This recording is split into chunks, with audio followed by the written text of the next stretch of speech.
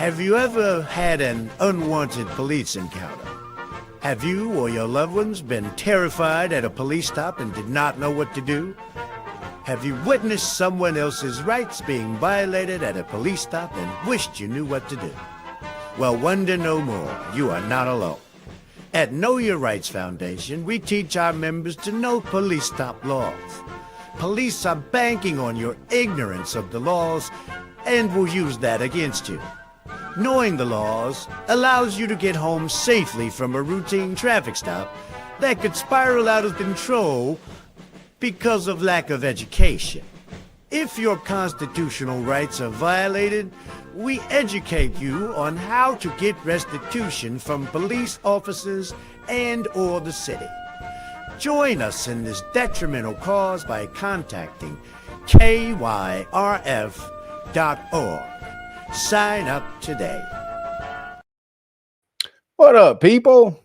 What's be cracking on this Saturn's Day? What's happening, people? Did you take off your shoes? Take your shoes off before you enter the dojo? I've been slipping, haven't been telling you guys to do that lately, and you have been walking on all my damn furniture, just putting all your shit all over my damn floors, bringing in all your garbage outside into my dojo. I don't do that up in here. Come on now. You know, that means hit the like button as you come up in here for all you new people, and welcome to the new people. But take your shoes off means to hit the like button when you walk up in the dojo. Don't make me have to make an example out of you in front of the class. But I appreciate you guys for showing up on the Saturn's Day. What's cracking with you? Says Travion 76. You the first one in. That's the first one I see. Hello Kitty. What's cracking? Chris Tiger Ellis. Dwayne Hicks, excuse me. Antune on Twain. Shalon, excuse me. Shalon Mitchell. I told you guys when I run this damn cursor over you, black shit name out. I gotta stop doing that. Trey triple 22 or triple twos. What up, Mac Films? Broderick Enoch. What's cracking, brother? Broderick Enoch. I thought you were aren't you one of the moderators? Why do they have you out here like you're not a moderator? I don't know what that is. Brandon Terry. Let me see. Why do I have you out here like you're not a mod? I gotta fix that. I'll fix that in the comments later. But what up, what up, Broderick Enoch? Brandon Terry, what up, brother? Let's see who else in here. I got you, Mac Film, DJ Sherm. Oops. Lester Ingram. Jason Rivers. I'm gonna get what? Hold on. I'm gonna get 429 or I'm a G. Oh, excuse me. I'm a G. Yeah, my eyes is off again today, y'all. Who was that? Karen Williams. My bad. I told you my eyes is off. I got you. Hello, Kitty. True SAT. Mystic Philly. What up, Sam Stone? Man, I thought you were a moderator too. What happened to all my moderators in here? I thought something's going on with my chat. I have a lot of moderators that are not showing up as moderators right now. I don't know what the hell is going on. What up, Dexter Robbins? Appreciate you, brother. Thank you for the super chat. Everybody, the super chat is back on, but we still do love cash apps. Appreciate you guys. Either way you want to support. And so if you want to support either way, you can hit me with the cash app. That's Real Nagas, the number 9. Again, Real Nagas, the number 9. That's the best way to hit me up. Because they don't take money out of it. But if you want to hit through the super chat, please, I appreciate you. And as I see the super chats, I'll try to hit them up. I try to hit them up later on. But if you hit up a super chat and you're talking on something that I'm talking about, one of the topics, then I'll read it out then. But usually I'll want to try to hit the super chats at a certain point. So appreciate your super chats. You bring them in at one point. I'll go through all the super chats, make sure I highlight everything you guys said. So appreciate you guys again for supporting. What'd you say? Hold on. Mods got fired. I don't know what the hell happened. Yeah, where are my mods at? Oh, everybody that's supposed to be a moderator is not in here. They're not mods. What the hell happened to all my mods, man? God damn, and I can't go in. Let me see. Can I make you guys a mod? I can only put you guys in timeout. No, that's the only thing I do is put you guys in timeout, which is hilarious. But where are my moderators at? That's crazy. They took all my mods out, yo. I have no idea what's going on. But appreciate you guys for being here on this Saturn's Day. Let's see what's going on. There's a lot of stuff going on. I was going to take the day off since it's Turkey Day weekend, but it's a whole lot of bull crap going on. And we do celebrate Turkey Day around here. That was the harvest, the feast, the harvest for the Aboriginals who lived here. We taught them that. That's not a Caucasian thing. That's not a pilgrim colonist thing. We taught them that. It was the Great Harvest. So we had been doing that for ages before they even got here, and we taught them that. Yo, Kanisha Kirk, appreciate you. Thank you for the cash app. Just a thanks for the content and comedy. You welcome, girl. Appreciate you. Thank you for the cash app. And everybody else who wants to hit the cash app.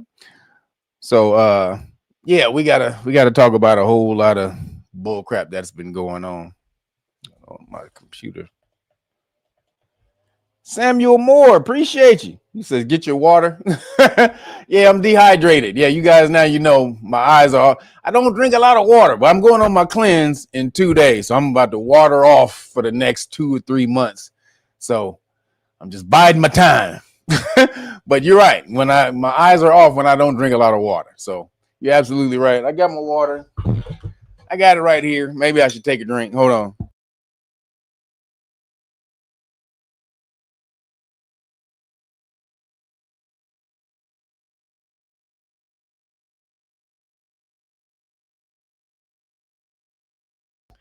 Since you paid for me to take a drink. Appreciate you, brother. Pay for me to hydrate. I thank you, bro. So so again, appreciate you guys for being here. Really quick, we have a gift. We have a fundraiser going on for Know Your Rights Foundation. It's at a place called Gov't. We have a campaign going on. We want to reach our goal is $12,000 for the campaign. So anybody who can go over there and donate to the Know Your Rights Foundation campaign. Also, Gov't. It's called Giving Tuesdays is the term that they use over there. But so on Tuesday, especially on Tuesday, everybody who gives on Tuesday, the Giving Butter matches $1 for every dollar. So we want you guys to give every day, but especially on Tuesday when Gov't gives out. So this is the link right here. Let me put the link. Man, so I just put the link in the super chat, and this is it right here. So support Know Your Rights Foundation. Damn it. Did I not put the hold on. Let me put that in there again. Hold on. It should be, hold on. There it is. All right, that should be better. All right, that's better. That looks a little bit better. So there it is right there. Again, appreciate you guys. We're trying to get this going. We're trying to save y'all asses.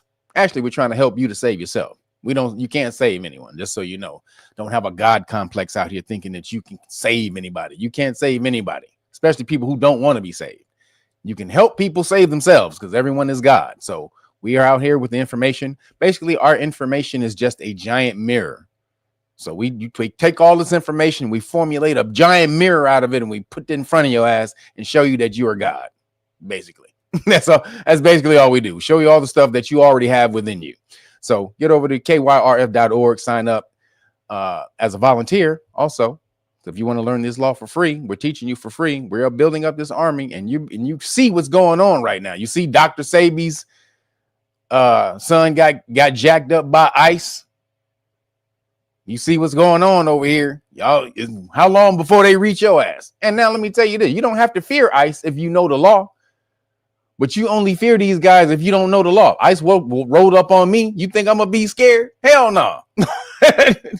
Absolutely not. If ICE rolled up on me, I would capture it and make it go viral.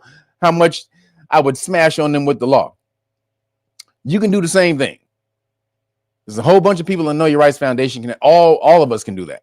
So again, get over to KYRF.org/volunteers and sign up as a volunteer so we can teach you how to smash on police and ICE, pole ICE, because ICE is just police without the pole in front of it. You just take the POL out of it.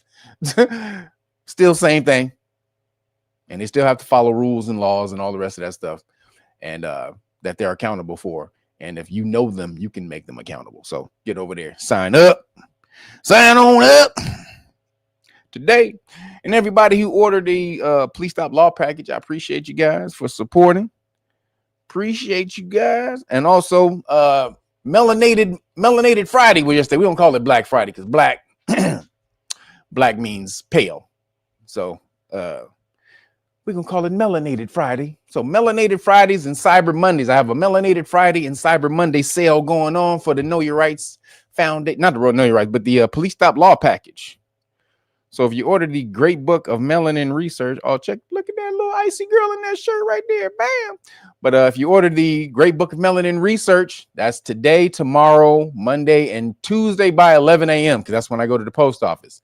So if you order today, tomorrow, Monday, or Tuesday by 11 a.m., you will get the deal. I will give you the whole Great Book of Melanin Research plus the Police Stop Law package for free. And you will get, I have to move this right here. And you will get, again, the Police Stop Law package for free, but I am giving you the 5 decks of flashcards. 5 decks of flashcards. I hadn't been giving you that for the last couple of weeks. So I'm going to give you the 5 decks of flashcards plus the 2 t-shirts. Now that's only for today, tomorrow, Monday, and Tuesday. So Tuesday by 11 a.m. If you order after 11 a.m., sorry, I can't. I'll still give you the package. I appreciate you. You can still order. Let me say that. But you're probably not going to get the package because I'll be already gone to the post office. But boom, there's the deal. So again, you can get the Volume 1, Rapstrology Volume 1 right here. Bam, Volume 1. Or Rapstrology Volume 2. Bam. So we got Volume 1. Look at her looking nice, ladies. Look at that. Ladies, you better get over there and get that. This is at rapstrology.com. Bam. And this is Rapstrology Volume 2. Right here. Volume 2 is Redman, Melly Mel, Lauryn Hill, and Left Eye, RZA, Chuck D, Big Daddy Kane, MC Light, Old Dirty Bastard, ODB, Jay-Z when he was really the Jigga Man back in the day when he was hardcore, Slick Rick, J. Rue the Damager. You got to be a real hip-hop head to know who J. Rue is. And Method Man band rounds out the Volume 2. And for Volume 1, we got Q-Tip, Ghostface Killer, straight up, what up, Ghost, as the Taurus, Biggie and Tupac as the Gemini, Guru as the Cancer on that one. We got KRS-One. Shout out to KRS-One as the Leo. Nas as the Virgo. Snoop Dogg as the Libra. Big Pun as the Scorpio. DMX as the Sag. LL Cool J as the Capricorn. LL was off the chain back in the day. Y'all know he was. Don't act like he wasn't. And then rounding it out is Rakim Allah for Aquarius and Queen, the first Queen Latifah with the Pisces. So you get all of that for the Melanated Friday and Cyber Monday sale. Again, so that's tomorrow. That's today, tomorrow, Monday. And the last time you can order is before 11 a.m. Tuesday morning. I'll be out. So appreciate you guys. Again, you get the 5 decks of flashcards with that. And that comes with the whole Police Stop Law package, constitutional rights card, qualified immunity cards, and notice. So this is the best way for you to support. Again, I told you guys, I need you guys to start supporting. If not, next year, I may not be doing these. I'm just letting you know. So again, appreciate you guys for supporting when you do support. And even when you don't, I'm appreciative all the time. So we just get into it, you guys. Oh, really quick. So I'm working on Rapstrology 3. Rapstrology 3. I keep telling you guys. So a lot of you guys told me to get Bismarcky as the Aries for Rapstrology 3. So Bismarcky won out over Grandmaster Cass. However, I'm stuck on the Geminis, the Gemini pairs. You know, Geminis come in pairs on the shirt. So my pairs are either Big L and Ice Cube. Big L and Ice Cube. If y'all know who Big L is, y'all ain't no hip hop heads. So Big L and Ice Cube, or Big L and Kanye. Or Big L is not. Big L is definitely one of the two. But then he's not one of the two. There's other combinations. Then there's Kanye, not Kanye, but Kendrick Lamar and Snoop, and not damn, I'm messing up. So Kendrick Lamar and Ice Cube. So then there's Kendrick. So this is the pairs I'm struggling with right now. Big L and Ice Cube, or Big L and Kanye West, or Kendrick Lamar and Ice Cube, because that's LA. That's LA all day right there, baby. And then Andre 3000 and Kanye West. Those are my Gemini choices I have right now as pairs. So who should go on the shirt as the Gemini pair? I'm struggling. All of those are dope. All of those are dope pairs. My main pair I'm going with right now is Big L and Ice Cube, since they're the oldest in the game, whereas Kendrick Lamar is newer, so he wouldn't necessarily pass the longevity test as Ice Cube would. But that's what I'm going for right now. Tupac and Biggie is already on there. They're on the first one. God damn. Did you not see? What the fuck you? Do you see Tupac and Biggie right there?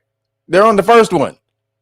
If you had the shirt, which you can get at rapstrology.com, you would know that Tupac and Biggie's already on there. So we already got Tupac and Biggie. And then the second set of Geminis was Lauryn Hill and Lisa Left Eye Lopez. Shout out to the two beautiful goddesses. The two gorgeous goddesses. These are taken from just so you know, all the pictures on these shirts are taken from actual pictures of the artist that they took in real life. These aren't made up. We took pictures and redrew the pictures of real life pictures. So everything you see, all the poses, everything you see is an actual real life pose of the artist that we took off a picture and then made a caricature of it, but a lifelike character. So appreciate you guys for supporting. Who is this? Spread wealth. Thank you, brother. He says, yeah, and 3 stacks. What's 3 stacks? Big L and Ice Cube. You think it should be Big L and Ice Cube? I know the older people are going to pick Big L and Ice Cube. Big L and 3 stacks. Oh, you mean 3,000? I'm like 3 stacks. You mean Andre 3000? All right.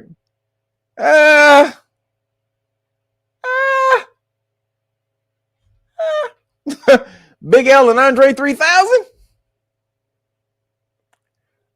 Ice Cube is a way better rapper than Andre 3000. Y'all sleeping on Cube. Cube is one of the greatest lyricists of all time. If y'all don't know that, it's because y'all some West Coast haters. But Cube is one of the greatest lyricists of all time. So, and he's one of the ones who started it. So Cube needs to go on here. Cube is one of the hip hop gods, the ancient gods. Says yay in 3 stacks. I can see that one. That might not be this one though. I might have to put that on the next shirt. That's a good combo. That's definitely a good combo, actually. You're right. That is a great combo. I may have to put that on the second one, unless more people tell me to put that one on this one. But I may have to do that one for volume 4. And then after this one, I'm making a full Wu-Tang rap astrology. It's called Wu-Strology. I'm making a full Wu-Tang rap astrology t-shirt because there's damn near enough niggas in the group to make a shirt already. So I'm just going full Wu-Tang Wu-Strology for t-shirt number 4. Most Def is going. He's not a Gemini. Most Def is a Sagittarius, and Most Def is going on the shirt. Most Def is Sag. So yeah, Most Def is going on there. You said Ice Cube. Okay, yeah, all right. Big L has to go on. Big L is definitely going on. Big L was supposed to go on the last one, but Lauryn Hill, I had to put the females on there. Lauryn Hill and Lisa Left Eye. So that's the only reason Big L didn't go on Rapstrology too. But Big L, Big L is one of the dopest rappers of all time. Are you kidding me? I'm struggling. That's why you see I'm struggling. Ice Cube, Big L, Andre 3000, Kanye. Man, it's Gemini's.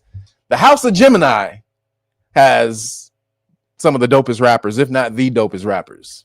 I'm going to have to say the House of Gemini wins on the rap game. That's only because Gemini is the sign of communication. So they're the talkers. Just got to get Cube on this one though. Also producers. Yeah, I'm doing the producers one for sure.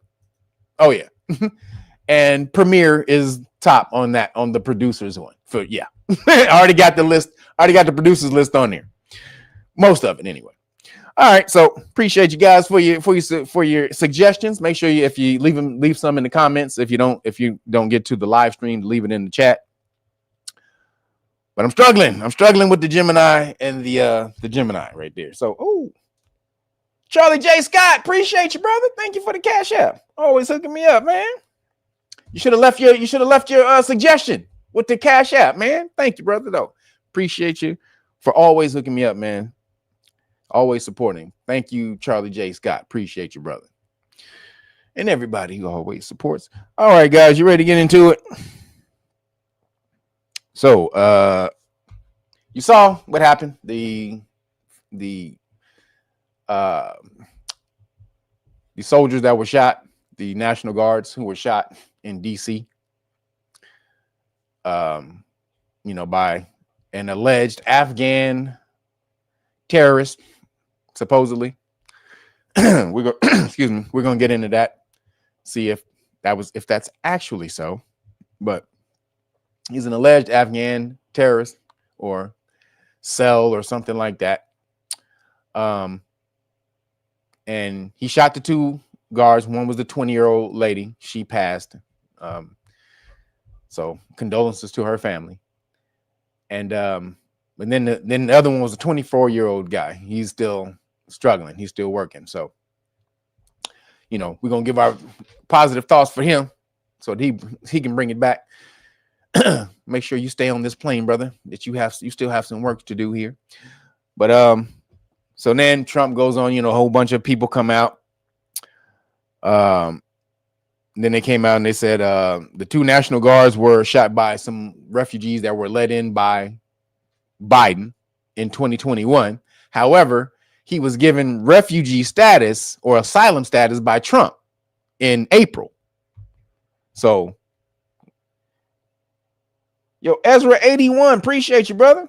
He says, I'll send more as I can. Man, you appreciate whatever you can do, Ezra. Thank you, brother.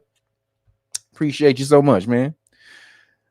So, was let in by Biden, but was given asylum by Trump in May. It was March or April.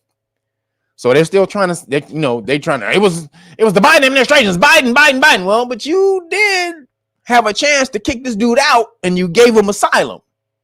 So there's that. that part. Yo, Aqua, appreciate you, man. Thank you for this, man. Thank you for the cash app, everybody.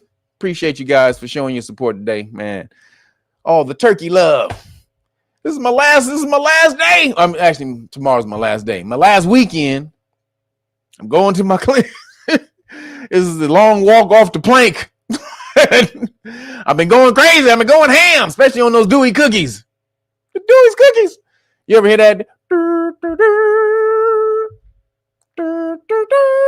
This is the taps. They playing taps for me, y'all. I gotta eat nothing but healthy food for the next 3 months. It sucks. But no, appreciate you guys for all your support, though. Been living off Dewey cookies for the last 4 months. But God damn it, them Dewey. If y'all don't know about Dewey's, I don't want to tempt anybody. I don't want to corrupt anybody. But Dewey's cookies. God damn Dewey. God damn it, Dewey. But so back to back to the shooting. So again, he was given asylum by Trump administration. Now here come the Democrats. This is the narrative. The Democrats are bad for letting in illegal immigrants. But is this a false flag by the Khazarians? Is this a false flag by the Khazarians? Because remember when one of when Biden was when he was in control and he was letting people over the border. Remember the one guy who came over because they're saying Biden is letting in all these terrorists. Okay, well, that is sort of true. He did let in a bunch of unvetted people from the We Hate America or Death to America countries, which just by the sheer average, some of them would have had to been, by the sheer odds of it, some of them would have had to been terrorists or somebody who would try to commit something, a sleeper cell or something like that, who would try to do something to America at some point in time. So then the one guy who came through the border and they found him out because his dumb ass they was looking at his ID and they was looking at him like, man, we don't know who you are. They were trying to vet him and see who he was. And he was like, you do not know who I am. You do not know who I am, but you will know who I am. You will know who I am. Like, who are you, nigga? They just basically was like, they start typing, who are you? Cuz. So they found, because he said, you do not know who I am. They found out who he was and locked his ass up, found out he was the head of a terrorist cell. So that was just one guy they found. How many people got over who wasn't as dumb as that motherfucker? Screaming, you know who I am. You did not know who I am? Why do you not know? Why do you not know who I am? Your mother knows who I am, but no, that's a different story. But you will know who I am. Like, okay, get your ass under the jail. So they let in a lot of people. Did they do it so they could do actual false flags? Well, let's see. Because why would they do this? So the Khazarians did a study. They just did a study on to see if it's easier, or if it's easier, which was easier? Was it easier to turn people away from anti-Zionist rhetoric in America? Because anti-Zionism has went off the rails, especially since since Trump got in office. So anti-Zionism is going crazy, right? So they did a study. They noticed they do charts and they plot and plan for years ahead. The Khazarians noticed. So, which is why it's crazy that they didn't plan for them doing all the shit that they're doing in Gaza, that they were going to have the backlash that they had. But I think they got arrogant and thought we control the media. So no matter what, we can control the narrative, but you don't control the alternative media that's been popping up on all these social media platforms. So they got caught out there. So they've been doing studies to see whether it was easier to turn America back to supporting Khazaria, or was it easier to kick people and turn them against Islam? And they were like, it's so damn bad. The rhetoric, the crazy, the backlash is so bad right now. It's easier to turn people against Islam and Muslims than it is to turn them back to Khazaria, being pro-Khazarian. So let's see what's going on. Let me show you what happened. So they say this is a false flag, allegedly. We don't know. It's alleged. YouTube, don't be striking me and shit. So let's see.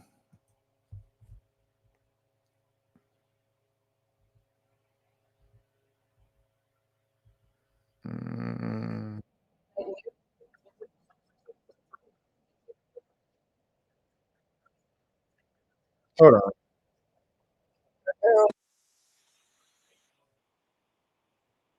Are you serious? Yo, this thing is tripping, y'all. This thing just started playing for no reason. I don't know how to stop that. This is some new damn feature they have on here, but hold on. All right, here we go.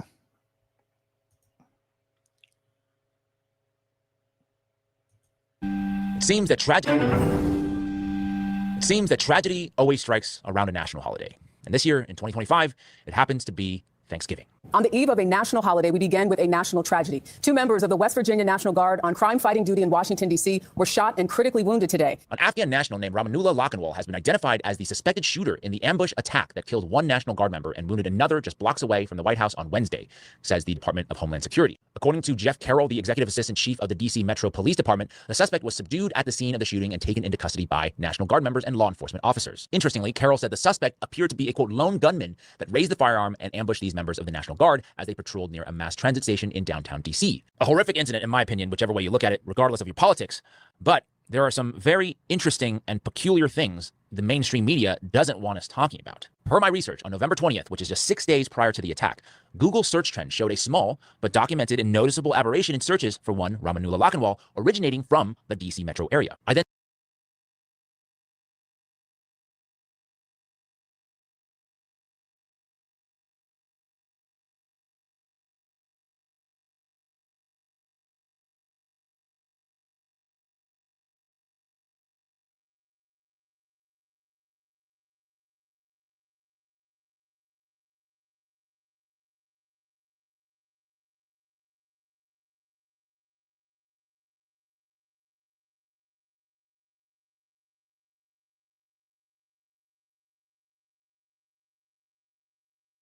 documented a noticeable aberration in searches for one Ramanullah Lakhanwal originating from the DC metro area. I then zoomed in to look at more closely the search activity for just the day of the attack, and I was absolutely shocked, just floored by what I saw, because look at that. There is a massive spike in searches for Lakhanwal in the wee hours of the morning of November 26th. Once again, that is the day of the attack.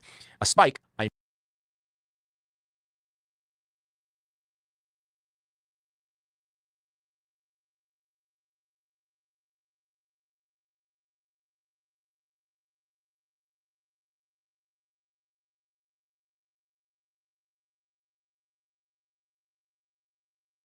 might add that completely dwarfs even the number of searches after that. There is a massive spike in searches for Lakhanwal in the wee hours of the morning of November 26th. Once again, that is the day of the attack. A spike, I might add, that completely dwarfs even the number of searches after the news of the shooting broke later that afternoon. Here's a screen recording that I took just to make sure the evidence is preserved, which, by the way... Sorry, I was muted. My bad. I was saying just the fact, let me go back real quick. So just the fact that they're searching for him a couple of days before, even though it's a minor spike, the fact that someone is searching for him out of DC, you know it's bullshit. You know it's full of shit. Right off the bat. They're searching for the shooter before he's the shooter. Google search trends showed a small but documented and noticeable aberration in searches for one Ramanullah Lakhanwal originating from the DC metro area. I then zoomed in by 6. Once again, that is the... So then this one was what I was saying was, this is 100 searches. This is at least minimum. This goes when you see this spike right here, because it doesn't go above 100. This means at least it was searched 100 times. So that's probably bots. I'm sure there's not 100 people in DC searching. This is bots, right? But whose bots are searching for the killer's name, the shooter's name, the morning of the day of the attack? A spike, I might add, that completely dwarfs even the number of searches after the news of the shooting broke later that afternoon. Here's a screen recording that I took just to make sure the evidence is preserved, which, by the way, has already been wiped by Google. Of course, the question still... So they wiped it already, but look at this. This is the morning of, before the shooting. Then after the shooting, this would be like normal people searching for his name after the media released it. So this is normal people searching. But why is there a spike on his name the morning of? Way more than there is after the shooting happens. Come on, man. This is bull crap. And again, this is out of District of Columbia, not Maryland, just DC. The evidence is preserved, which, by the way, has already been wiped by Google. Of course, the question still remains, why would there have been people searching for this guy's name a week prior to the attack, and then another massive spike in the early morning hours the day of the attack? That strikes me as very strange. Another very strange data point: 4 days prior, someone, probably multiple, most likely, in the state of Israel, was searching for the name Sarah Beckstrom, the national... Oops. Curtis Neal, Uncle Boosie. Appreciate you, brother. Thank you for the cash app, man. Uncle Boosie. National Guard soldier who tragically lost her life during the November 26th attack in D.C. What is that all about? Well, it has since been uncovered that the alleged shooter, Ramanullah Lakhanwal, was, in fact, a former CIA contractor in Afghanistan. Authorities confirming the alleged attacker, 29-year-old Ramanullah Lakhanwal, drove across the country from his home in Washington state to carry out the shooting. Confirming, too, that the married father of 5 was a member of an Afghan... He drove all the way from Washington to Washington, D.C. Washington State to D.C. Army unit in the city of Kandahar, Washington state, to carry out the shooting. Confirming, too, that the married father of 5 was a member of an Afghan army unit in the city of Kandahar that worked closely with the CIA. Oh! Wait a minute. Whoa, let's get that one more time. He worked with Afghan who worked closely with the who? What? The what? The alleged attacker, 29-year-old Ramanullah Lakhanwal, drove across the country from his home in Washington state to carry out the shooting. Confirming, too, that the married father of 5 was a member of an Afghan army unit in the city of Kandahar that worked closely with the CIA, brought to the United States amid the U.S. military withdrawal from Afghanistan in 2021.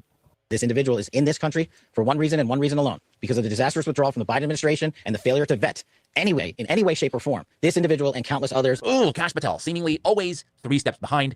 Clearly, now you can see he's playing politics instead of trying to actually figure out what the heck happened. Because officials say that, yes, Lakhanwal came to the U.S. from Afghanistan in 2021 during the Biden administration and applied for asylum in 2024. But according to 3 law enforcement sources, Lakhanwal was granted asylum yet again in April of 2025, this time under President Donald Trump. So the big question is, was he really a quote-unquote lone gunman, or could this have been something more? Something like maybe a domestic false flag operation, or maybe even a U.S.-Israeli joint foreign operation. None of those things, by the way, I'm ready to conclude as of this moment. But I think the sheer fact that these theories are widely floating around on the internet, and they are, just go look, is, I think, a direct indictment of the massive level of distrust in our government and legacy institutions. Because think about this, if we were just to rewind maybe perhaps a couple of decades, Occam's razor, right? The idea that the simplest explanation for a phenomenon is usually the correct one for this situation would be, hey, this guy has seen some really horrible and violent things in his lifetime. As his childhood friend has told the media, right? He was, quote unquote, disturbed by the casualties his unit had caused in Afghanistan, and thus probably maybe struggling with a host of mental health issues. And for whatever reason, it bubbled up and manifested itself in this kind of violent decision that he decided to take against members of the U.S. Let me keep it going. Kash Patel, a police officer, was possibly involved in the planting of pipe bombs on January 6th. The FBI, led by Kash Patel, has, of course, poo-pooed this claim, but Representative Thomas Massie of Kentucky claims a whistleblower has alleged that an FBI cover-up could be at play here, and he directly called out Kash Patel in this recent tweet. Let's talk about Thomas Crooks, the young man who tried to assassinate Donald Trump last year. Another potential cover-up, as we have just learned. In this case, all of these these alleged actual, these events, these major events that recently happened, and all of them are covered up. Every last one of them. Which says to a thinking person, if you're not investigating these super major events that's happened, the attempted assassination of a goddamn president, all the shit Charlie Kirk, all the shit that just happened. Come on, man. And all of these searches are coming out of DC and Israel. Come on, man. claim that he was possibly recruited by a mysterious figure named Willie Tepes, who allegedly started pressuring cooks to commit violence. We also know of past cases of entrapment where our 3-letter agencies would literally go and radicalize Muslims living in America to do violent acts against America. So at this point, I don't think we can simply just trust the authorities, unless, of course, they provide strong, irrefutable evidence to back up any of the claims they are making. But even putting aside this sort of controversial idea that this could be some kind of CIA deep state false flag operation, that the shooting was somehow staged or manipulated in order to manufacture a crisis, even discounting that, perhaps the most important question that I think we have to ask right now is, who benefits? Randy Fine, one of the most rabid pro-Zionist members of Congress, has already used this incident to justify anti-Muslim hate, okay? He's writing that he was an illegal immigrant Muslim terrorist, just attacked the national... See? Here it goes. Just like I said, the study out of Khazaria was, is it easier to turn people back to Khazaria, to support for Khazaria, or is it easier to turn them against Muslims and Islam? And then all of a sudden, we have this Afghan out of nowhere. Just Afghan. When last time you heard about Afghanistan motherfuckers doing shit? You ain't heard Afghan in so goddamn long. Then all of a sudden, boo. What? Motherfucker? Wait a minute. This is bullshit. Afghan hasn't been on the goddamn radar in how long? Now all of a sudden, okay. Now we see what's up. And then he turns out to be a CIA acquaintance. Right. National Guard. The time for soft words is over. We, of course, know that he was not actually illegal, but granted asylum by both the Biden and Trump administrations. And Just going to put this out there. Might there be a country in the Middle East that Randy loves a lot who might benefit from increased negative opinions of Muslims and or Muslim nations amongst Americans? That's asking the question. And speaking of Trump, we know of his desire to beef up domestic military presence. Cities that are troubled. And we're sending in our National Guard. And if we need more than the National Guard, we'll send more than the National Guard because we're going to have safe cities. We're not going to have people killed in our cities. Well, what better pretense to send in more troops to American cities than those very troops getting attacked by violent, lawless individuals? In fact, he has already leveraged the shooting to deploy an additional 500 National Guard members to D.C. This, I don't know if you know, comes just a week after a judge ordered an end to Trump's troop deployment in D.C. 500 more troops to DC. These false flags are going to help him ramp up soldier or military presence in these cities.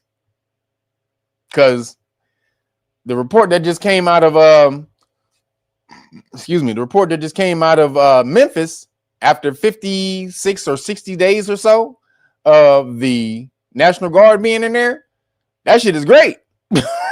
Now, according for the people, for the citizens. Now, on the flip side, they're saying that they're throwing a bunch of people in jail, not enough room. People are piled up on top of each other. People are dying within days of being thrown in jail and stuff like that. So with a bunch of, this is their argument, with a bunch of, with a mass incarceration comes a bunch of problems if the system is not ready to incarcerate those people, which is true. But at some point in time, the system needs to be ready to incarcerate those people.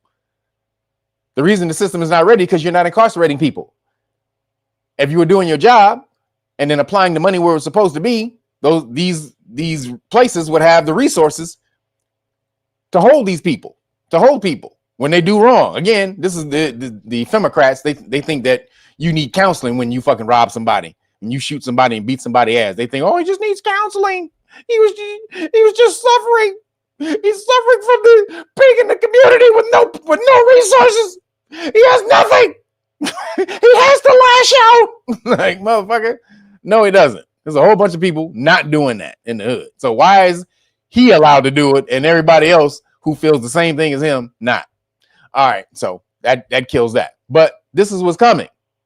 Because, again, good reports coming out of Memphis that it's working. Then you see what just happened here in D.C. So now 500 more troops going to D.C. Y'all better get ready, man. I'm trying to tell you. Don't sit back and I'm telling you, I'm going to be vibrating in your dome when all this shit goes down and you sit back and you leave like, God damn, this nigga told me. This nigga said that shit. You damn right. You damn right. That's one of the gifts I have, the gift of sight. To see shit. And I told you years ago, I said this shit was going to happen. Now it's already happening. But I've said this years ago. If you were watching the live stream, if you've been here long enough, I said this was going to happen years ago. That's why I got shadow banned. So it's already here. You better get on the board or get on the train. Quote unquote unlawful. These are, I think, all legitimate questions that Americans should be asking. The last thing I will say for today is that the answer to America's general malaise, whether we're talking about the economy or crime, is definitely not to give more power to centralized authority, because the most likely outcome of that will simply be a continued erosion. So saying Trump wants more power. More power, sir. Captain, we need more power, sir. That motherfucker's Scotty right now. Nigga, and the Congress is Captain Kirk. Captain, we need more power. And Congress is like, what did Kirk do? He says, direct the power from the shadow deck, from the hollow deck, direct the power to the dilithium crystals, and we got more power. I'm like, that's what they doing. They're trying to redirect power so he can have it. If you remember them damn those Star Trek episodes when Scotty needed more power, he got more power. Wait a minute. What'd you say, Roger? Memphis is better, I must say. What? Do we have somebody corroborating the story up in here? You said Memphis is good? Uh-oh. You said, I come in appropriate persona sui juris. I'm ready to fight the battles in these courtrooms. No, you're not. No, you're not. That ain't gonna do nothing. Donald Trump is an actor. This is martial law slave patrol is back. soon. What? Aoun or Kun? Oh, soon. What is back? What is that? Soon as stop making penny with Lincoln. What? As soon as they stop. What? Boy, if you don't learn how to write, God damn it! What the hell? If you don't learn how to write, we're gonna put this out until you learn. Till you write that one better. Hold up. I was there in DC in 2020, and the other day they're doing Patriot Act type stuff to people. Well, yeah, that's what. But the Patriot Act after that, it was way more people in DC after that than when Trump got right now. Trump only has like a couple hundred. There was some thousands in DC after that. I mean, that shit happened. And this is, y'all got to be hypnotized because most of these places ain't as bad as y'all trying to make them. Shaking my head. Ain't nobody hypnotized. We're listening to the people who live there other than just your story. You think your story is everybody's story because shit don't happen to you? It ain't happening to nobody. No, you got to round up all the stories in the community and then see what's going on. And that's what's popping. You go and look at all these stories, all these people who are talking, they make their videos, Facebook, TikTok, all they got their videos out who live in these communities. And they're like, God damn, this shit is better. Little kids on videos, like, I'm able to play outside right now. I wasn't able to play before. So you do the math. I'm just saying. So moving along,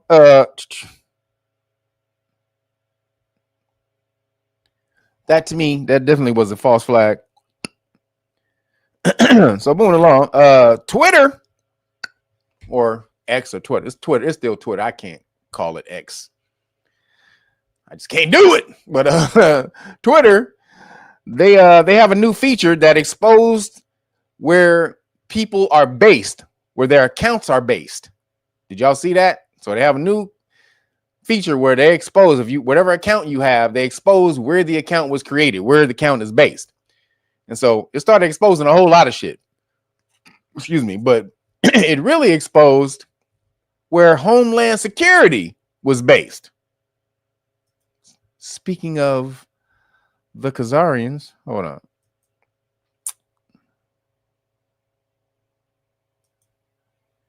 So check this out.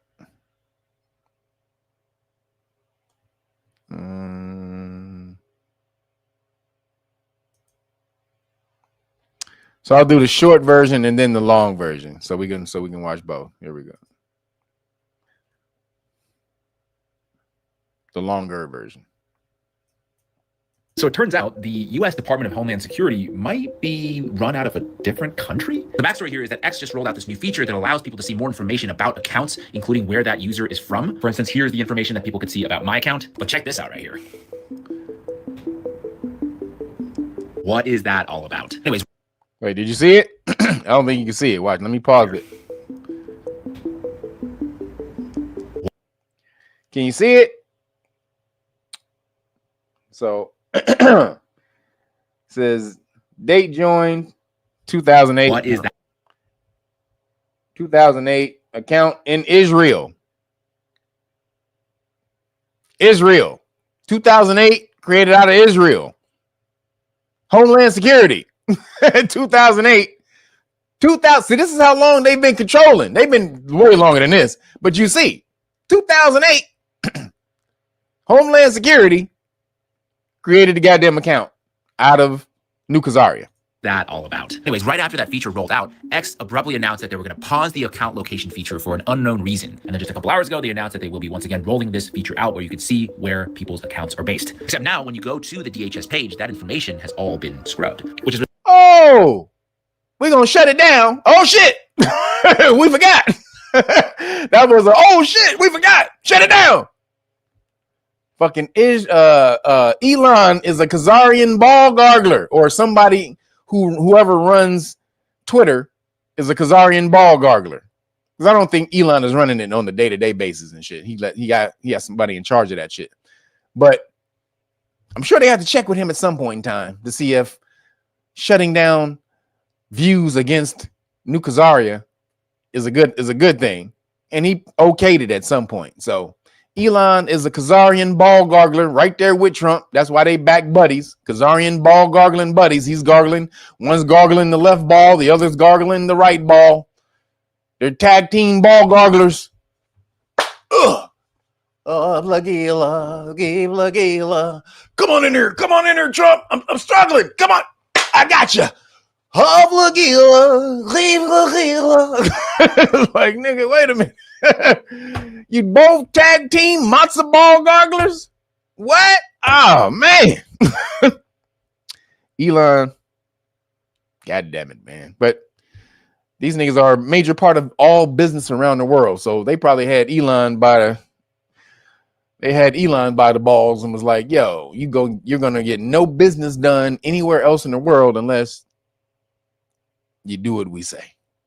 So let's check the rest of it. It's really weird because when you go to other people's accounts, that information appears to still be available. X says that based on where the actual person is who's running the account, that location information could change, which is why they're doing some kind of randomized delayed schedule to ensure that's not possible to dox somebody, which suggests that they are maybe manually removing that information from some accounts for maybe national security reasons. Like the location information is also not available for the official White House account. But interestingly, the geolocation for one Pastor Rob McCoy is also not available. If you know, you know. All right. Oops. So now this is they're going deeper into the story about the other accounts because this is actually important. Oops.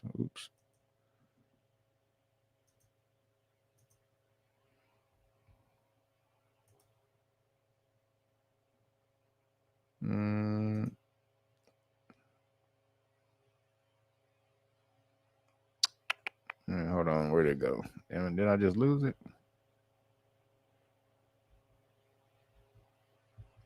All right, this is it. Oh no, damn it, where'd it go?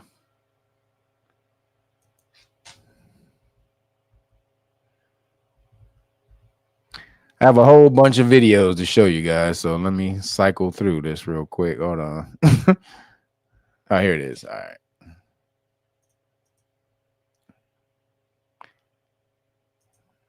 Let's talk about this huge fallout on X as far as foreign influence because of this new feature that they've rolled out that allows you to see the various countries where people have registered their account. And there was one, there were a lot, which we'll get to, but one in particular that was sort of alarming when we saw that the official account of the Department of Homeland Security was registered in Israel on July of 2008 and connected via the Israeli App Store. Okay, very interesting, based in Tel Aviv. Yeah, Homeland Security is knee-deep in Israel, isn't it? So, I mean, a lot of people say this actually makes a lot of sense, right? Of course it's based in Israel. Why not? Why wouldn't it be? Our best friend that we can trust. But, and some people are saying this is fake. So I just want to show people the screen recording that we have here to kind of prove it's that. It's certainly far-fetched. Yeah. What are you talking about? Did you see that? Did you see what it said on the username? Look, the username, 16 username changes. So they kept revamping whoever had access to this damn account. Now, who was the head of Homeland Security in 2008? That was Michael Chertoff. So he's gonna break it down with a $50,000 signing bonus, and that's what those horrible asks detaining you. So here we go. DC with no confirmed operations, basing it in Israel. Later we'll get to the video that we just saw. Shows the short-lived feature listing Homeland Security as based in Israel. X removed this feature hours later. We'll get to then they reinstated it again. But DHS is officially headquartered in Washington, D.C. with no confirmed operations, basing it in Israel. The listings cause and removal remain unconfirmed by officials. So even X, it's on X, but even Gov't, which is the XAI, says that Homeland Security is not run out of Israel. It's supposed to be run out of D.C. So why did it show that it was based in New Khazaria? See, it says the listings cause a the listings cause and removal reason remain unconfirmed by officials. So they did remove it because of that. They was full of shit. They acting like they didn't remove it because it showed that it was from Khazaria. They were like, oh no, it was a glitch in the system. That's why we had to shut it down. It was a new system. It was a glitch in the system. So we had to shut it down and reboot it. Yeah, you rebooted it because everybody found that new Khazaria shit. They found out that America's being run by Israel. The security of America. So basically, that's a Mossad. Homeland Security and Mossad is the same thing. Washington, D.C., with no confirmed operations basing it in Israel. The listing's cause and removal remain unconfirmed by officials. And this is what I think potentially happened here, is that evidently the location actually changes based on where you're traveling to. So if you register in the US, but you're now in a country, it actually updates periodically. And some people pointed out that this might be bad because it could dock somebody who's traveling. But the official spokesperson here, Nikita Beer, said that it's actually randomized and delayed to not make this possible. So this could be what happened to the DHS because, one thing that we do know, before we get to that, it has since been scrubbed. So now all official accounts that are associated with the government, they are no longer showing this location feature for, whatever reason, national security, whatever. So, but you'll see here that July 2008 was when this account was registered, Twitter at the time, as it was called. And who was the Secretary of Homeland Security in 2000? So if y'all old enough, you remember Michael Chertoff. This is when the crash happened in 2008 when Barack Obama was president. So Michael Chertoff was the Homeland Security dude. So right here, bam, oops. So actually this is right after. So in 2008 is when Obama got elected. And so then 2009 is when, so actually he left in 2009, I guess, during Barack. So he was actually Trump. He was actually Bush's, he was George Bush's dude. But so check this out. You got to hold on. This is his background. Michael Chertoff was born to Gershon Baruch Chertoff, a rabbi and Talmudic scholar who was the leader of the congregation B'nai Israel. Now, B'nai B'rith is the secret society for the Khazarians. I told you how I went there in 2004. I did my little trip back east, and I went there with my ex-girlfriend. She was part Khazarian, half Khazarian, and we went in there, and they were like, "Holy shit!" And they made us wait because they didn't think, like, how the fuck this nigga get up in here? Yeah, I know about y'all. I promise you, they never had no black person ever walked through them doors ever since in the history of the B'nai B'rith. I promise you, I was the first nigga to ever walk in the B'nai B'rith Museum. They was like, what the fuck is he doing here? And so I walked in there, and then I guess they moved the B'nai B'rith Museum since then. But you see, was the leader of congregation B'nai Israel in Elizabeth, New Jersey. So this was still B'nai B'rith. This is a sect of B'nai B'rith. Really, they say B'nai Israel, but it's B'nai B'rith Israel in New Jersey. And Levia Chertoff, a Polish-born Israeli American who was the first flight attendant for LAI, whatever that is. Now, his parental godparents are Paul Chertoff and a rabbi and professor of the Talmud. So anybody know what the Talmud? See, they studied the Torah at the temple, but the Talmud is their secret shit. And that's the one who says that it's good for the Kohen to do stuff if they under 3, allegedly. Got to say that. But if you go look at the Talmud is all published. You can see it online. You can go in there and read it. It says it. So, but for YouTube, allegedly. So you see who his dad was. His dad and his godfather and his grandfather. His dad was a scholar, a Talmudic scholar, and his grandfather was a professor of the Talmud. Now, this is, again, the Talmud is where they say is where they get all they fuck shit from, where they can do all that bullshit, allegedly. So this is Michael Chertoff.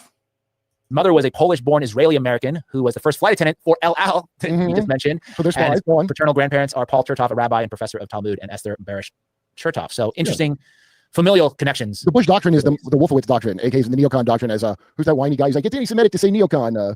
I forget his dumb name, but dude, that's when that all merged together. All that creepy ass Christian Zionist thing like really metastasized around 9/11 time, if you notice. Well, I remember doing that. Yeah, and so now they're just saying that this is straight up. They're calling the post that because I made a post that kind of took off about this, and they're like, oh no, this is massive misinformation. Of course, it's not based in Israel. Well, the Department of Homeland Security came out and denied it. I'm like, of course they would deny it. So you're gonna trust that? Okay. Yeah, of course they denied it, but this is the main thing. Hold on. This right here. Where'd it go? Here's the main chart. Wait a minute. There's another main thing. Where'd it go? Hold on. So they show another part of this where they show. All right, here. So look at this. So these are other accounts that were being found out. So the narrative, excuse me, there's a bunch of people trying to push strife and discontent and all of this shit into America, around the world, really. But look at these accounts. If you can see the MAGA account, out of what? Wait, what is this MAGA account? It's based out of Nigeria? Out of Nigeria. And it's Ultra MAGA. And you know this motherfucker's talking crazy shit, but it's in Nigeria. The account is in Nigeria. But you know they talking crazy shit, spewing up all the Democratic hate and all the left-wing hate. Now, who is doing that? Whose account is this? He not over here. He ain't got shit to do with America. Again, another MAGA one down here, Nigeria. All these different accounts that's just stirring up strife and turmoil and discontent and all and all of this bullshit in America, but they're not in America. So you got to watch this. When you start getting on one team and all the rest of that, man, watch out. Know where this shit is coming from. So moving along.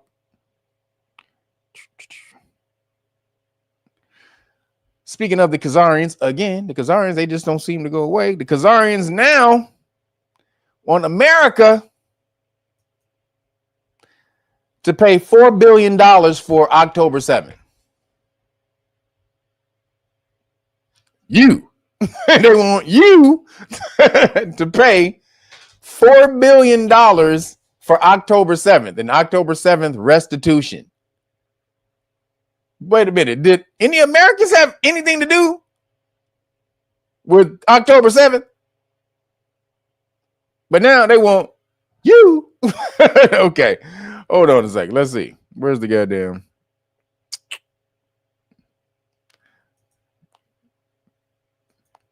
They want your money.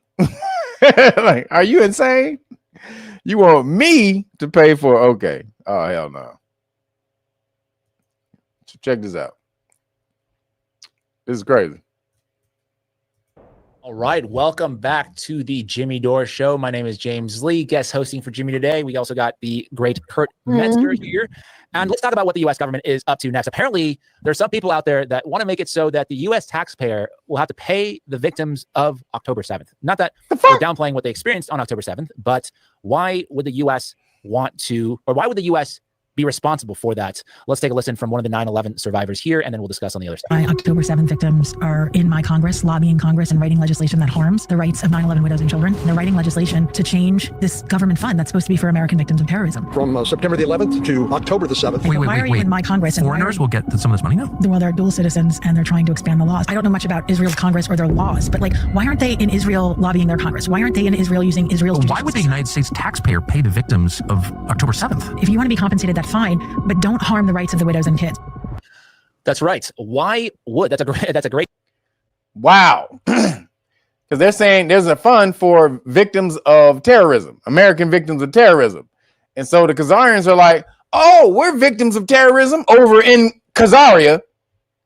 That's supposed to be if you're a victim of terrorism here. Not if you in your other country and you get taken out by terrorism. And then you say, oh, shit, let me pull my American card. My American, Khazarian card. I'm a Khazari American. That means I'm entitled to some funds. I get some monies. Like, what the fuck you do, bitch? Again, the Khazarians in your pocket. America paying for every goddamn thing for the Khazarians. This shit is crazy. What'd you say? I just said EADs, bitch. You can EAD. Street Munchies said I got all Oh, I got Al Bundy socks. Oh, you talking about somebody else? Hey, what'd you say? Wake up, black man. Trump hates you the most. No, he don't. Trump loves himself the most. That's a difference. Trump is pro-white. He's not anti anything else. He's just pro-white, which is just like black people are pro-black, Mexicans are pro-Mexican. Everybody, every single race is pro their race. He ain't no different. So he just in power. That's all. But are you gonna pay for that? Again, if you're part of the government, if you are still a part of the government, if you haven't gotten over to patreon.com/realnagas, sign up. You see it at the bottom. Make sure you sign up to the status class level. At the highest level, I will give you the paperwork for free. You got to have 1 foot in the system and 1 foot out of the system. You need to learn how to contract with the system. And again, this goes into you understanding how to discharge debt and all of that. It's all about contracting, negotiable instruments, paperwork, secured secured transactions, promissory notes, all of this type of stuff that you got to learn the lingo for, be able to do that stuff with. But at the end of the day, you can do all this stuff. Let me say this. You can do all this stuff even if you're not out of the system. However, your status is the highest system or the highest status in the land, Aboriginal status around the world. Aboriginal status is the highest status in the land around the world. So for you to reclaim that, you have a higher power than anybody else, a greater claim to the land than anyone else. So, but unless you know that, unless you know how to separate yourself from the system, have 1 foot in the system and 1 foot out, then you can never take advantage of it. So again, patreon.com/realnagas, sign up to the status class level and I will give you the paperwork for free when you can explain it. Got to make sure I say that because y'all be like, where what paperwork? You got to be able to explain the paperwork. When you can explain it, I will give it to you for free. Again, the same paperwork I was talking about before that I sent to the California Franchise Tax Board when they said I owed them some money and I sent them my paperwork and they was like, oh, sorry, maybe you don't. So my bad. So again, though, you have to do all your stuff. So, but if you are in the system, your money is going to October 7th. It's going to pay Khazarian's restitution for October 7th. $4 billion. So that's crazy. This is, I don't do UCC. I challenge jurisdiction. There you go. That is the way you're supposed to do. Yes. But you have to be out of the system to challenge jurisdiction. Yes, that's exactly what I did. I didn't speak again in law, and especially, let me tell you a little trick in law for you Moors out there and stuff like that. A lot of you Moors, when you're dealing with the system and they call you to court. First of all, you should never go to court, ever go to court. I was watching some sovereign stuff. We do police stop law class, and so we watch sovereign citizens in court sometimes. And so one of the sovereigns was in court in Texas. I forgot the judge's name. He's a judge with glasses. He be with a bow tie. I forgot homeboy name, but he's a real cool judge. He be letting people off and stuff a lot, you know. And but the sovereign citizen came in and he was like, "Oh, I want to see this. I want to hear this." He started rubbing his hands and shit. Oh yeah, I've been waiting for this.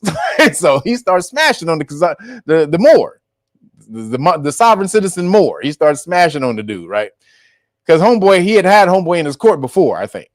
And so he was telling the dude, homeboy's driving around with no license and all this and that. So he basically made him admit that he was under the jurisdiction of the court. But then he was like, yo, you keep claiming, this is what the judge told him. He said, you're saying you're sovereign and all the rest of this, and I get all that. He says, but you know, if I was sovereign, if I was claiming this is what he said. If I was claiming this, if I was sovereign, I wouldn't show up to court. He said, if I'm sovereign, how can you tell me to come you can tell me to come here. I'm not showing anywhere. I'm sovereign, right? So why would I listen to the court system? The exact same shit I've been telling people since I've been teaching this. You don't have to go to court. If you're sovereign, you make them prove that they have jurisdiction over you first. And that's in everything for the government. Once jurisdiction is challenged, it must be proven. Type that into Google and say U.S. Supreme Court cases or any court case, because you might want your state court cases also, because your state has handled that as well, jurisdiction. But anytime you challenge jurisdiction, that state court, whatever, they have to prove it. They just can't be like, no, we can tell you what to do. Well, where's that at? you gotta prove that you can tell me what to do. You just can't assume that shit. And that's the reason they make you sign something called a notice to appear. Whenever you get a ticket, we're sidetracking real quick, but whenever you get a ticket, it's called a notice to appear. Because the word appear in law means to formally submit yourself to the jurisdiction of the court. That's what the legal definition of appear means. It doesn't mean to be seen. So when you are told to appear in court, that doesn't mean show up to court and be seen. It just means you have formally submitted yourself to the jurisdiction of the court. So if they tell you to show up to be seen, then that's what you got to do. Or whatever the hell they tell you to do, you got to do it. But if you challenge their jurisdiction, then they have to prove it first before they can tell you what the fuck to do. And that's called a special appearance. Meaning I'm only coming to court to challenge the fact that you can't tell me what to do.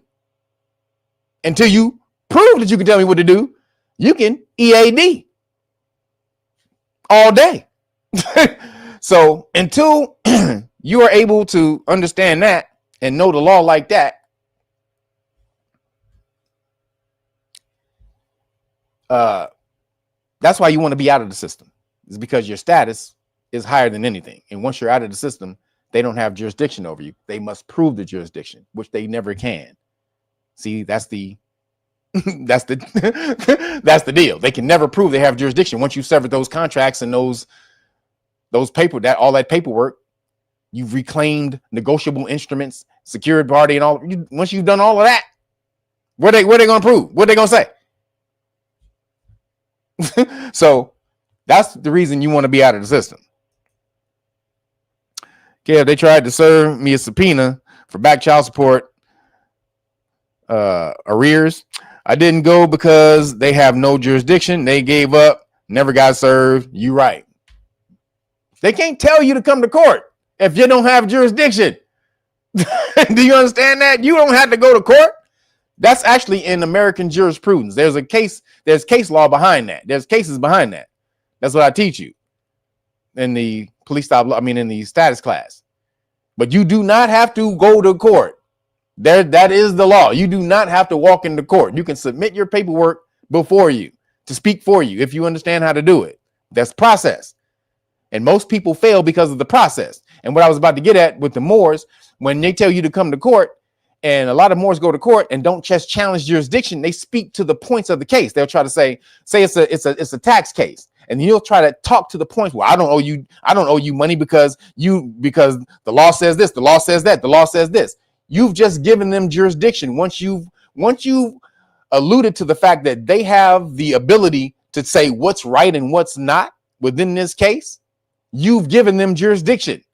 I don't give a shit. First of all, you're supposed to not give a shit what they think about the tax laws and all the rest of that. You don't got jurisdiction over me at all. So I don't give a damn what you think about the tax laws. I don't give a damn. None of this shit apply to me. But a lot of Moors and a lot of people, sovereign stuff, they go to court and they don't understand you can't challenge the subject matter. If you go against the subject matter, then you've given the court jurisdiction because you said they have the power to say if the subject matter is real or not. And I know I'm sidetracking, but I had to let you guys know a little bit of this law shit because you guys walking into court and you're fucking up and you don't have to go to court. So if you are still part of the system paying your money is going to these Khazarians. It's going to blow up babies. It's going to do a whole lot of fuck shit. It's going to turn people fruitopian. A whole lot of the stuff that you don't want your energy going to is going to that. And until you change it, that karma, that little bit of karma keep building up on your ass. Just saying. So moving along, Trump removes protective status from the Somalis. He said, "Fuck them Somali bitches." No, but fuck the Somali bitches. Let's be real about this shit. Them Somalians motherfuckers, they full of shit. No offense, Somalis.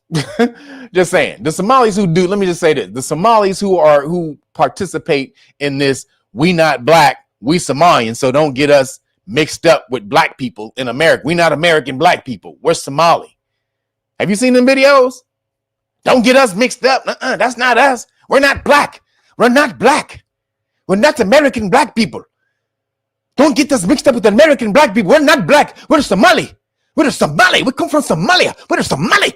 Like, nigga, get your dumb black ass out of here. So they be on that shit. They not American blacks. They Somali. Okay. Well, let's see what's happening to the not American blacks, the Somalis. Real quick.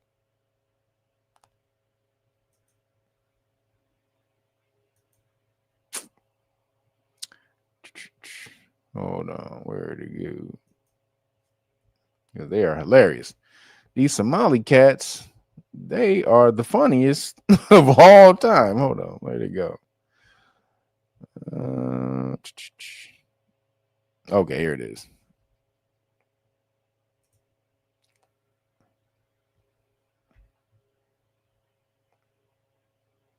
Ready? Oh, wait a minute. Hold on. I think there's another one. Hold on. Make sure there's not another one I'm supposed to be showing y'all.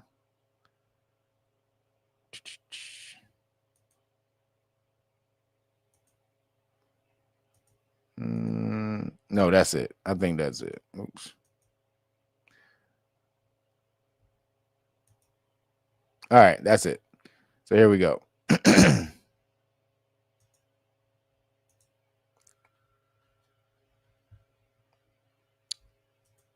To build Somalia into a world, into our country, who don't want to be. So if you haven't seen this guy, this dude's name is Brandon Lehman or whatever. He's kind of a Caucasian light. He's kind of a copy of Caucasian, who y'all don't like, the black perspective dude. Just a lighter perspective. I call him lighter conservative perspective. But light-skinned conservative perspective. But he's not that bad, though. He's not as bad as the other nigga. Massive and widespread welfare fraud being perpetrated by the Somali community in Minnesota. The other day, I made a video uncovering their latest $500 million fraud scheme that stole taxpayer money intended to help children with autism and funneled it to an Islamic terror group back in Somalia. This video already has over 1.5 million views, so I'll link it at the end if you haven't already seen it. But apparently this video also reached Ilhan Omar because she held a press conference where she addressed the situation and didn't condemn the Somali community for continuously stealing taxpayer money, but instead condemned people like me.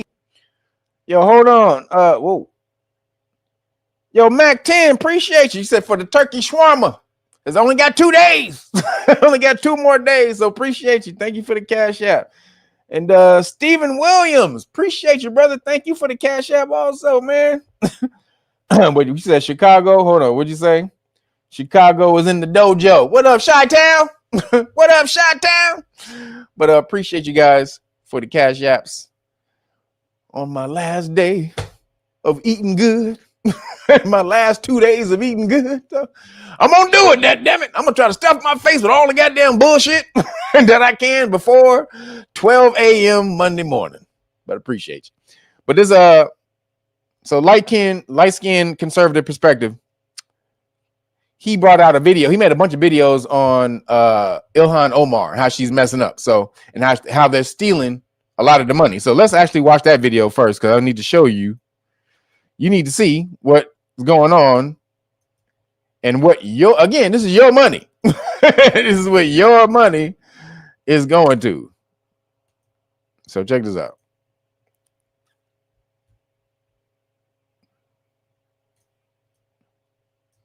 Most alarmingly, a lot of that money is funneled through money traders, and in the end, ends up in the hands of al-Qaeda-linked Islamic terror group Al-Shabaab. So to bring this full circle, the Minnesota taxpayers are funneling money through fraudulent autism claims back to Somalia, where that money lands in the accounts of al-Shabaab. So a very scared Ilhan Omar, a very terrified, some might even say, oh, we got it. Hold on, let me pass. They're ripping us off for a lot of money. But we have Ilhan Omar. Nothing but Somalians have caused a lot of trouble. They're ripping us off for a lot of money. There's a tremendous amount of money going back to Somalia. What the hell are we paying money to Somalia for? But they're ripping off our country at a level that few people have been able to see before. That's about the only thing you talk about. Hold on. I thought I had the video. So this is not the whole video. No, it's not the whole video, but if you can see the... So on this video, it shows that this is a chart that shows, this is on Will Kane. Let me see if I can find the actual video. Oops.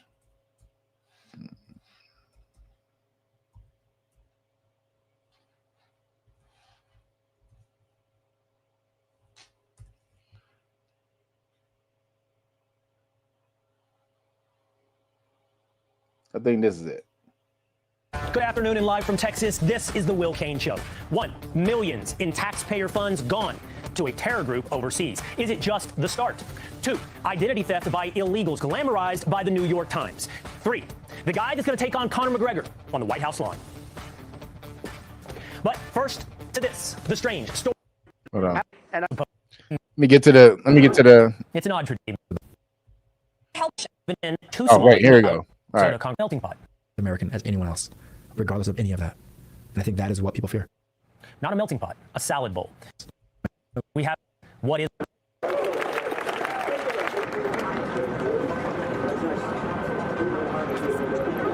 It's an odd tradition, but it is an American tradition. Without traditions, what is a culture? We've all heard America referred to as a melting pot, but the mayor of Dearborn, Michigan says we have it all wrong. I actually disavow the use of the term the melting pot. I actually don't like it. Why? Because in a melting pot, when you talk about like a soup, everything looks the same. Right. We're the salad bowl. The lettuce is lettuce, the tomato is tomato, the cucumber is cucumber, and they all complement each other. Here in the city, we celebrate the cultures we have. We celebrate the unique faiths that we have. We celebrate the people that we have. We're not asking you to give up anything. It's as American. You are as American as anyone else, regardless of any of that. And I think that is what people fear. Not a melting pot, a salad bowl. Is debating that really the same as fear? Meantime, in neighboring Minnesota, Congresswoman Ilhan Omar suggested some salad ingredients are more important than others. We are helping it thrive. Somalis have always seen themselves as a fabric of this nation. Just how many Somalians make up? Somalis are the fabric of this nation. What the hell does Somalians do for America? The fuck does Somali do for America? They do a goddamn thing. Y'all come over here, separate yourself from America, try to change America into Somalia. Now, first off, just let's do some background on who Ilhan Omar is. First off, she full of shit. She only cute. That's it. That's it. That's the extent of Ilhan Omar's energy. Her goddess energy. She just cute. Other than that, she full of shit. She's only over here to steal money from America to send back to Somalia.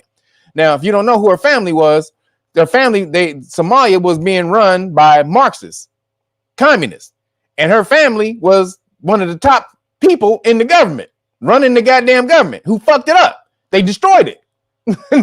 Her family, her daddy, was one of the Marxist communist motherfuckers who destroyed. They was living high on the hog, taking out people, oppressing all the goddamn people in Somalia, all of that. That was her family. Then when the government fell, they was like, oh shit, we got to get the fuck out of here. Because they was going to get killed, because Somalians, they was going to do to her daddy what happened to, what's homeboy in Lebanon? Gaddafi. They didn't want to get the goddamn, the banana in the tailpipe. So he got the fuck up out of there. He got out of Dodge real quick. He's like, fuck this shit.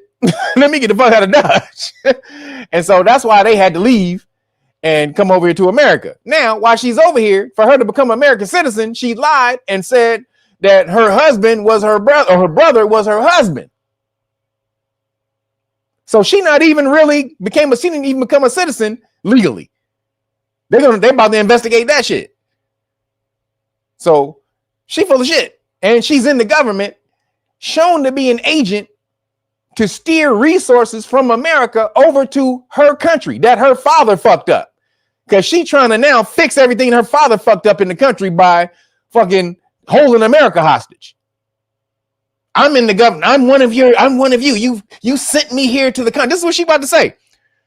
So real quick, Third Eye Jedi, appreciate you. Thank you for the super chat. You consider, excuse me, hi Kev, would you consider adding in the future, adding in the future a recurring segment about your dietary health structure? Well, not really. I mean, I could, but I could do some health stuff, but I'm more of a do as I say, not as I do. I have all the knowledge. I can tell you how to eat perfectly and lose weight and everything. I can tell you how to do that. However, I don't operate the same way as everybody else. So I don't eat like that all the time. I'm more of a moderation type dude. So because when it comes time for me to hit the health side, I can just flip it and cut it off. Most people can't do that. So I would never tell people to do as I do, because unless you have a gene where you could just cut off your attraction to foods and sweets and fats and all the rest of that shit, if you can't do that and you can't eat, like, you can't necessarily do nutrition like me.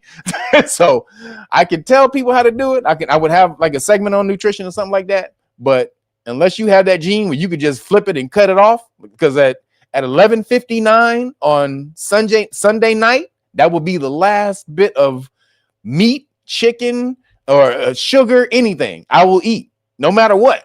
Even if I had it in the kitchen, I would dump it all out. I can do that.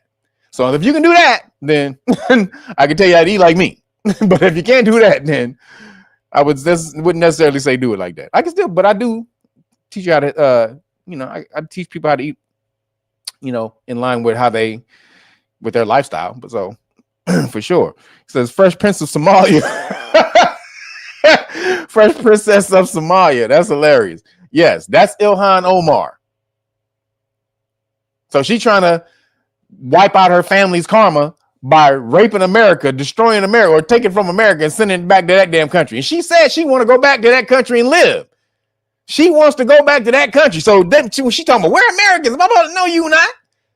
You about to see right here. She about to say in the next one, because I got two videos to show you, but right here, this one is where they showing you how they created a scam.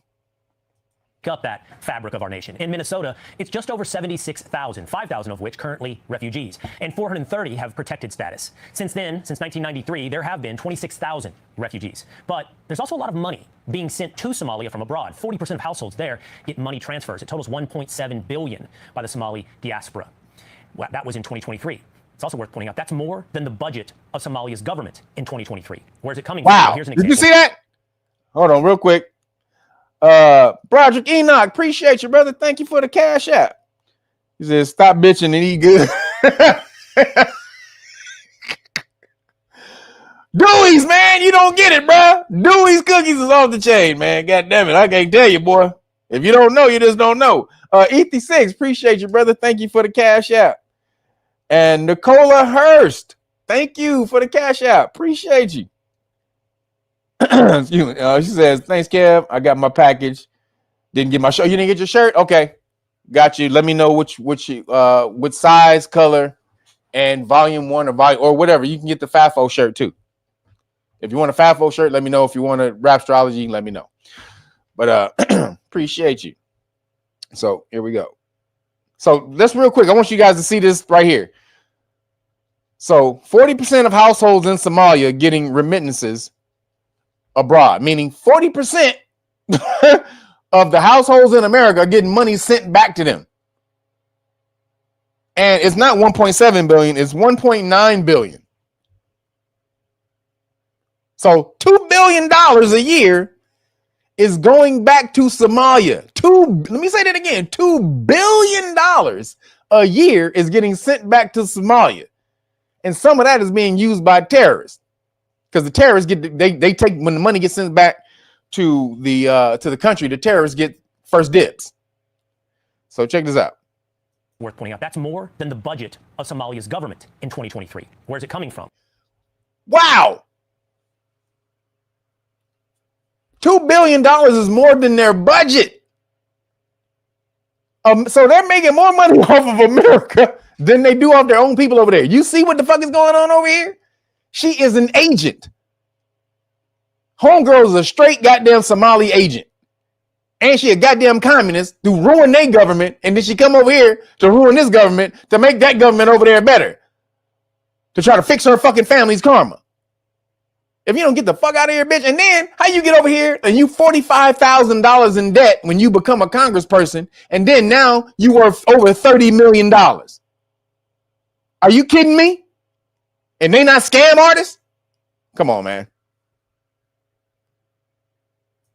Well, here's an example. The federal child nutrition program, Feeding Our Future, very much in America. The sponsored organization were primarily owned and operated by members of the Somali community. It claimed to be serving thousands of meals a day, 7 days a week to underprivileged children. Spoiler alert, it didn't.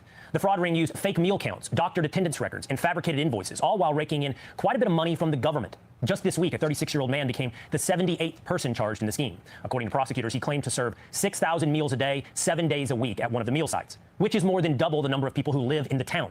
In 2019, Feeding Our Future received $3.4 million in federal funding. By 2021, that number was $200 million. In reality, that money was being used to fund lavish lifestyles in the U.S. and elsewhere. And many other schemes spawned from this one. News Nation reports to date, 86 people have been indicted. Of those indicted, federal authorities say 79 of them are Somali descent. We told you about Minnesota's Medicaid Housing Stabilization Services. It was originally created to help seniors, addicts, and others find housing. Program criteria was loose, leading to fraud and costs exploding. 6 people accused of defrauding HSS are members of the Somali community. We also told you about the autism scam, where people accused of defrauding.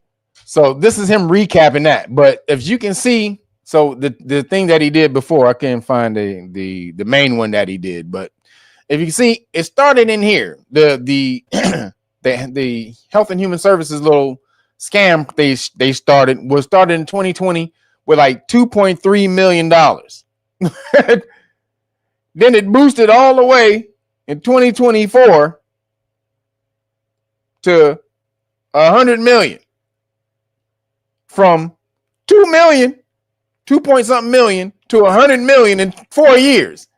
That's not a scam at all, right?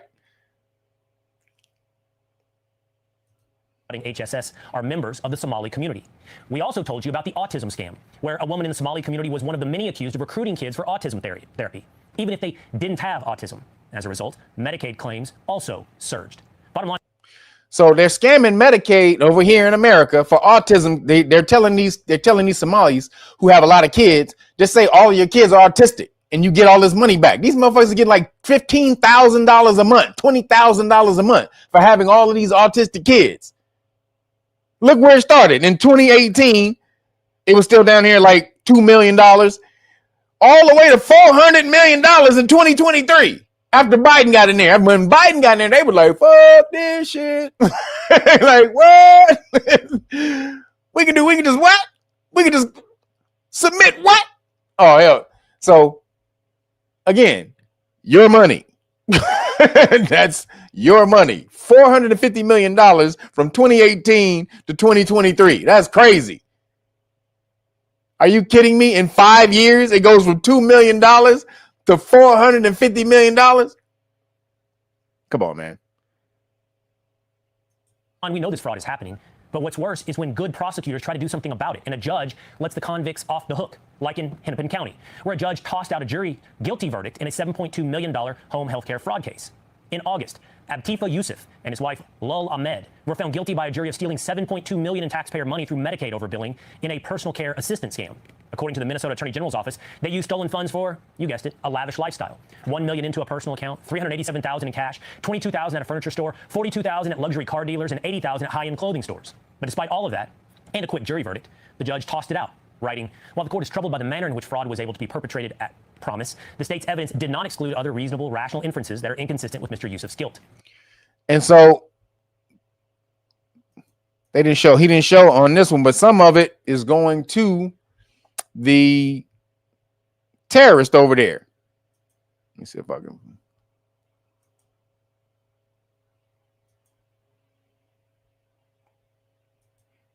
For the great crime of reporting about their fraud. As always, like the video and subscribe to the channel. But let's start with this crazy clip of Ilhan Omar saying the purpose of the United States government is to serve the interests of Somalia. My answer to Somalians was that the U.S. government will only do what Somalians in the U.S. tell them to do. They will do what we want and nothing else. They must follow our orders, and that is how we will safeguard the interest of Somalia. We Somalians must have the confidence in ourselves that we call for the shot. Excuse me, that we call for the shots in the. We basically, she meant call the shots in the U.S. We live in the U.S., pay taxes in the U.S., and have a real voice. No, you don't. You don't pay $2 billion a year in taxes. The Somalians don't. But you taking that and just sending it back. So how much actually money are you getting? If you're able to send back $2 billion a year, which is more money than the GDP of your whole goddamn country, or than your budget, let's say not the GDP, but your budget, the country's budget, then you're getting way more than that. And you know you damn well are not spending that much money in taxes. I want to hear this bullshit that you're getting back what you're putting into America. Fuck out of here. The U.S. is a country where one of your daughters. Fuck out of here. The U.S. is a country where one of your daughters is in Congress to represent your interest. First off, she is cute. That's the only thing she got. She cute as hell. We got to be real. Ilhan Omar is cute as hell. But that's it.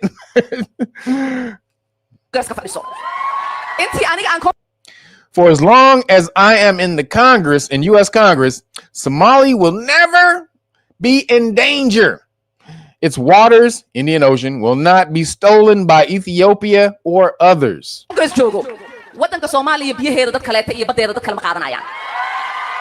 The U.S. would not dare to support anyone against Somalia to steal our land or oceans.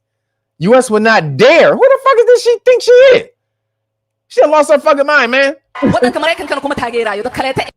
Sleep in comfort, knowing I am here to protect the interest of Somalia from inside the U.S. system. I'm an agent.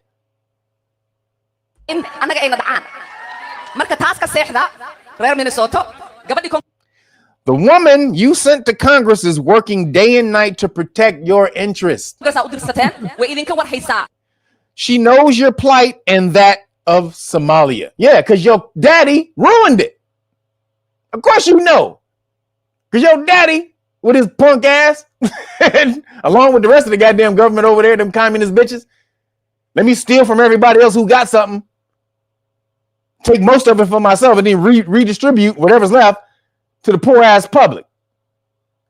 That's what happened. They was living in comfort. She was rich over in Somalia. Her daddy was rich as fuck. Off the goddamn people. So yeah, you know the Somalia plight because your daddy was the one who created it.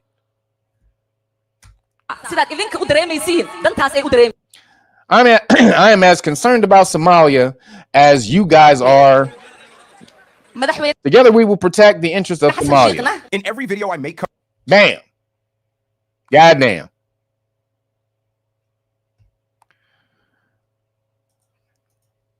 So whatever a foreign puts down is truth. No testing to prove a child autistic. It is no, yeah. All you had to do was say it. That's the deal. No, they did not test to see if your child was autistic. No, and you just got put on. First of all, melanated people didn't know shit about this program. First off, niggas, y'all need to be on this program. Niggas in the hood, what the fuck? First off, we could have been getting paid. We could have been getting paid. The Somalis, they smart as shit. See, they know how to scam. They're scammers. Remember back in the day, them first internet scams? Motherfuckers contact you talking about I'm a Somali prince or king, and I've been taken out of my country and all this and that, and all you got to do is send me $5,000, and then I'll send you back $20,000 when I get back to my country. Remember that shit?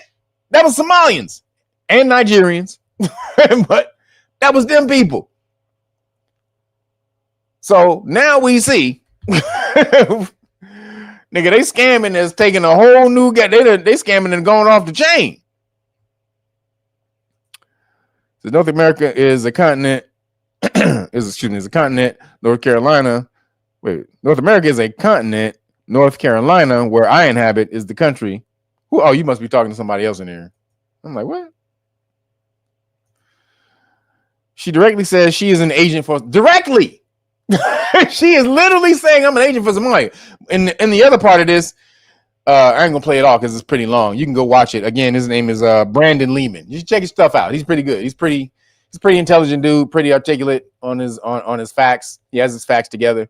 Like I said, he's a light-skinned conservative perspective, whereas the other dude's black conservative perspective. He light-skinned conservative perspective, and but he's pretty good on it. But in the other part of the video, he shows where she says, I want to go back and live in Somalia. Somalia is great. So she's trying to make the country dope as shit so she can go back and live in it and run it. That's really what she wants. Her goal is to build up Somalia off of America, off of America's money, and then go back and run Somalia. That's her fucking goal, y'all. She should not be allowed to fucking do that. Absolutely bullshit.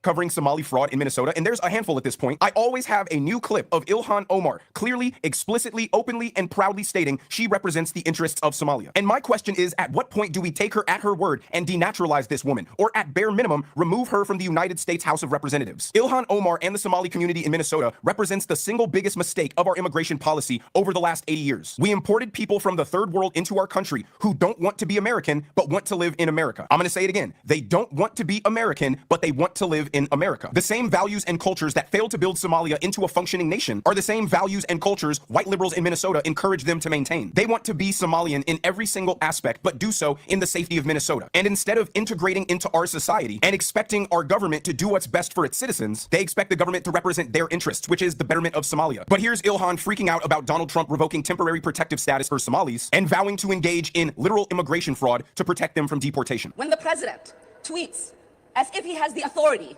to terminate temporary protected status for Somalis in Minnesota, even little kids in 8th grade know that that is not an authority that the president has and can wield.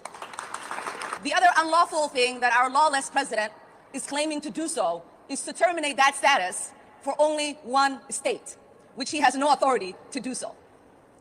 So, for the 300 or so people that are impacted, that currently live in Minnesota and across the country, we see you and we stand with you. And we will make sure we do everything that we can to help make sure that your status is adjusted before March of 2026.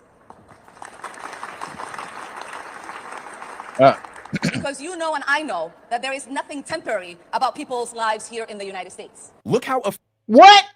She said there's nothing temporary about people's lives here in the United States. When in the same goddamn speech, or in another speech in Somalian, actually not in that same speech, but in another speech in Somalian, she says, my goal is to build up Somalia and then go back over there and live with my family.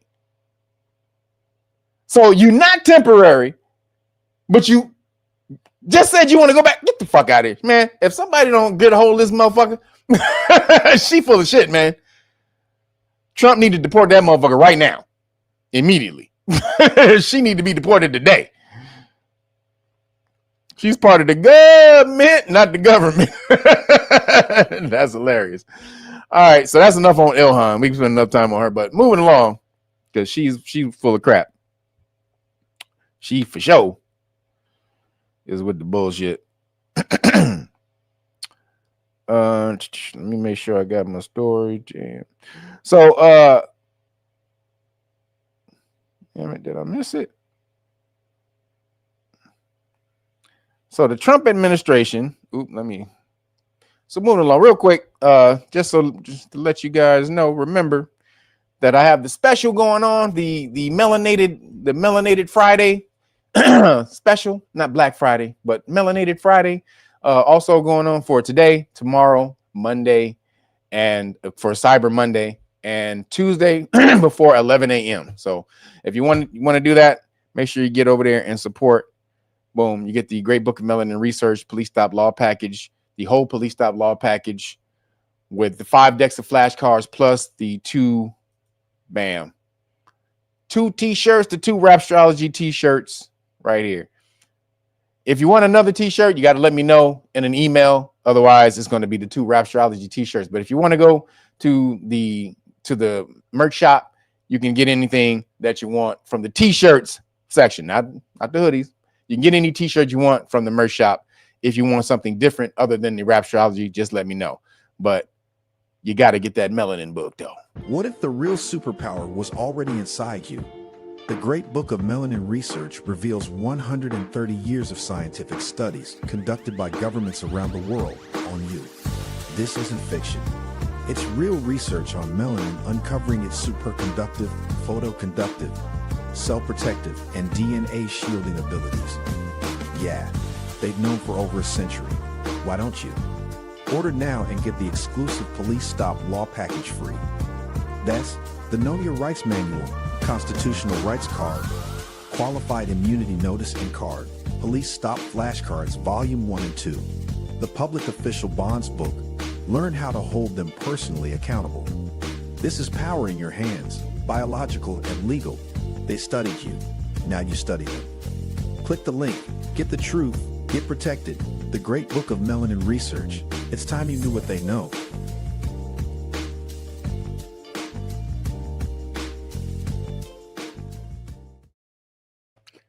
That's how you support Great Book of Melanin Research, the hard copy. Also, up until then, I will also be giving, I forgot to say this at the beginning. If you order the hard copy, you will also get the digital copy of the Great Book of Melanin Research. It's tailor-made for your phone. So if you want to look at the hard copy, you want to look at the digital copy through your phone, it also has the links. You can click on the links that are in the digital copy if you want to explore even further within the book with the links that they give you. So again, if you order today, tomorrow, Monday, or Tuesday before 11 a.m., you get the whole, you order the Great Book of Melanin Research, you get the whole Police Stop Law package, all 5 decks of flashcards, 2 t-shirts, and you get the digital copy of the Melanin book, which is tailor-made for your phone. So appreciate you guys for supporting. All right, let's get it. Let's keep it moving. So the Trump administration, he came up with a peace plan for Sudan. So as we talking about, Trump is not, he's only thinking about peace for in Gaza and all the rest of that. I mean, Trump says he's the most peace, pushing president of all time. He wants peace more than anybody else. The most anti-war president of all time. Is that true? Well, excuse me. Is it true? Well, I think it's true. Excuse me. I would still say though, he's some people got him by the, it's grabbing him by the Khazarians. I mean, the Khazarians are grabbing him by the balls and squeezing and making him do some things that he doesn't want to do necessarily. But I do believe that he is more anti-war than for war. So, he was talking about the war that he stopped in, not Sudan, but Congo. So he stopped the fighting over in Congo after 30 years. So he has done some stuff.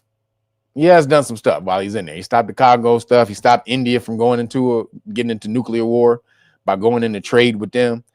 Hasn't stopped old Khazaria and Russia yet, but that's because the people who are running this are Khazarian oligarchs who want to keep this going because they don't want to lose Khazaria, because again, the history I showed this before about the Khazarians and the ancient and how the Khazarians turned to Judaism. And was it the last video? I think it may have been the last video, but how they turned to Judaism and in Khazaria. But they were taken out by the Rus Kievs. So the Khazarian Empire in Ukraine, which is old Ukraine, was taken out by the Rus Kievs, which eventually became Russia. So they're still fighting. And the Khazarians, they're like if they had to be a sign, if I had to give a sign, an astrology sign to the Khazarians, they would be Virgo, because they don't let go of shit. They don't let go of nothing. Virgos, y'all know y'all hold on to shit forever. Goddamn. Let me just be real. Virgos, y'all motherfuckers hold on to shit forever. Goddamn it. Goddamn. Some shit happened 30 years ago, and some shit had come up. You remember that time when you didn't let me? But like, what? No, I don't. Yeah, remember 30 years ago when you used to live off of what's the name, Spalding and Corning Street, and yeah, and when I was coming over and you was told me that y'all didn't have enough beers for me, and then and then I was sent to the store, but then I remember I saw somebody go in the kitchen and grab a beer out of the refrigerator. Now y'all made me go get beer from the store, but it was a beer in the refrigerator. Now what the fuck, nigga? If you don't get your bitch ass out of here and talk that shit, we made you go get beer 30 years ago. You remember that shit? All right. So Virgos, you know that that's your ass. Now, if Khazaria had to be an astrology sign, it would be Virgo, because them niggas don't forget shit, which is why they're still fighting with the Russians and the Muslims today. Those are two people who beat them in the past, and they remember that shit. The two people who beat the Khazarians in the past were the Moors and the Russians. And who are they fighting today? Well, Moors back in the day, that was Islam. They, Moors were, Islam represents the Moors today, because the Moors, they were Muslims and they did Islam. They practiced Islam back in the day. So they're still fighting that. They ain't letting go till they win. They want to win. They want to wipe out the Muslims and wipe out the Russians. That's their whole goal. This is my solar date, January 2nd. I'm the original GOAT. She goes, yep, I'm a Virgo. Is that it? Beautiful sunrise, sunsets. That's true, ain't it? You know damn well y'all be holding on to shit forever. Forever. Goddamn. Y'all boy. Woo! Let it go. Goddamn. Let that shit go. Not let my people go. Let that shit go. But so so the Trump deal, the Sudan. So getting back to Sudan. So Trump, he worked out some peace in Sudan. Maybe. Let's see. So the Trump administration comes up with a peace plan for Sudan. But Sudan's top generals reject U.S.-led ceasefire proposal, calling it the worst yet. Sudan's top general rejected the ceasefire proposal provided by the U.S.-led mediators in a blow to efforts to stop the devastating war that has gripped the African country over 50 or 30 months. In video comments released by the military late Sunday, General Abdel Fattah Burhan said the proposal was unacceptable and the worst yet, accusing the mediators of being biased in their efforts to end the war. Now, this is him. Let's see if we can see if we can.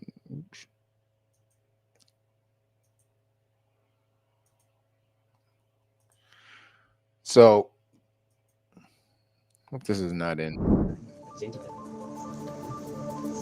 very much. Thank you. Thank you for joining us today.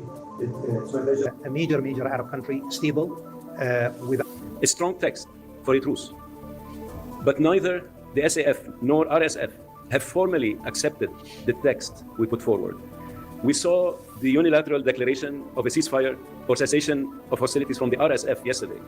And we hope not only see that upheld, but also for both sides to formally commit to and comply with agreed upon humanitarian truce swiftly and without political or military posturing or preconditions that will cost more lives.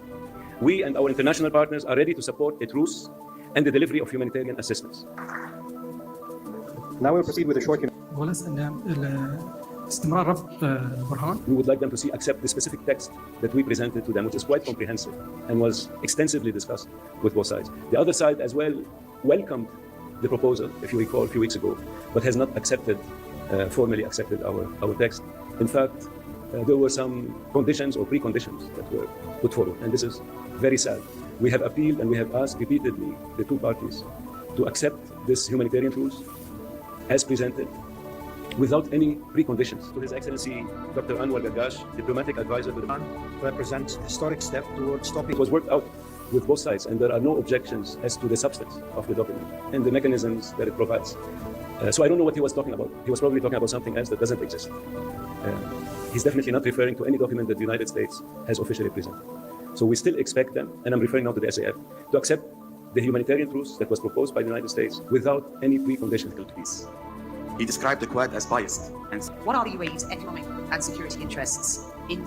Disingenuous claims and misinformation campaigns will not deter us from continuing to work with regional and international partners and with the United States to end the war and to support the Sudanese people. The world cannot allow Sudan to slip further into catastrophe.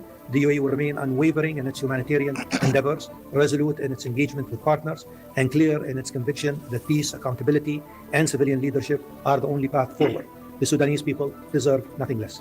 Following, Secretary Rubio spoke recently about how the United States... Our sincere thanks to... So basically, I think, well, Trump is doing this. I think he's doing this because the Muslim countries want him to step in, like Saudi Arabia and all these different other countries. They want him to step in. So he's stepping in to help. So Qatar and all the rest of these Muslim countries, they want him to step in. So he's basically stepping in. They provided a plan, a peace plan, which a lot of it is acceptable, but some of it isn't. So the government, the Sudan people who are smashing, they haven't accepted it all the way yet, but believe that ultimately they have no choice but to accept it, because now everybody else has moved their gaze away from Gaza, which is they're still taking out people in Gaza ever since the ceasefire. 300 people have been killed since the alleged ceasefire in Gaza. So that's still going on. They just not showing you. They just decided that was Trump's move with that. With the whole, we're going to end the war over there, meaning we're going to end reporting on it. That's what we're going to do. We're going to end reporting on it. But it's still going on over there. So they moved their gaze over to Sudan, which is cool because there's a lot of people being killed in Sudan. So hopefully they can get this done. Again, no matter what you may think, Trump, he's brought a lot of peace to some of these countries. They said he's ended 7-8 wars. He ain't ended 7-8 wars. Absolutely not. But he has stopped some conflicts for sure. He hasn't stopped the conflicts he said he was going to stop, or the ones that he should be stopping, but he is stopping some conflicts. And he's starting some other ones, blowing the shit up out of Venezuela and Yemen. Now, he was blowing the shit out of Yemen for Israel, but Venezuela is more because they don't want Venezuela to get involved with China and Iran and Putin and Russia. So Venezuela has ties to Iran, Putin, and or Russia and China, and they're like, fuck that. And they're like, nope, as long as you got ties to them three motherfuckers, no, we can't let you go. So again, you gotta say some good with some bad with some good. If they can stop what's going on over in Sudan, that's a good thing. That's a good thing. We got to say that's a good thing. So moving along.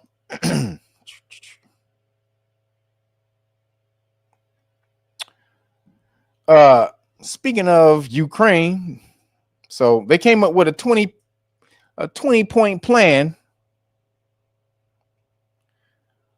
for Ukraine, but hold on, let me see. They came up with a 20-point plan for Ukraine, but watch this. Did they do it? Oops, hold on. Sorry, hold on.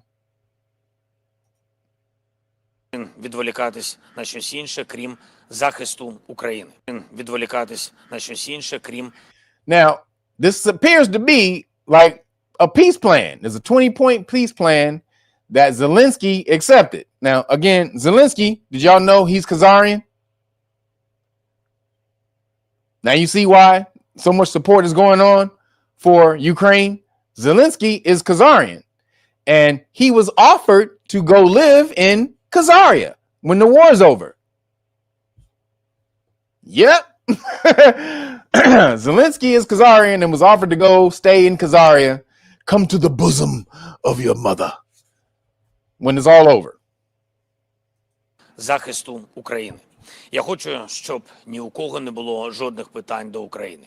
Тому сьогодні наступні внутрішні рішення.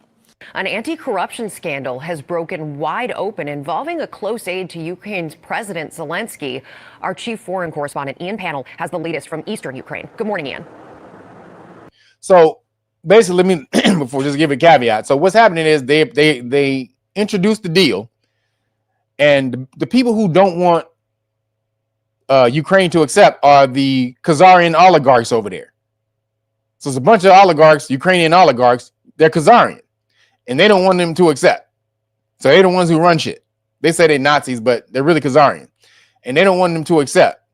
So now they found out that a lot of the money that America's being sent over there was being stolen. There's a bunch of fraud going on over there. So everybody want the war to end. So they like, look, motherfucker, they knew this was going on for the whole time, but now they pulled the fraud card and say, look, we're going to prosecute you guys. We're going to expose your fraud if you don't agree to the peace plan. So you want to agree to this peace plan, bitch? Or we just going to start exposing all the fraud that you're doing over in Ukraine, that you're stealing all the Americans' money. And how much support is America going to have for your ass then when they find out you robbing them blind? Yeah. So that's what they're trying to do. They're trying to force Khazaria's hand. I mean, old Khazaria's hand. Yeah, good morning, Rebecca. That's right. Anti-corruption investigators raiding the home and offices of Andriy Yermak. He's the head of President Zelensky's office. He's also a hugely powerful, influential and divisive figure in Ukraine. He is, in effect, Zelensky's right-hand man, and he's leading negotiations with the US in these peace talks. Ukraine has been consumed, as you say, by this massive corruption scandal in the energy sector that's implicated a former close business partner of Zelensky and seen the resignation of 2 government ministers. And honestly, the timing couldn't be worse, because you have senior US officials heading to Moscow and to Kyiv in the next few days as part of this push by President Trump to get a deal to end the war. In an interview published Thursday, Yermak actually ruled out conceding any Ukrainian territory in talks, and in a hardline speech, Vladimir Putin overnight ruling out a ceasefire unless Ukrainian forces withdraw, and saying it's pointless signing anything with Zelensky because he lacks legitimacy. And of course, I got to practice Zelensky's voice. I can't really do it. I got to listen to it for a minute and then kind of internalize it for a minute, then do it. But if I hear it again, I may have to work on my Zelensky. Then I'll hook you up. I can't do it right now though. all of this leaves the chances of a rapid end to this war looking remote. Guys. Yeah, almost 4 years in now. Ian Pannell, thank you for your reporting. Wait. So we got to talk about some international news involving Ukraine and Russia, a war that I thought would come to an end after President Trump got into office and he was able to work his magic. But in this situation, it seems as if it's going to take a little bit more time, okay, as Russia and Ukraine have not been able to come to a peace agreement. And part of the reason why is because Ukraine does not want to accept the inevitable, which is that Russia is going to keep the land, the territories that they already occupied. They're not going to give it back under any set of circumstances. It doesn't matter what happens. But hey, you know, they're fighting it out, okay? And we do have another round of peace talks that are coming up. As I said, we want to continue on with our top stories that we're following today, putting this back up there from the Associated Press. But there has been some developing news as a top Ukrainian official says that his country and the United States have reached a common understanding on the core terms of an agreement to end the nearly 4 years long war. This is, of course, between Russia and Ukraine. Those final negotiations are set to take place between the Ukrainian President Volodymyr Zelensky and President Trump by the weekend. And so to talk a lot more about what we're seeing here and the effects of this, I want to bring into the conversation with CSIS, the senior fellow, Mayor Maria Snegovia. Maria, thanks so much for being with us here on Live Now from Fox. Thank you for having me. Let's talk about the very basics. It was breaking news this morning as it came out that the Ukrainian side of things had tentatively agreed to this peace deal that had been put out there by the United States. What was your first reaction to hearing the news? And hold up. What'd you say? Hold up. She said, love you, Kev, but please stop putting astrological signs in a box, especially for those that have done their shadow, referencing your comments about Virgos. Are you trying to tell me you a Virgo that don't hold on to shit? Stop it. Stop it. Just because you done the work don't mean you let go of your core. That's your core essence of vibration.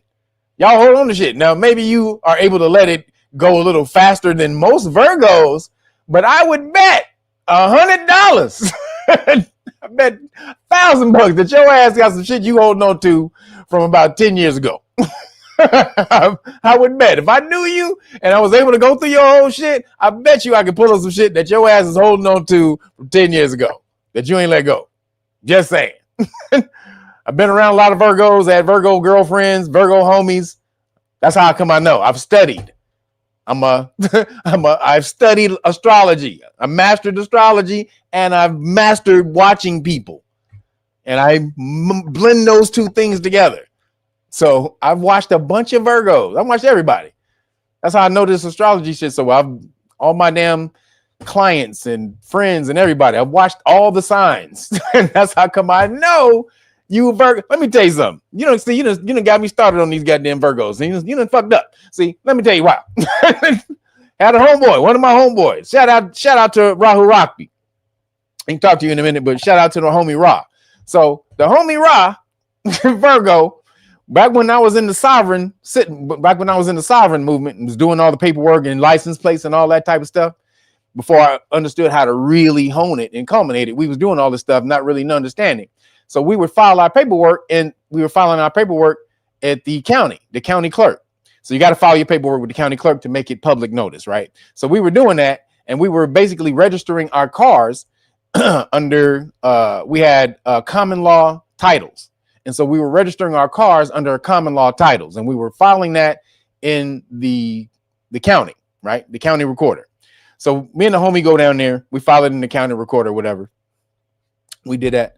So then, like 3 years later, I'll say 3 years later, one of my homeboy, Rahul Rakti, he had some documents that he took to Washington, D.C. to get stamped by some, to get some official stamps or whatever, some seals and stuff like that. And so now I didn't really want it, and what he was doing wasn't necessarily the procedure that he needed to be doing. However, he never told me that he was doing it. He was just like, yo, he just took a bunch of people's papers to Washington, D.C. to get it done. And he came back and he just told me about it. So we were sitting at the crib. We had like a gathering. We had to get together at the house one day. And it was him and his girl, me and my girl and their kids. And so we were sitting there, and actually a couple other homies, actually. And so we were sitting there, and then he was talking about the paperwork that he took to Washington, D.C. to get stamped, to get officially, recognized or whatever. And so I was like, when did you go to D.C. to take the paperwork? And he was like, oh, I just went 2 months ago. And I was like, how come you didn't tell me that you was going to D.C. for the paperwork? I said, I would have looked at it and told you if I needed you to take my paperwork or not. So then somebody else in the room, he taps them on the leg. He taps them on the leg. He goes, watch how Virgo do it. And so when he said that shit, I was like, oh shit, here comes some bullshit. Literally my eyes rolled to the back of my eyes. Oh, here comes some bullshit. Just like that. And he goes, remember when you went to have your car, the car titles filed at the county? Remember that when you and my homeboy, his name was Mecca. Remember you and Mecca went to the county to file the paperwork for the common law titles for the car? I was like, I really didn't even remember. It was so damn long ago. I really didn't remember. And I was, oh yeah. I remember that. He's like, y'all didn't take me down there. Y'all didn't tell me y'all was going to the county to file that paperwork. And I was like, hold up. I said, first off, nigga, if you had a problem about that, why the hell you didn't tell me that 3 years ago? First off, nigga, you bringing that shit up 3 years later. And then the capper on top of that shit was, when we went to go take the goddamn paperwork to the county, the nigga didn't even have a car. Again, this nigga didn't even have a car. So why would we tell you that we're going to the county to file common law titles on our fucking cars when you don't have a car, nigga? And that nigga held that grudge for 3 goddamn years. And then he tapped the nigga on watch how Virgo do it. Yeah, see? Don't tell me I don't know Virgos. And that nigga was a highly conscious Virgo. Nigga conscious, he had been conscious for at least 15 years at that point. So, yeah, I know Virgos. Shit. But getting back to the news. Shit. Y'all Virgos be holding on to shit like a goddamn boy. And let me tell you, Virgos, your powers are analyzation. Let me tell you some Virgos. Let me give you a little cap. Let me give you a little jewel, Virgos. Virgos' powers are analyzation. You can analyze better than anybody other than Aries. But you can analyze better than most people because you guys are the sign of analyzation. You can break things down. You can say this nigga's leg moved 3 centimeters to the left before he got ready to jump. He moved. Oh yeah, before he moved, his leg moved 2 steps to the side. You can do that type of shit. Oh yeah, right before he got ready to make his move, he exhaled about 2 centimeters of his chest, and then he went. Like, you guys can do that type of shit. Break it down. That's the Virgo, the power of analyzation. I analyze is Virgo. However, your powers go on the fritz when you become emotional. Why? Because a Virgo is an earth sign. It's a physical sign. Virgo is earth, physical. So your opposite is emotion, water, Pisces. So when Virgos become emotional, which is your opposite energy, you lose the power of sight. Your view becomes askewed at that point, because in order for a Virgo to have maximum power, your perception has to be objective, not subjective. So when you place yourself in the middle, you guys lose focus because now you're in the middle. You can't see the entire terrain. Whereas when you take yourself out of it and back away from it, you can perceive the whole thing. So Virgos, just a little jewel for you, just so you understand, so you can watch yourself. If you are emotional, don't argue with somebody when you are emotional, because you're not correct.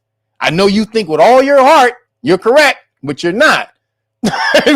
Most of the time, because when you're emotional, you don't see the whole thing like you usually do when you're not emotional, Virgos. Just saying. So moving on. And I can do that breakdown for every goddamn sign. Every goddamn sign has some shit. I'm just talking about, we just went into the Jews having some Virgo energy, or Israel having Virgo energy, because they don't ever let go of shit. So moving along. Did you see the Campbell suit? Campbell suit. They went crazy. Campbell suit. You see the dude, the guy who got caught ranting for about an hour talking shit about Campbell soup. Now, you should never eat Campbell soup. Campbell soup is the most salty soup that you can eat. It is the salty. I mean, it's like half of it is, you look on it, I think it's like 40% of it is like salt. Like one can is death. Like you can split 1 can into 3 cans. You got to dilute it with the water and shit. But 3D printer chicken. That's what he said. Let's see. Let's see the story. Racist rant. So tonight, new and intense scrutiny for a top exec at Campbell's Soup, who's accused of saying some pretty wild stuff, like that the meat in the soup is bioengineered from a 3D printer, and allegedly going on an offensive and in some case racist rant. It's all because a former employee who's suing the company says he secretly recorded Campbell's VP and Chief Information Security Officer Martin Bally during what that worker describes as an hour-long tirade.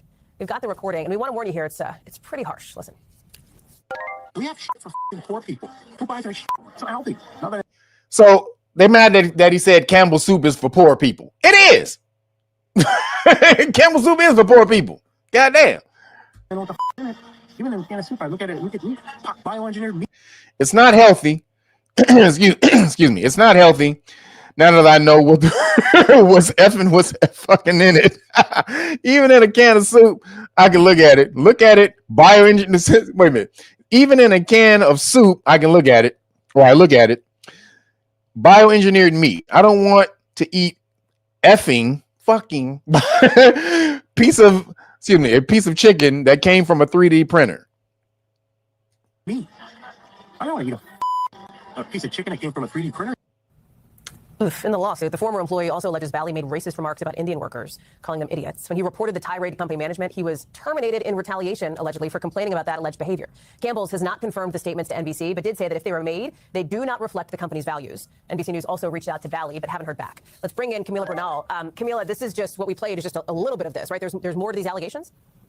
There's many more of these allegations, and I also read through the lawsuit, Hallie, and what this former employee says is that this all happened over a conversation about his salary. He says they sat down about a year ago to talk through all of these things, and that's when he began speaking badly about the company, saying things like this was processed food and saying this was for poor people, as you heard there on that recording. And like you mentioned, this goes on for a while, and I want you to listen to more of that conversation.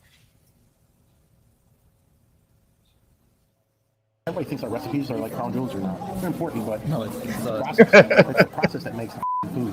You know, the ingredients are in the best can. So not only does he talk about the food, but this lawsuit also alleges that this VP went on to talk about employees at the company, and the lawsuit alleges that they're racist comments. Take a listen to those comments. We couldn't think for the other dumb. So clearly there was no filter during this conversation. The former employee also alleged. But that was taken out of context. They'll jump on anything to say it's racist. Fucking Indians don't know a fucking thing. They couldn't think for them fucking selves. Dumb fucks. Now I don't know. This is in context with this whatever. I don't know if he actually thinks that. No, he might. But that's an excerpt that was taken out of context. During this conversation, the former employee also alleges that the executive admitted to going to the office high on edibles. I mean, again, this goes on and on about a number of different things here. And apparently the former employee reported all of this to his manager. He says that some time went on and he was absolutely right. Yep. Khazarians versus Knights Templars. Absolutely right. That is going on in the background for sure. wasn't encouraged to go to HR. And so he got fired. And what he's saying now is that he believes his firing was retaliation for him coming forward and speaking out about all of this, Hallie. Camila, we talked a little bit about some of what we heard from Campbell's on these alleged comments here. What else is this former employee, this former worker saying? Because he said the Indians don't know how to think for themselves. They're dumb fucks. That's racist. He says all Indians are dumb fucks and they don't think for themselves. You heard him. It's racist. That's racist. You ever see that black kid with the that's racist? That's him. That's what this is. Well, first of all, I want to go back to what Campbell's is saying, because what they're saying is that they use 100% chicken. They say it's USDA approved. They go over the list and essentially say that all of this, that this current employee said was false. They also, I want to note, have this employee on leave while they investigate all of this. So he has not been fired yet, but he is on leave. And I want to read part of the statement that Campbell's put out where they say, we are proud of the food that we make, the people who make it, and the high quality ingredients that we use. We know that millions of people use Campbell's products, and we are honored by the trust they put in us. The comments made about our food are completely inaccurate. They said they're inaccurate, guys. Do you believe them? Do you believe Campbell's? They said, hell no, that ain't us. We didn't put no bioengineered 3D printed food in your cake. No, guys, no.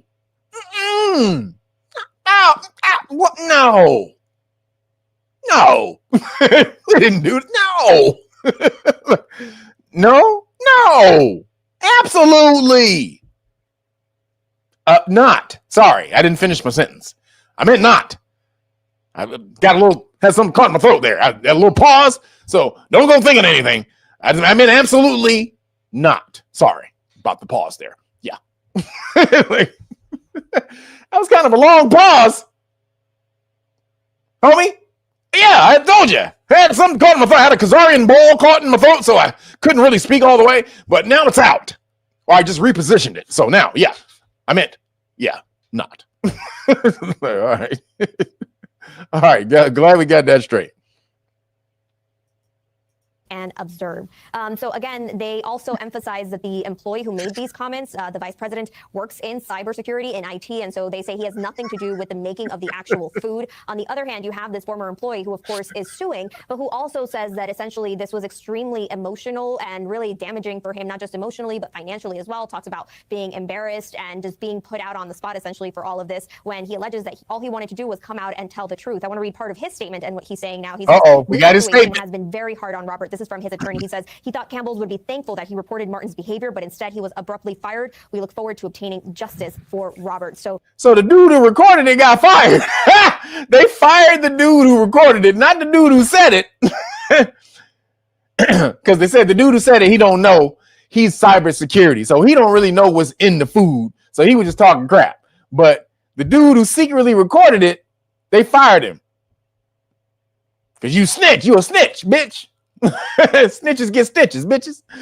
So damn, that's fucked up. They fired old boy for trying to alert the people that Campbell Soup trying to poison them with fucking 3D meat, and they fired my man. That's jacked up. That's so fucked up.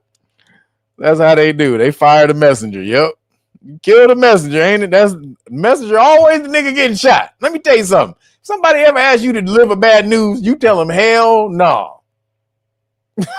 You tell them, anybody ever ask you to deliver, hey man, we tell this person this. Nope. That's gonna be hell fucking no. Not telling them shit. Nigga, I ain't about to catch no fucking straight bullet for your ass, bitch. No. That's what they be wanting. You to catch a straight bullet. This bitch. They ain't catching no damn straight bullets. None. But you can catch this damn merchandise though. Oops.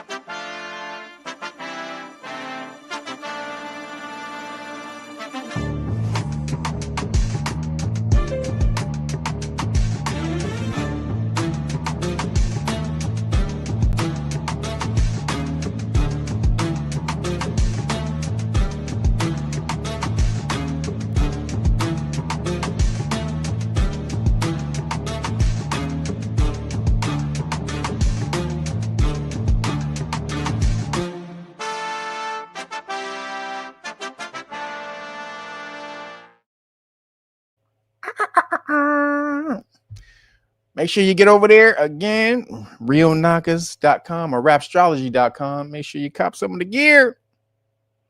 Make sure you cop some of that gear. Bam. That's how you do. We got the hoodies. Make sure you get one of these hoodies for the winter time.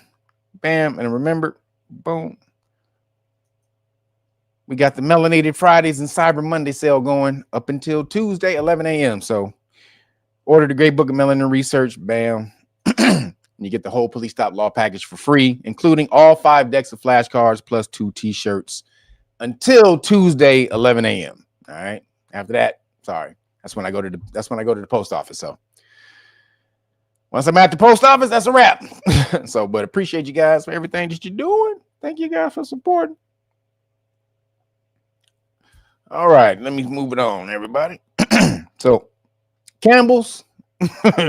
Thank the dude at Campbell's for trying to let us know what was going on, but I think he sacrificed. Thank you for your sacrifice, bro, because that's messed up. Now we know Campbell's has 3D printed food, or meat, but we suspected before. We didn't know for sure. Now we know. We still don't necessarily know, but we kind of do. We kind of know. So moving along, the world's strongest woman turned out to be a man again. The person who competed in the event, the strong woman's event, competed as a biological woman, but turned out to be a man. Hey guys, where's the weights, guys? Where are the weights? Right there? Is it the car? You want me to pick up the car? The car? Okay. Where are those guys? Who do you need to pick up? Pick up that truck? Pick up that truck? Where are those guys? Who do you need to pick up? Oh, we need to pick up that building? Okay, hold on. What else? What do you need me to pick up? Like, nothing else. You proved it. You're strong. We're gonna say you're pretty strong. So let's see what happened. I can do it all, guys. What do you need me to pick up? So let's see what they were actually doing. You're gonna see. I'm not far off from what I'm saying about what they were picking up. Let's see. Hold on. Let me see. Where is the damn? Oops. All right, here we go. Now, does that look like a woman? How did they confuse this with a natural woman? How in the hell you confuse this motherfucker with a natural woman? I don't know. But let's see. Or appreciation or payment in this sport, strongman / strongwoman in my case. So women don't get a whole lot of respect or appreciation or payment in this sport, strongman / strongwoman in my case. But apparently what we do get is more TikTok followers. I have like 40,000 more TikTok followers than the world's strongest man. In fairness, he has way more Instagram followers than I do, but that's weird, right? How you guys like me a lot, I guess. Second place winner for a World's Strongest Woman competition stormed off furious after a trans woman won instead of her. Now this all took place during the World Finals, and you can see as they're posing to take the picture, the runner-up is standing there and says, "This is BS, can we go?" before eventually just stalking off upset. The funny thing is, the picture those all just minutes before she stormed off stage. And as you look at the picture, all the other women are smiling until you get to her, and you can tell she is pissed off. Now, she says the biggest reason she's upset is because she was kept in the dark that this person was transgender up until the finals before it was finally revealed. Not only that, but there are rumors going around that the trans woman who ended up winning the competition didn't even organizers, and they only found out after they found her old YouTube video where she Hey guys, together, apart. What do we do? What do we do in the competition? Should I put them together? Does it make me look stronger? Like, what in the fuck is going on right here? Muscle under fat is disgusting, y'all. That's called fussle. Fat muscle is called fussle. just in case you didn't know, fat over muscle is called fussle. So, goddamn. All right, here we go. Is transgender. Now, it is a well-debated issue whether trans people should or should not be able to compete in sports, but I think we can all agree hiding the fact that you're transgender just so you can enter into a sports competition and bypass any rules and regulations about being transgender should never be allowed. So I get why the runner-up for the World Finals felt like she was gypped when she didn't get the championship. Boy. First off, look at the chick, though. Story straight out of Hold up. Look at the chick. Boy. Man, first off, look at this shit. This motherfucker just picking that shit up. Look. I told you I wasn't far off. I got the car, guys. Wait, we put on a truck. Truck. I got a truck. What's next? A house? Okay, where's the house? Hold on. I told you I wasn't far off. I told you it wasn't far off.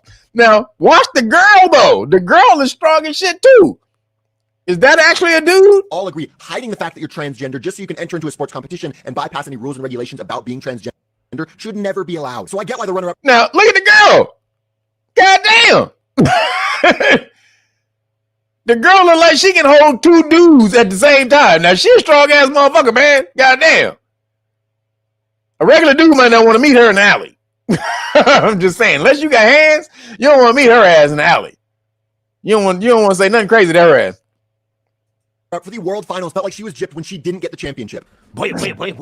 So we got to talk about a story straight out of South Park involving the alleged World's Strongest Woman winner being stripped of title after organizers discovered she was a man, okay, or he was a man, okay, because apparently this individual by the name of Jamie Booker won the World's Strongest Woman competition, and come to find out that this woman was actually a man, which would explain why this person won so easily. Okay, we're going to talk about that, but I want to read about it because this individual is receiving a whole lot of backlash from the strong man / strong woman community for basically lying about their biological sex and then entering this competition and winning despite having a biological advantage. You are all insanely badass women, and it was an honor just to even share the stage with you and be there to cheer and be cheering on you.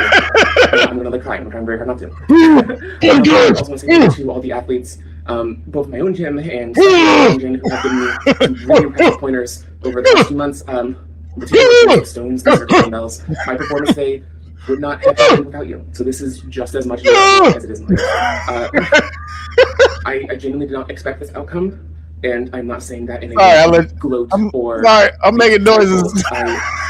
When I signed up for this conversation. Sorry, I'm making noises over her comments. I'm gonna cry. I'm trying very hard not to.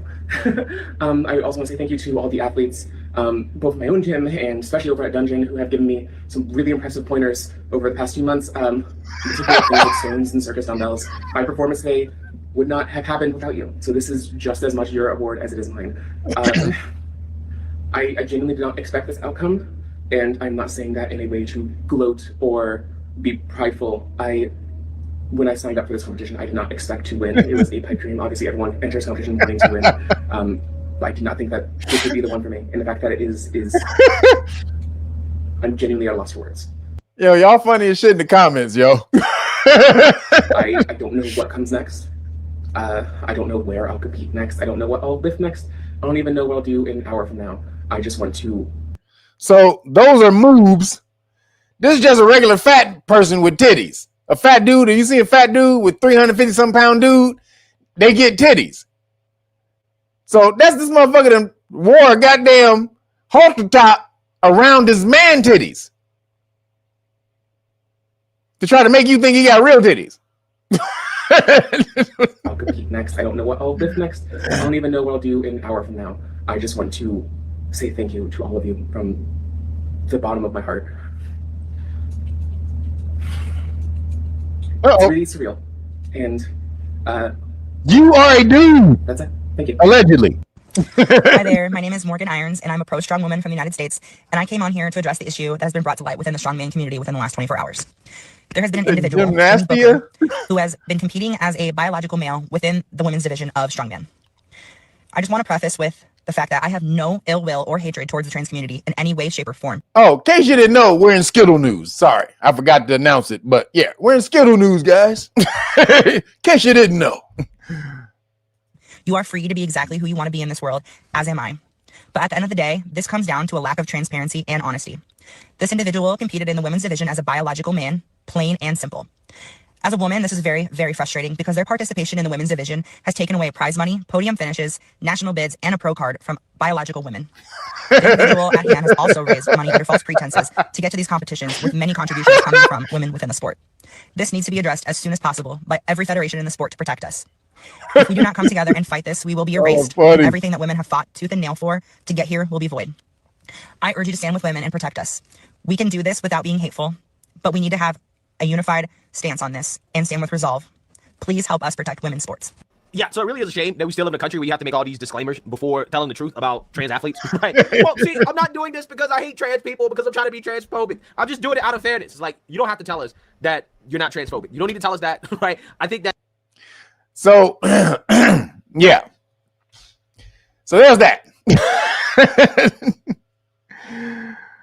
We got the, yeah. So now you've seen that. So now the person's getting backlash. So now there's a, oh, hold on. There's some backlash. Hold on. We got to watch the backlash. Discuss this controversy because this is going viral in the fitness community, and I think that their perspective on this is relevant. Greg, and in today's video, South Park got it right. Now that I can compete as female, I'm ready to smash the other girls. It just happened. I want you to imagine for a second that you're a biological woman that's dedicated your life to a sport, and then one day all of this culminates to a biological man showing up to the event that you chose to compete in, winning it, and leaving you with second place. Jamie Booker, out of nowhere, who's competed 3 times, shows up perhaps 100 pounds bigger than everyone else. A monster, if you will, with a clear genetic advantage. Now, if she wants to be trans and identify as a woman, well, that's her own prerogative. But when you allow her to compete against other biological females, it's not fair, and something needs to be done about this. Andrea Thompson, she trains her ass off only to get second to that woman. Does anyone think that's fair? And so I asked my audience, I polled them, and 97% said that this is not fair. Even people who support trans think that this is simply not fair, it's unjust, and something needs to be done about it. Trans here, and I don't think it's fair to biological women, especially from those that transitioned later in life. You might be thinking, why are you yapping? Why do you keep complaining? Just let them be. If I don't do it, if others don't do it, then no change will be brought. But if enough of us complain, if enough voices will be heard, then next year, they will not allow this to happen again. And so we need to come together and voice our concerns about what's right and what's wrong in today's society. 4th place, brackets, now rightfully bronze. Here, thank you for bringing this to light. The hardest part of this is knowing the athlete lied to get what they wanted. We work very hard to be taken serious in the sport. This isn't okay. Yeah, it's not. And I actually feel bad for these women because even though the biological man has been stripped of the title, these women still lose that moment, right? They still lose the moment where they're going to be given the medal that they deserve, right? Like after the competition on stage, they lost that moment. In fact, again, you saw the black woman that came in second place, which, by the way, she was very angry. She's very upset. She stormed off. Yo, real quick, I need a mic check. I just got an alert that my mic was off. I'm good. Yo, mic check. Yo, what's poppin'? Can y'all hear me? Uh-oh. Oh, we good? Okay. Word. All right. For sure. So now you see people starting to stick up. They're starting to say stuff. Finally, people trying to stick up and say something. Let me see if I have the so there's also another clip I think I have about the black woman who was kicked out of the Gold's gym. There's some news about what happened to her. So let's let me finish this real quick. Who would have woke side with? What would have woke in winning is having that moment on stage where you're awarded. Notice Andrea Thompson receiving her award of second place and essentially walking off in disgust. What do you expect? She's looking over a person at least 6 inches taller than her, perhaps 100 pounds more. and thinking, how is this even fair? This would be analogous to somebody winning a bicycle race while using a motorcycle, or a grown-ass man winning against elementary school children. It isn't fair. And so what pride do you have in winning? Yay, look at me. Essentially, you cheated. And not just in secret, not thinking you would get away with it, openly saying, I'm going to cheat and win the competition. And then when you win, you're actually proud of yourself. Why are you proud? It's moronic. Nobody cares. Nobody wants you to win. And so when I saw the person who had won, I thought, it's AI. It's a cool little publicity stunt trying to get us going. But it was absolutely 100% real. The person who took it was actually there. Like, I don't understand how you're proud of yourself. Standing there with the trophy above your head, arms up. Perhaps she's a foot taller than the second place finisher. I genuinely did not expect this outcome. And I'm not saying that in a way to gloat or be prideful. When I was a physical education teacher, I wouldn't be proud if I won a kid in grade primary in one-on-one basketball. Fact. Yeah, I did it. To actually compete as a woman when you're biologically a man, it's embarrassing in case you're a supporter of trans. You're trans, you're an athlete, whatever, and you think that people who are not in support of this, that there's something wrong with this. I'm a real woman. This would be equivalent to saying, I'm going to take steroids, announcing it to the world, competing at the Olympics, and winning, and standing on the stage as a champion, and being proud of yourself. There's no difference here. If you were exposed to androgens as a teenager, and you compete and transition to a female later in life, you had all the same advantages as if you were born a female and chose to use performance-enhancing drugs. If you want to save women, if you want to be pro-women, pro-equal rights, you have to tell people you have the right to say no. If you're born a male, I'm sorry, you don't get to compete against other women. To the same extent, if you're born a female and you use steroids, you don't get to compete against other women in a drug-tested sport. Now, the size difference here is not an optical illusion. Jamie Booker is near 7 feet and 400 pounds. Jamie came away with a win yesterday and posted a video to thank all of their supporters. If you support her winning World's Strongest Woman, then that means you're not supporting her competition. Why would you choose to support her over everyone else? Now, I understand people care about everyone's feelings. Feelings are important. Yeah, well, I don't. So, no, feelings are not important. Not over facts. Not when it comes against versus facts. Facts first. Feelings next. Feelings second. Because if you go off of feelings, then we'll have a distorted reality that we all got to fucking adhere to. That makes no damn sense. That ultimately will fall apart because it's not real. Just like everybody has to capitulate and call these damn people whatever the hell they feel like they are. Like, other than if you are transracial. That's the only thing. If I feel I'm white, if a white person feel they black, no, you can't do that. No matter, you can't feel that. Only gender, sex. Okay. So it's not gonna stop till we start fighting back. Ladies, men have been trying to help y'all since it started. Because trust me, no normal heterosexual man that should just not that they're anti that or against it or whatever or wish to see anything bad happen to these people, but it's a put off. It turns you off just like a turd sandwich.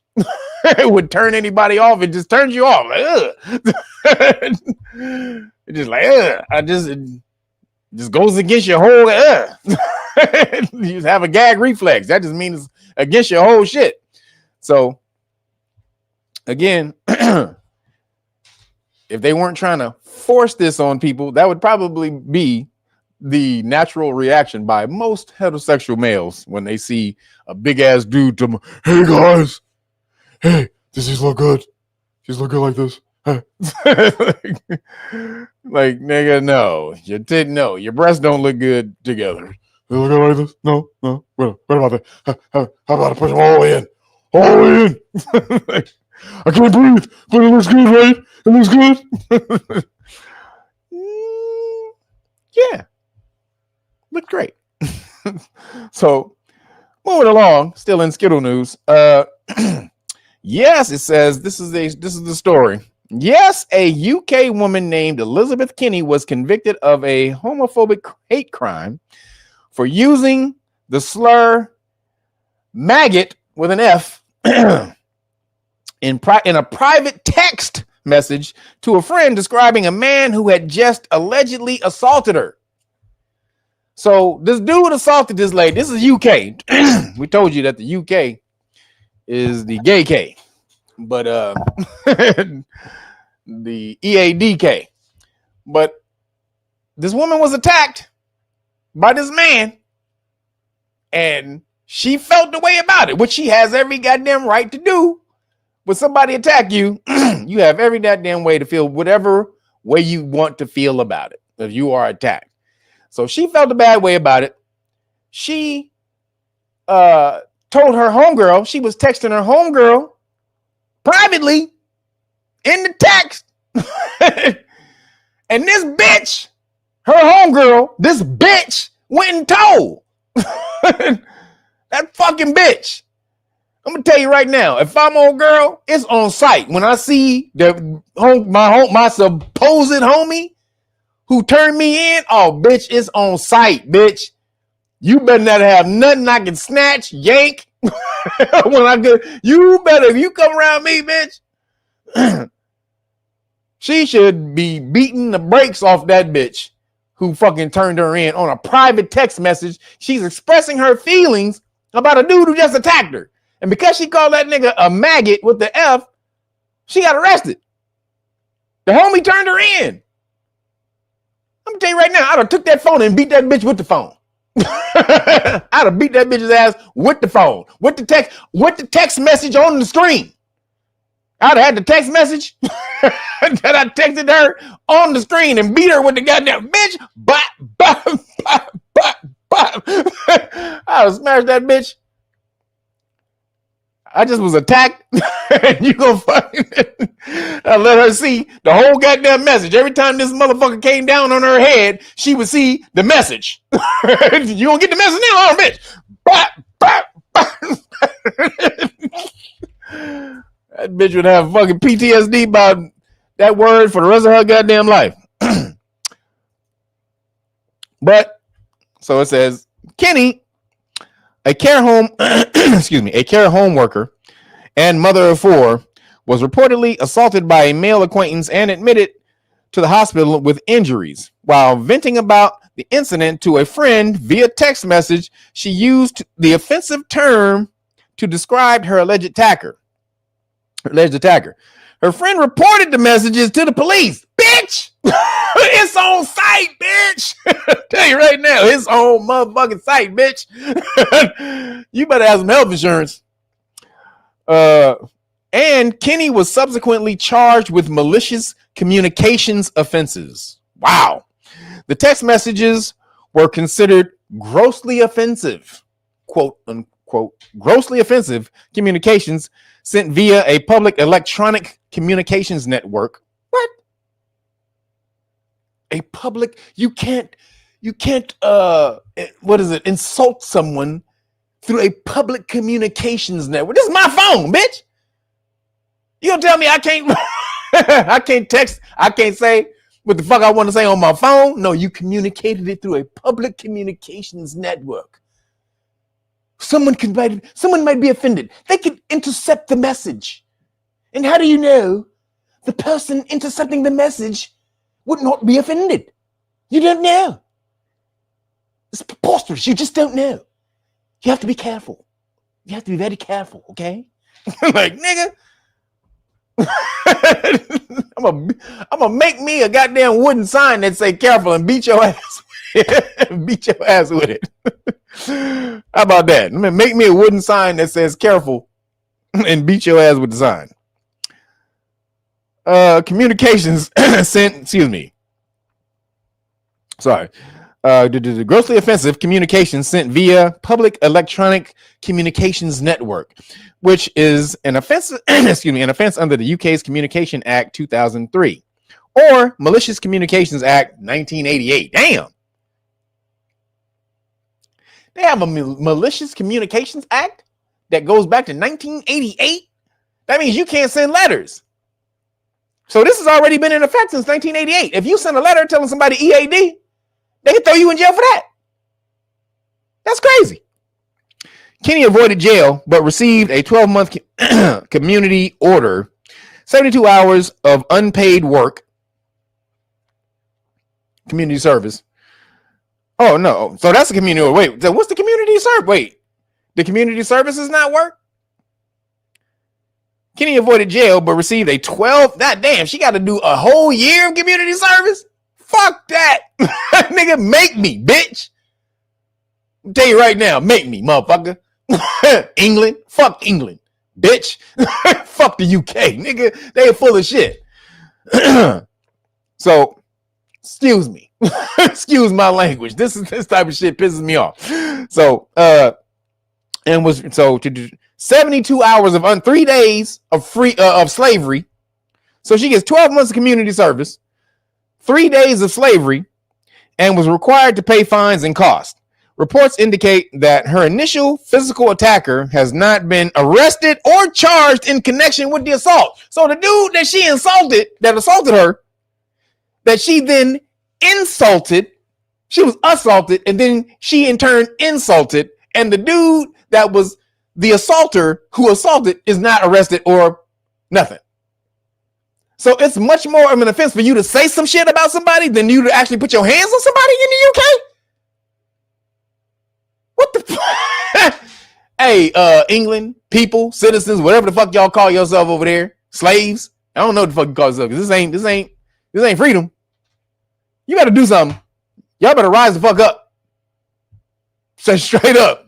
UK, y'all gotta rise the fuck up. This can't be your normal life. They can't just be controlling you and controlling your every little bit of speech.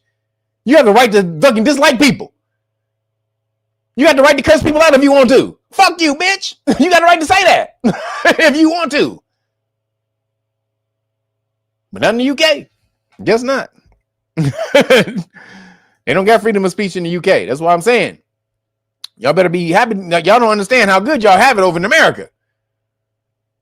Y'all be talking shit about America all the goddamn time, but you don't understand. This is the freest goddamn country in the world, and they're trying to take it away. They're trying to destroy it because they're trying to put the clamps down on freedom. So in order to do that, I had to destroy the biggest country that represents freedom, the biggest icon of freedom in the world, which is America and its people. And then the marginalized people over here who don't take advantage of the system sit back and go, oh, the system is blatant with all that racism. If you don't get off your ass, do you know what people in third world countries would do with your opportunity? You see what the Somalians doing? Nigga, there it is. You see what a person from a third world country is doing. The Somalians is riding the fuck off over here. You not. And you from here. So you better take advantage of this goddamn system before it falls. Because when it falls, you're gonna be like, God damn. And you better get ready for whatever replaces that system. There's gonna be some type of offshoot of the old system, because you're gonna have to have laws and rules and shit like that. So it will be some type of offshoot of the old system. So no matter what, you're gonna have law and government to have order, no matter what. So even if this shit falls, you still got to learn that shit in order to rebuild it. So you're never going to get away from that shit, people. Moving along. Actually, hold on. Because before we move along, actually, I had to show y'all something, because this was on, hold on.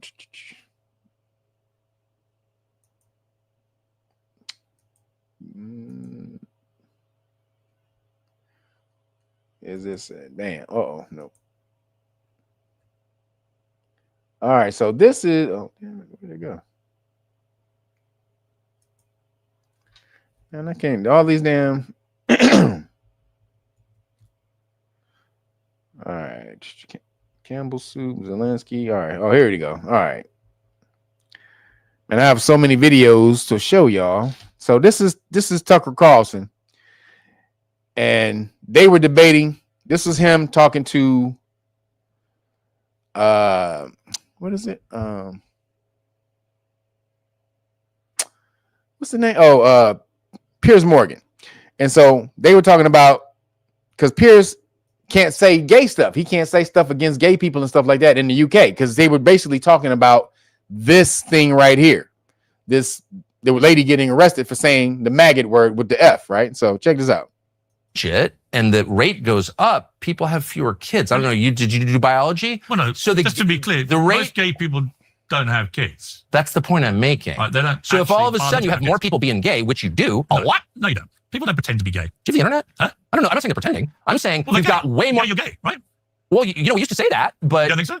Well, I used to think that, but all of a sudden you're having lots of people put their hand up saying they're trans. That's a different issue. Oh, it's totally different. It's not part of the continuum. It's not like gender isn't real. I can pretend. But if you're gay, you're gay. Well, you know, we were told that, and I believed a lot of things. Do you not believe that? Well, it's demonstrably not true because science tells us it's not people true. are making it up. I don't think they're making it up at all. So what's your point? I think that you can be moved in that direction through propaganda and pornography. Oh, come on, Tucker. Well, then how do you explain? Is there anything that would make you, could I make you gay? How hard do you want to try? Not hard, I can tell you. That's the spirit, Piers. There's a limit. Even an open-minded man like you kind of hate the gays. Could I make you I gay? make a little gay joke and you're like, oh, I'm not going to be gay. Oh, no. Why are you using a gay slur? That's fine. Well, first of all, the context matters. As I've told you, I mean, that's like coffee table conversation between the gays I work with at Fox. Faggot.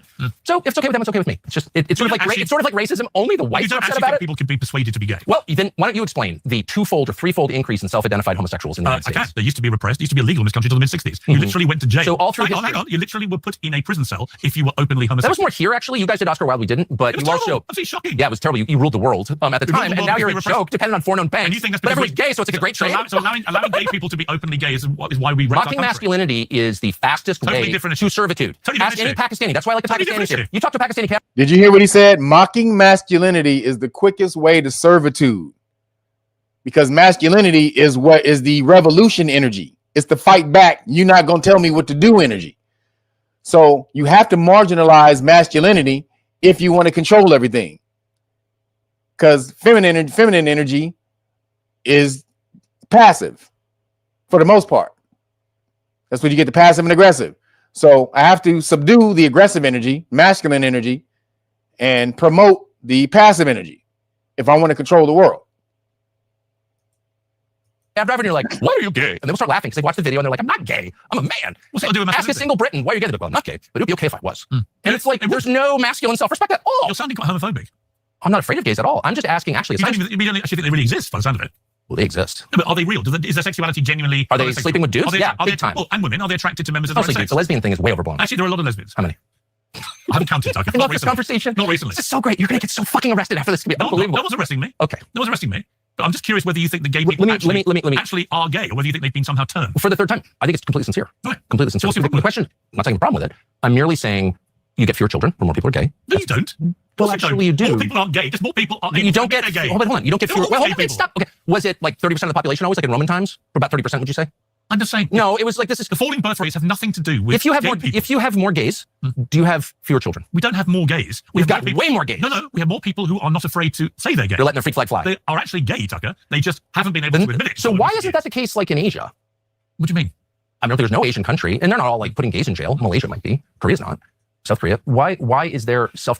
So Tucker is arguing that the gay phenomenon is engineered, and Piers Morgan is like, nah, people are just born that way.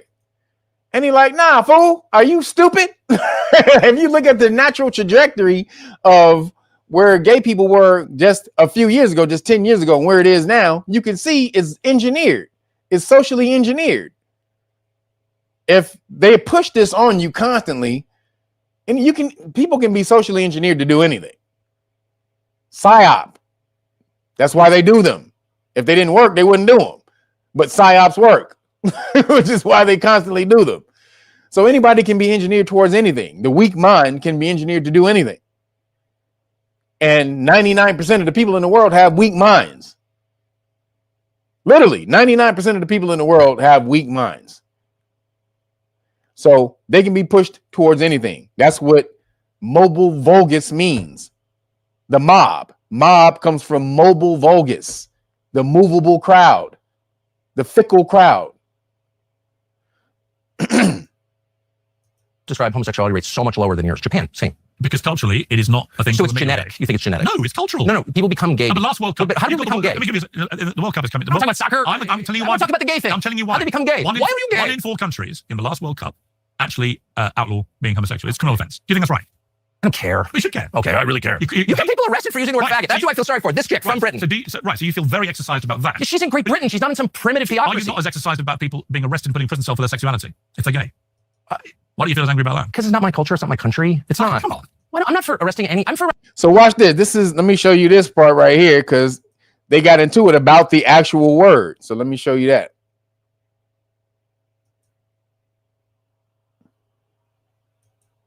Watch this. I believe it's called. And here's what Tucker had to ask him. Go ahead, Rob. Would you say the word faggot on camera? No. Why? You don't want to get arrested, do you? Doesn't want to be arrested. Oh, because it's so harmful to people? No, Is it like gay bashing? What's wrong with that? Would you use that word? Faggot? Yeah. I just did. But would you faggot? Yeah, but why? And I'm using it because you're not allowed to because you're... I'm allowed to. Go ahead. I don't want to. Say, I love gay people. Faggot. I'm allowed to. I choose not to. Would you say the word So faggot the context of this is he's Tucker is talking to him about because this is a broader conversation about the censorship in Europe and what's happening and them not being able to say anything bad about immigration or anything because if you say anything you're racist and all that stuff. Which by the way, even is also wait, hold on. Wait, hold on. Let me get back because he just ran it off. He ran off a bunch of them. What's wrong with that? That's what it's called. And watch this. Yeah. Go ahead, Rob. Would you say the word faggot on camera? No. Why? You don't want to get arrested, do you? Doesn't want to be arrested. Oh, because it's so harmful to people? Is it like gay bashing? What's wrong with that? Would you use that word? Faggot? Yeah. I just did. But would you faggot? Okay, but why? And I'm using it because you're not allowed to. Because Tucker went on. Hey, nigga. Tucker like I just did, motherfucker. I'll tell you right now. This is the appreciate you, third eye Jedi. The Force can have a strong influence on the weak-minded. Absolutely. You don't. What is it? You don't need to see these. What was it? The droids. These aren't the droids you're looking for. that's the Jedi mind trick. These aren't the droids you're looking for. So Tucker basically ran that off and said, why don't you say it? Because you can get arrested. Because you don't want to say it because your ass will get arrested, meaning this is what we're talking about. You can't say what you want to say over there. And they're engineering your speech over in your country and you just don't want to say it. So you're like, no. It's being gay is being you're born gay. No, stop it. A baby ain't born nothing. A baby ain't born nothing till you introduce it to him. Put a baby on a goddamn mountain with nothing. You think that baby will be gay? With nothing else in the world around him but animals. You think that baby would be gay? No. They have to be introduced to that through society. So it is engineered. Oops. So it definitely is engineered. But check this out. Because Candace and Don Lemon got into it about that same shit one day.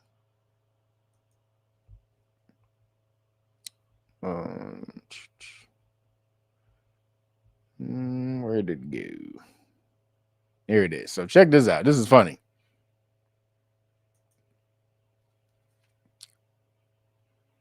Roll the next clip, please. Bring shame back. Bring back saying you are disgusting, you are wrong, you are a hoe, you are a pervert. Call things for what they are. And that is another way that they've psychologically tried to transform speech in America by saying like, oh, okay, you have free speech, but if you say that word, like if you say like, oh, that's whack or that's gay, then that would make you a homophobe. You don't be a homophobe, do you? It's no, we shouldn't do that. And it's even the disappearance of words that actually had real meanings, like growing up, majoring in English, reading old English novels and understanding that a word like is a real word. It means a bundle of sticks. Okay, so listen, I believe in free speech, right? But I also believe that free speech comes with consequences. So the word you said was... So she's basically breaking down the actual definition of the word. Maggot with the F means a bundle of sticks. And she's like, yo, you shouldn't be allowed to take over a word and then make me have to capitulate and adhere to the word once you've stolen it and gave it a new goddamn definition. Now I have to adhere to that shit. I have to follow your goddamn new definition of the word. She's like, fuck that. Right? Is that... Yeah. Listen, I believe in free speech, right? But I also believe that free speech comes with consequences. So the word you said was right. Is that exactly the word? So what did you mean by that? You think, in case you wonder what the word was, it's probably faggot. It's okay to say the word, to call people to their face? No, actually, I said words have meaning. And so when you start allowing the perverts to dictate speech, then words just have to go away. And as I said in that clip, when I was growing up and I was reading English novels, when people say you're walking through the woods to get it meant a bundle of sticks. And then they said you can no longer say this word that has a real meaning, right? A bundle of sticks, because some pervert took that and threw it as an epithet towards gay people. I think that's actually, that's a wrong way of thinking, because then what you're doing is you're allowing perverts to dictate society. So I don't like the death of the English language because people are getting offended. So it's like, I could pick any word. I could say, plant. And from now on, every time I see a gay guy, I'm gonna be like, he's a total plant. And then eventually they say you can't say plant anymore. It's like, no, this is a real word that has meaning. Attack the person who's perverting the word, but you don't suddenly disappear a word and you say you can no longer say it, or you can no longer read these Virginia Woolf novels because the word has been perverted. I don't think that's, that's a backwards way of thinking. Read Virginia Woolf novels, and the only people I know who are trying to ban books, Virginia Woolf and other books that even say the N-word, I mean, it's conservatives. That's who's trying to do it. I don't think that you should be banning books. But I do know, Candace, that language evolves over time, and when people say that word to me, they're not calling me a cigarette. They're not calling me. Obviously, that's the point. It has a context. So if you want to punish that person because they're saying that offensively, that if you feel that this person, but it's not fair to then say to everybody else who's not using that word, this word has now been banned. I just think that's ridiculous. That's my point. You think people? I don't think you can suddenly say go backwards and delete words that had real meaning because someone has perverted. everything you do is a choice. Let's get that straight. Everything you do is a choice. You can do it or not do it. You can say, well, no, there's no other choice for me. I just couldn't. No, there's a choice. You can do it or not do it. Anything that you do, you can do it or not do it. Whatever the repercussions for doing it or not doing it, you may not want to deal with the repercussions from those things. So that's why you say, I have to do this, or I can't do this. But the fact of the matter is, you can do or not do anything. Period. So being gay is a choice. It is a goddamn choice. You can say, well, my feelings are, that's an actual choice. It's an actual choice. You can be celibate. You can just not do anything. That's what a lot of conscious guys do. They just like, fuck it. I'm just gonna sit up here and master me and not do anything. You can take that route, but a lot of people don't. So when they say you can't, you're no one chooses it. That's not true. Now, again, I go back to, you may have been alive in another lifetime, in another existence. You may have been a different gender or sex. So you may have leftover energy or vestigial energy of that lifetime. So that may be why you may be attracted to one person of the same sex, because you may have been a person of the opposite sex in a former life. But in this life, you're supposed to learn why you manifested as this being and what it means to be this being, not regress into former past lives, which is why you don't remember your past lives, because you would be stuck and attached to the former life you lived. Say if you lived the last life, your past life, you was a goddamn rock star or a rap star or whatever it was, you was a god, a king, and then now in this lifetime, your ass is fucking eating out of a can of soup, one can of soup for every 3 days. You like, fuck this. I used to be a goddamn king. This is bullshit. And you would kill yourself and then try to move on to the next life. If you understood that your lives, each one of your lives, you get a new damn life. If you truly understand it and remembered your damn life, if you had a bad past, if you had a good past life and you had a fucked up this time, you would probably take yourself out hoping to get the goddamn roulette wheel for a better life in the next one. If everybody understood where they came from in the past life. So that's why the universe makes you forget, so that you can learn new lessons and not repeat the lessons. Unless you needed to repeat them, you will repeat them in a new way in your new life. You won't repeat them in the same way, not necessarily.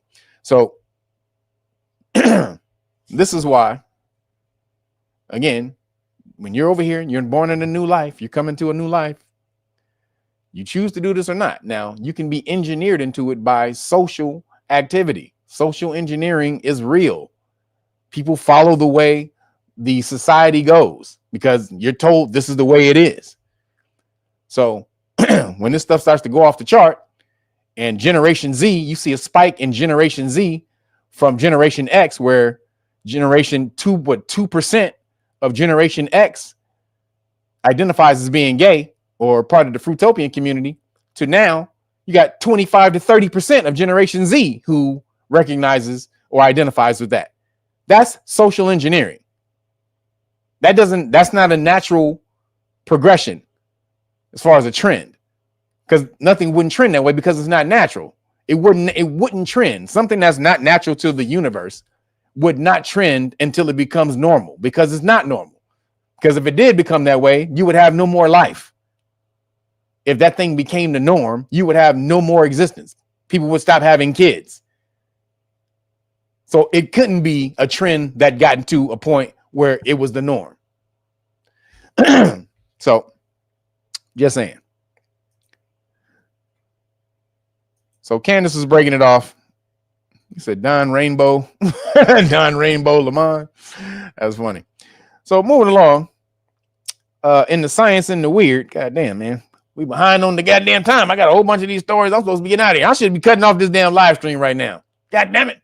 Got a whole bunch of stories, but because it's Thanksgiving weekend, we can get into it. So in the science and the weird, a physicist proposes radical new theories of consciousness, and it could finally explain what happens when you die.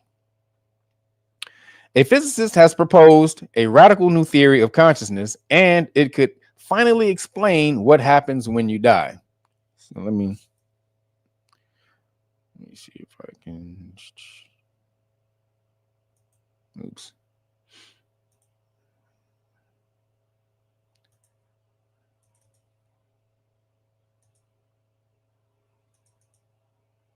Damn it, open up. What are you doing? Hold on. It's not opening. What are you doing, man? Okay.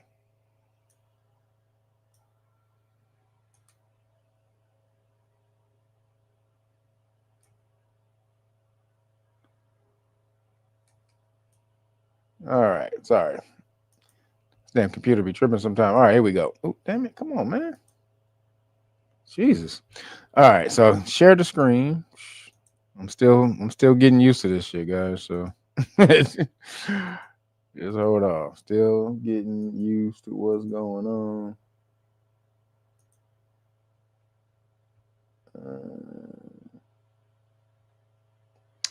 Oh, sorry. I can't do this because it's StreamYards only works on. I have Safari. I'm doing this out of Safari. And StreamYard only works out of Google Chrome. So I can't necessarily show you the. Hold on. Let me see if I can find it. God dang it. Hold on. So hold on. Let me see if I can find it. The story. It's in the Daily Mail. Hold on. I want you to be able to see this. This is very important. This story, bam, hold on. And let me see.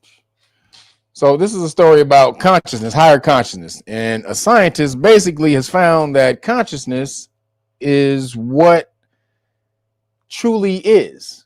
Everything in existence, or the fundamental reality of the universe, is consciousness. But he says he's able to prove this by science. Hold on.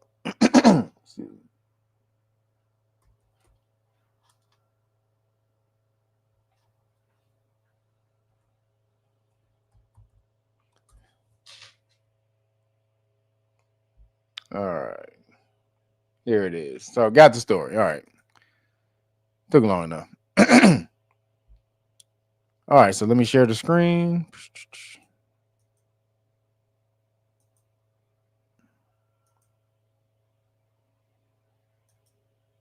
All right, here we go. Damn.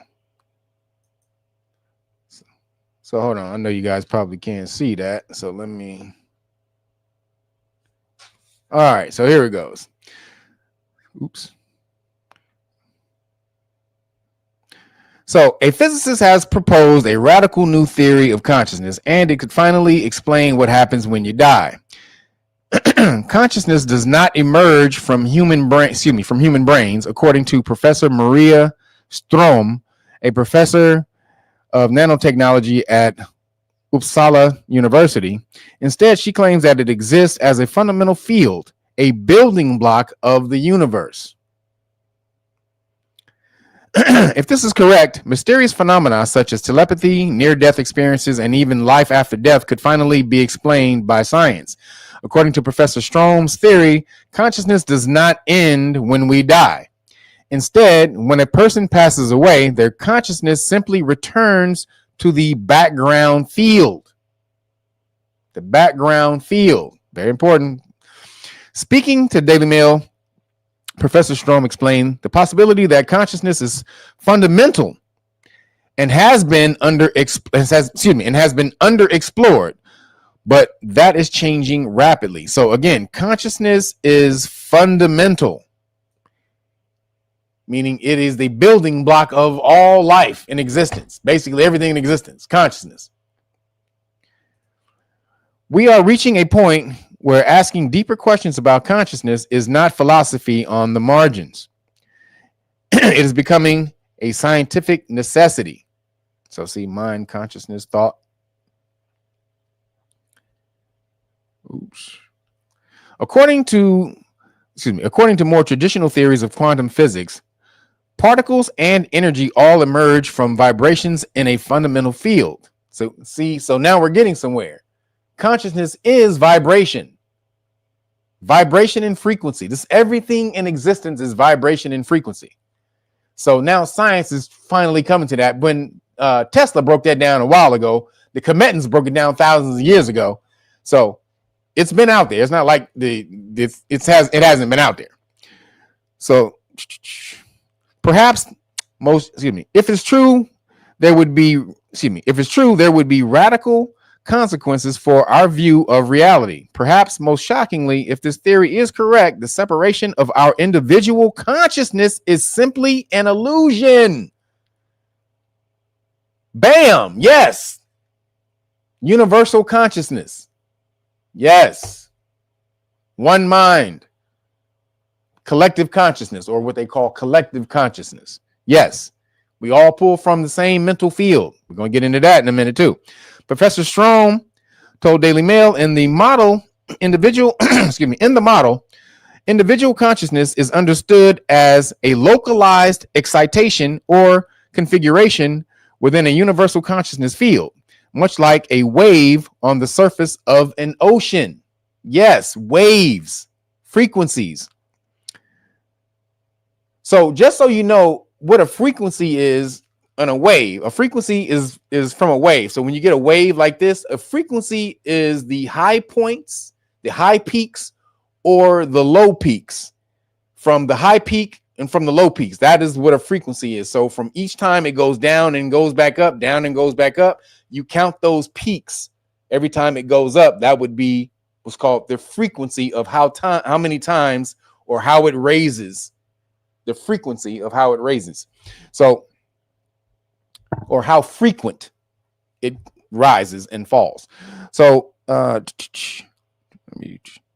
wave, much like the wave on the surface of an ocean, a wave, a wave has a form that is temporary, but the water that carries it does not vanish when the wave subsides. What's more, the theory suggests that consciousness does not end when we die, and instead it simply returns to the background field. The fundamental substrate of awareness does not begin or end with the body, just as the ocean does not begin or end with the appearance of a single wave. This also means that many phenomena dismissed as pseudoscience could be part of the scientific model and deserve renewed rigorous scientific testing, according to the expert. No shit. Collective consciousness. Yes. Pseudoscience. Been saying this shit forever. For example, during near-death experiences, many people report having visions of religious figures, lost loved ones, or even promotions of future events. If individual awareness is not generated only by the brain, but is an expression of a deeper field, as my model suggests, then moments when the brain is impaired could allow atypical access to the underlying field. So basically, she's thinking this. She thinks she's calling the background field. But what is consciousness? It's energy. Right? Consciousness is just energy, ultimately. Hold on. Conceptual elixirs. Thank you, brother. Appreciate you, man. Thank everybody who hit the cash out today. Appreciate you guys. And make sure you don't forget to go get the Cyber Monday, the Melanated Friday and Cyber Monday deal I have going today, tomorrow, Monday, and Tuesday before 11 a.m. Make sure you get out, get your gear. Bam. Make sure you hook it up. Boom. You order the Great Book of Melanin Research. Hard copy. You get the whole Police Stop Law package for free. That includes all 5 decks of flashcards. Police Stop flashcards 1 and 2. Law and Government flashcards 1 and 2. And the Supreme Court cases that backs up the Police Stop cases. So you get all 5 decks of those as well. You get the 2 t-shirts, Rap Astrology t-shirts, volume 1 and volume 2. Volume 3 coming out soon. Working on it. Just got stuck on the Geminis. The Geminis are dope as far as rappers. I got 5 Geminis in my chart, so I can rock with the Geminis. The Gemineses are my kneesies. So the Geminis are the best rappers as far as the pool of rappers to pull from. Gemini has the best pool of rappers to pull from. So I'm just stuck on that. But you can get both shirts, or you can get 2 of any of the other shirts in the merch shop on the Real Nagas website. So appreciate you. Thank you guys for supporting, but make sure you get in there and you do support, because again, I watch a lot of these other programs and live streams and stuff like that, and a lot of these people, a lot of their supporters, they support all the time without them really having to ask for it most of the time. And then I watch melanated streams and we don't support like that. We're in it for the entertainment and stuff like that. And I mean, I'm not here to entertain you. I'm entertaining when I talk, but I'm not here to entertain you. I'm glad that you are entertained by when I talk, and it's just being me. So I wouldn't know how to give you the news any other way. I couldn't sit down and sound like Walter Cronkite. And the news. Today in the news, we have Donald Trump coming to a peace agreement with Ukraine and Russia. Let's view the video. I couldn't do that. I couldn't do that shit. So if you enjoy the way I give the news and you want me to keep doing it, then that's the way you got to support. Otherwise, I know how to do a whole lot of other shit to make money. So this ain't the first. I didn't get into this till late in life. So appreciate you guys though for supporting. So consciousness being complete energy, right? Coming from this field of energy. So where does this field of energy come from? So hold on. Let me get back to the science. Let's see if I can find. Come on, man. So they just had another report. I talked about this before about dark energy. Hold on. But this is really important. If I can find the damn story. Hold on. Let me type it in the thing. So because stuff is starting to come out. Oops. Actually, I did it on dark matter, but this new report and what we just talked about as far as consciousness, these things all go together.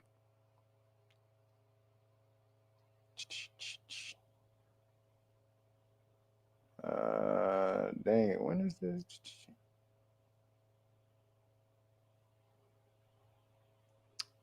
Most recent, sorry.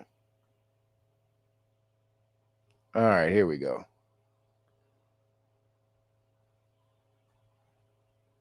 Are you kidding me? They're not letting me find it. Hold on.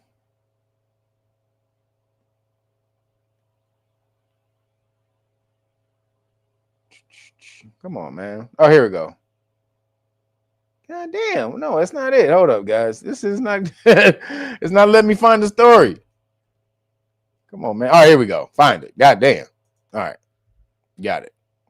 So this is important. This is important because it actually ties into the first story of consciousness. So let me share the screen.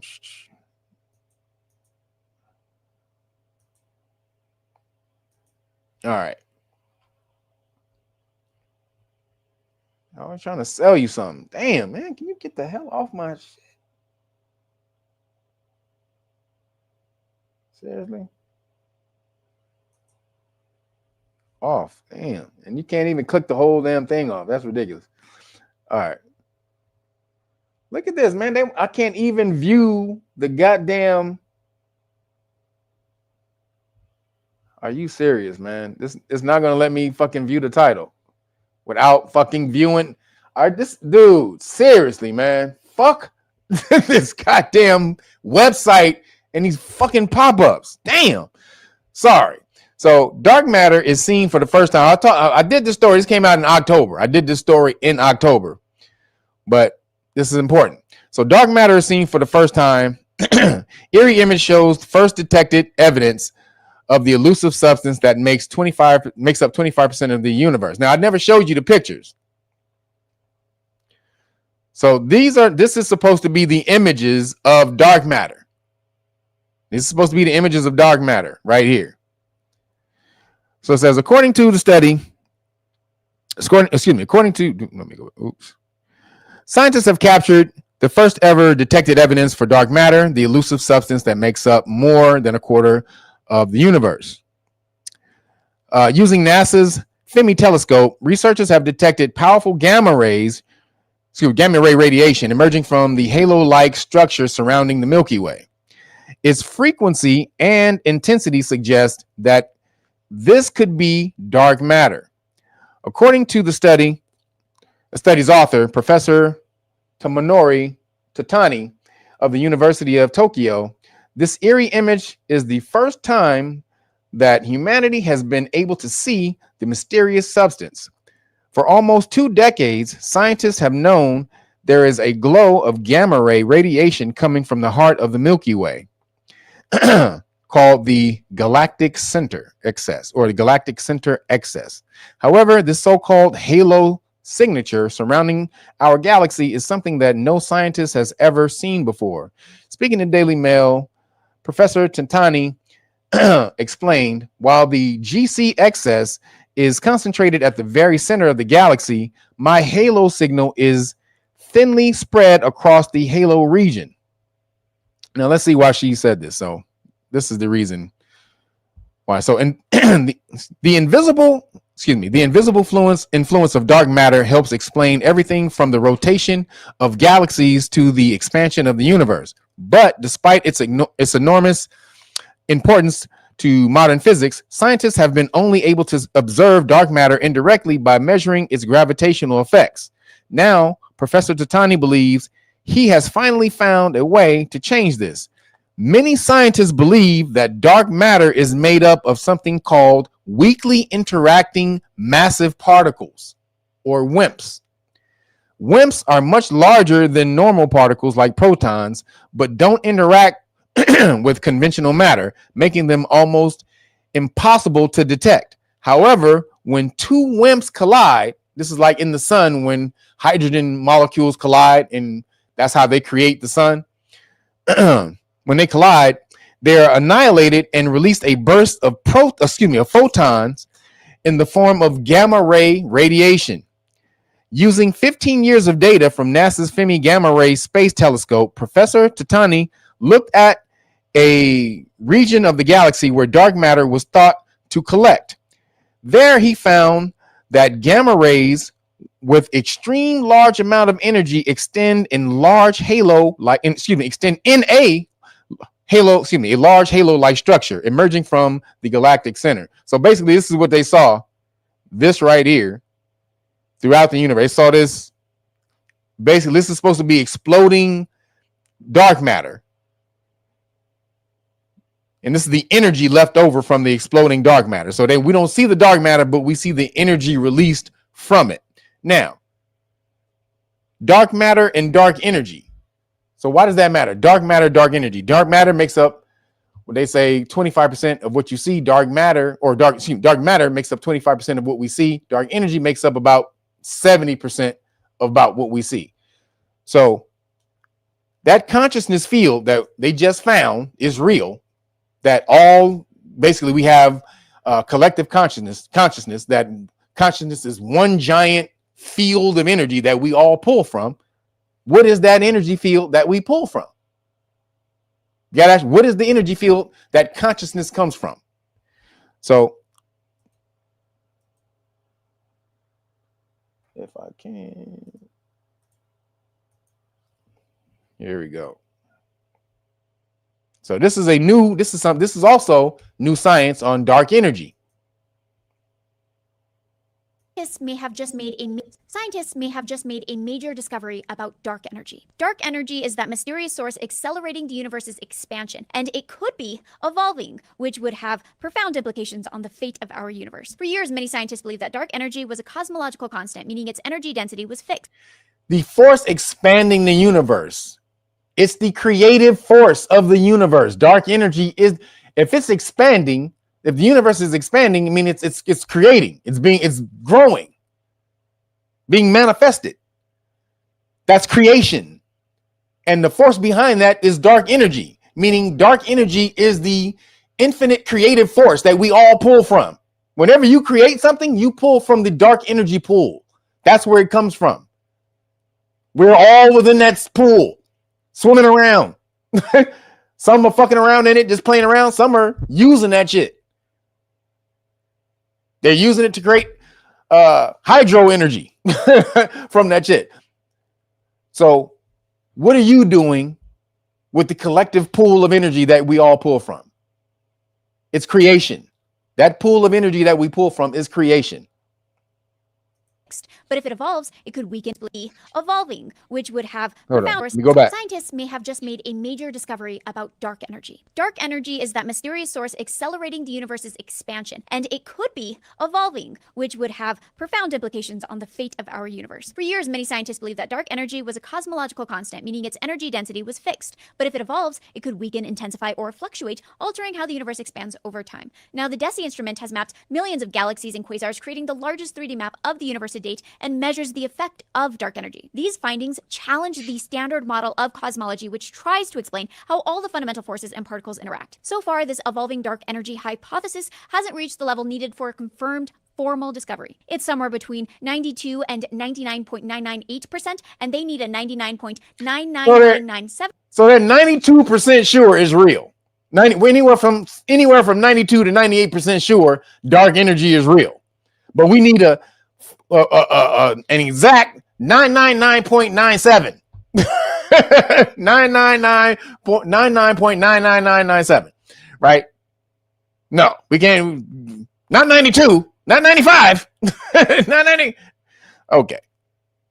7% hasn't reached the level needed for a confirmed formal discovery. It's somewhere between 92 and 99.998%, and they need a 99.99997% for it to be a formal discovery. This is going to ruffle some physicists' feathers. Fellow there, Maria Snegovia. Maria, thanks so much. So they're all all of this stuff is all coming out at the same time. They finding out that consciousness, science is finding out that consciousness or the collective consciousness is real. Something that if you were spiritual and you were on the conscious path, you knew this from, you should have known this your first few months on the conscious path. That's something that you would have found out. It's a very fundamental thing to being on the conscious path, is knowing that we're all connected consciously. We're all one. Just broke that down last week. So thank you, science. But then understanding where that energy is, what that energy actually is. Where does it come from? It's dark energy that we all pull from. That big giant, it's a big giant pool of energy that we're all swimming around in, that we all pull from when we want to create. That's anything. These are ideas. That's human beings. That's, physical thing, anything that you want to create. It all comes from that collective pool of energy, dark energy. And then it starts to manifest through dark matter and then regular matter. So just so y'all understand how we got it going. So moving along,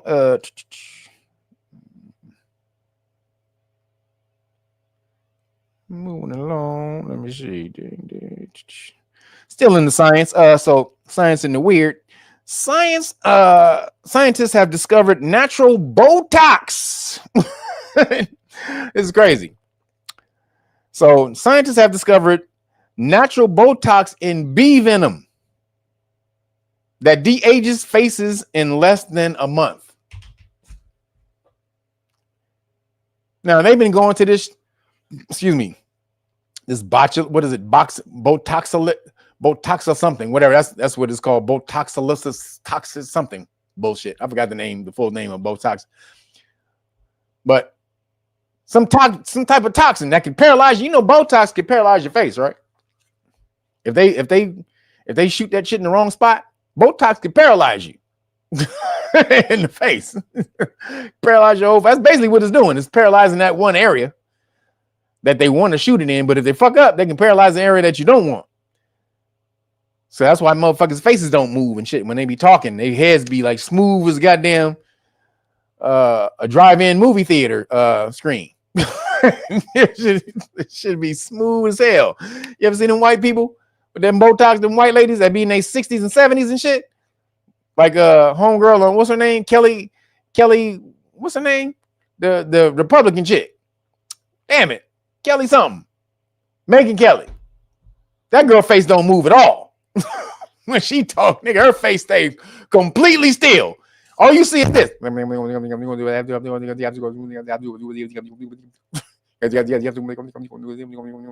Sorry, I move my eye. Sorry.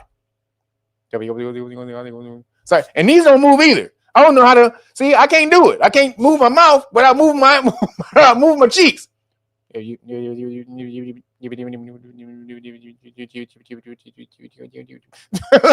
do that?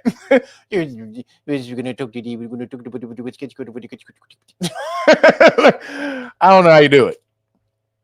But apparently, bee venom has been around. I wonder how many of our ancestors knew about this. Think our ancestors knew about this and put bee venom on their face? Do you think? So it says the bee venom, excuse me, bee venom is the latest anti-aging ingredient, creating a buzz in the beauty world. The compound's key component, the melatonin, not melanin, melatonin. Mel means dark, though. The prefix MEL means dark. Just so you know. Dark. So whatever's coming out of that bee is black. Or excuse me, not black, but dark. So melatonin peptide has been shown to trigger the skin's natural repair mechanisms by mimicking a controlled injury. It basically mimics an injury, thereby promoting increased production of collagen, elastic fibers, and hyaluronic acid. The ingredient recently caught the attention of Maria. Oh, God, I ain't about to say this name. Hatz. I'm just gonna say Hatz because it's a whole. And after Hatz is like eight more letters and shit. Like 9 more letters after the word Hatz. So he's gonna say Maria Hatz, founder of skincare brand Rodeo, who was inspired by the so-called Hollywood bee facial, a treatment popularized by celebrities for its firming and lifting effects. So there was already something called the bee facial. Working with scientists, she developed bee venom super serum, which is formulated with ethically derived melatonin peptides. Really? Ethically? How? Okay. To achieve similar results without the sting. According to Rodeo, the serum is designed to boost collagen production, reduce the appearance of fine lines and wrinkles, and smooth and firm the skin for a plumper, fuller appearance. So basically, like when you get stung, you see when you get stung and your shit plump the fuck up? You ever had when you get stung by a bee and your whole shit swell up? Those are the reactions. That's the natural reactions to heal, to start healing whatever the bee just did, right? So those are histamines and all the rest of that stuff. That's why your skin pumps up and gets irritated and all that. Those are histamines that go to fight along with the white blood cells and all the rest of that stuff. They go to that area to start fighting the infection or toxin or whatever it is. So it's saying that doing that just naturally promotes that response and you start healing. Basically, that's what it's a healing response. So basically it's treating your wrinkles or your fucked up face as a disease, as you being attacked. The bee is like, she's being attacked. Oh shit. And so then your body just starts to treat wrinkles like it's a virus. It starts to attack your wrinkles like a virus. That's crazy. So in one 28-day study involving 23 women, a bee venom cream noticeably improved the overall condition of the skin and reduced the depth of facial wrinkles. A separate A separate 12-week trial of 22 participants with crow's feet reported measurable reactions in wrinkles count, total wrinkle area, and average wrinkle depth. So now, melanated people, we don't necessarily need this per se. However, our faces, we ain't totally immune from aging, especially if you eat bad. If you out here eating bullshit, your skin is tore up. Your skin is representative of your food. I hope y'all know that. Your skin is representative of your intake, your food and your drink. So however you look, I can tell, when an old person drinks, or an older person, or like a person in their 50s or 40s or 50s, they'll look like they're in their 60s. Like people who I saw on TV when I was younger, and you look at them when they're older and they about their 40s or something like that, y'all can tell they either smoke or drink. Because it dehydrates your skin. All that stuff dehydrates your skin. So you lose elastin and collagen in the skin. So you can revamp that, rejuvenate it by the stuff that you eat. You can eat a whole lot of stuff that rejuvenates that stuff. So just saying, everything is in the food. All of your healing medicine is in the food, everybody. Just why you think I got 2 more days of stay of execution. I don't give a shit what you say. God damn it, Broderick. Who's in that deal? He told me to eat the food. Who was that? He said, Broderick Enoch, I don't give a damn what you say. I don't want to eat that goddamn. I don't want to eat this healthy shit. I've been surfing on the goddamn unhealthy wave. The unhealthy ship. I've been riding that damn wave, baby. The Dewey Cookies wave. I can't give it up. I'm gonna have to though. 12 o'clock Monday morning, 12 a.m. Monday morning is gone. I'm smoking some green medicine. I rolled up right now. Hey, me and you, baby. Right after this live stream. So I'm smoking some green medicine. So moving along, last 2 things I got in the science and the weird. Science and the weird is can you breathe out of your booty? What? That's what I said. Can you breathe out your booty?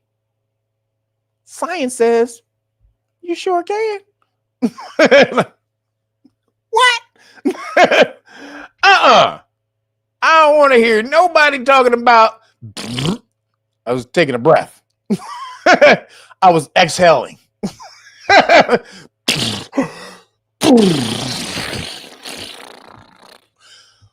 I was an exhale. Man, I was holding my breath. Wow, I was holding my breath, man. I can hold my breath for, what's the record? Was David Blaze 17 minutes? Oh, man, I got that beat. I can hold my breath for 20 minutes. Goddamn. And you know, I may need to take a Tic Tac, but hey, I can hold my breath for 20 minutes. It's like, no, you can't. You can hold your breath. No. So check this out. Butt breathing could help people who can't get oxygen the regular way, science says. Butt breathing? What? It may be possible to repurpose the gut for breathing when the lungs fail, says science. What the? So, Takanori Takabe, guess what nationality he is? So, Takanori Takabe, or Takibi, is on a mission to find out if people can breathe through their butts. Yeah, that's what I was like, what?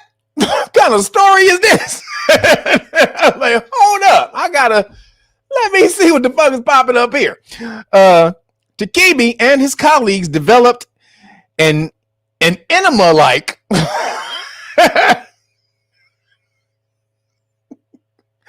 hell no. And his colleagues have developed an enema-like treatment that sends a liquid called perfluoro.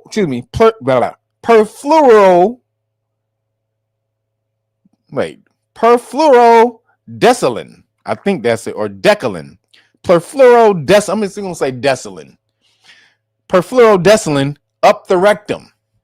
This liquid, which is already used in some medical procedures, can be loaded up with oxygen. As it releases the oxygen into the body, as it releases that oxygen in the body, space in the liquid's chemical structure opens to absorb exhaled carbon dioxide. What? In experiments with mice, pigs, and no. So experiments with mice and pigs, enemas of this super oxygen rich. So if you ever seen The Abyss, you ever seen The Abyss? Go back. If you haven't seen it, I'm telling y'all to watch The Abyss for the longest time, about the aliens that live underwater. Now they've just told you aliens exist. Came out with that. I didn't have that story today, but they found some alien like ship in one of the pyramids, supposedly. I didn't have that story today, but had too many stories. But so in The Abyss, the dude, when he goes down, sorry, spoilers, when he has to go down into the abyss that nobody can go into, because when the deeper you go down into the water, the more pressure you get, so you implode when you go deeper and deeper, right? So he had to, and also your lungs squeeze. You don't get no air. Basically, the pressure is so bad that you can't even breathe like oxygen tank, because your body's being the pressure is being squeezed. The oxygen is being squeezed out of your body. So you have to fill the body with fluid, actual fluid, so that it rebalances and all the fluid has the same amount of pressure, because air in the lung will burst. So they gave them some type of fluid. I think this fluid right here that has oxygen in it. And so homeboy went in there, he put it on, and he was struggling. Oh, that nigga was dreaming. So this is back in 89. They had this shit way back in I think that shit came out in 88 or 89. So they had this way back then. And he was breathing it. They did it to the mouse first, and the mouse was breathing. And so this is real. In the movie, they really did this. So if you go look up the making of The Abyss, they really had to breathe that fucking fluid. Dude had to breathe that shit, which is crazy. So it says in the experiments with mice and pigs, enemas of this super oxygen rich fluid helped the animal survive low oxygen conditions. Each 400 millimeter dose boosted pigs' blood oxygen levels for about 19 minutes at a time. Takibi's team shared those findings in Med in 2021. Further, in Med, what the hell is Med? MED. Is that a magazine? That might be a magazine or something. So again, Takibi's team shared those findings in Med or MED in 2021. Further pig tests reported in 2023 showed the technique could improve animals' oxygen levels for up to half an hour. So you can breathe for half an hour out your ass. During these experiments, Takibi vividly remembers seeing samples of the pig's blood change from a muddy low oxygen hue to a brighter oxygen rich red. That was my aha moment, he says, an indication that this will this wild idea might actually work. So they showed you can breathe through your lungs through it, but he's saying if your mouth is closed, you can breathe out your ass with fluid. Feral fluid, or not perfluoro fluid, or whatever the hell that shit was called. Perfluorodecyline. Perfluorodecyline. Goddamn. He said, nigga got a vape ass. Nigga, so smoke a cigarette out your. Yes. These niggas is crazy, but it works. Apparently, you can breathe out your ass. Man, we in a whole new goddamn universe, y'all. He a butt smoker. So, goddamn. This is a whole new universe, y'all. Whole new world. So just saying, nobody gonna want to be around somebody breathing out their ass. I'm just saying. Like nobody. It ain't no. You gonna clear the room. You just gonna clear the room. If you breathing out your ass, you gonna clear the room. Just saying. Moving along. Scientists reveal a hidden hormone switch for learning. So there's a hidden hormone switch, a hormone that allows you to learn better. What is this hormone? Estrogen. Oh shit. We ain't gonna ever hear the end of this goddamn shit, guys. We ain't gonna ever hear the shit of this, guys. The end of this shit. Oh my God. Oh no. So it says estrogen-driven dopamine changes may hold the key to shifting learning ability and psychiatric symptoms. Researchers uncovered how estrogen subtly reshapes learning by strengthening dopamine reward signals in the brain. So basically, when you learn, estrogen gives you a good feeling for learning. It's saying in the brain, estrogen is released, or the estrogen switch releases dopamine in the brain that allows you to feel good when you learn. So it makes you want to learn more. Rats learned faster when estrogen levels were high and struggled when the hormone activity was blocked. The findings help explain how hormonal cycles influence cognitive performance and psychiatric symptoms.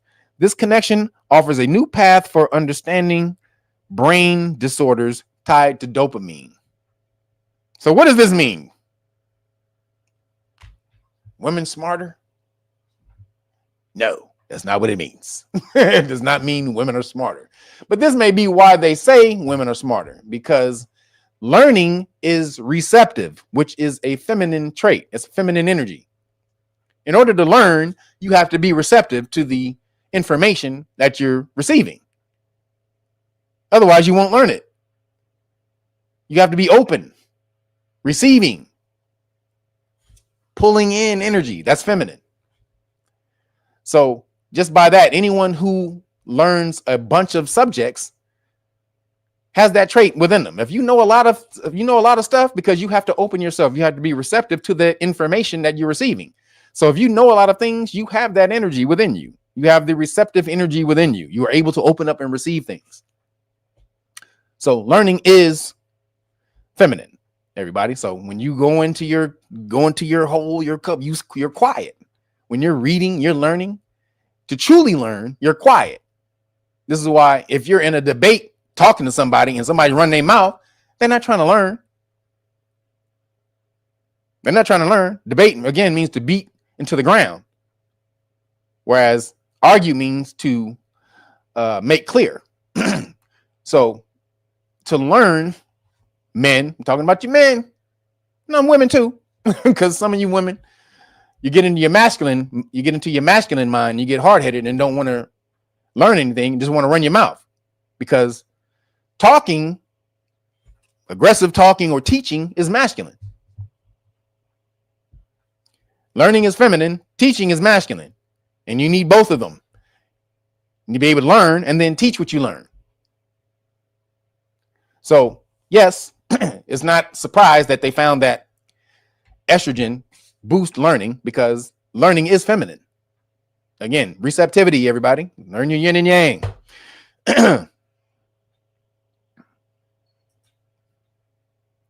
You say Allah is feminine. Allah is it's masculine and feminine. It doesn't have a gender. It's yin yang. It's both. How can you say if both masculine and feminine come from it, then how could it be only one thing? How can something come from it that it isn't? White people can't produce melanin. Why? Because they don't have it. Or external melanin. You can't produce something you don't have.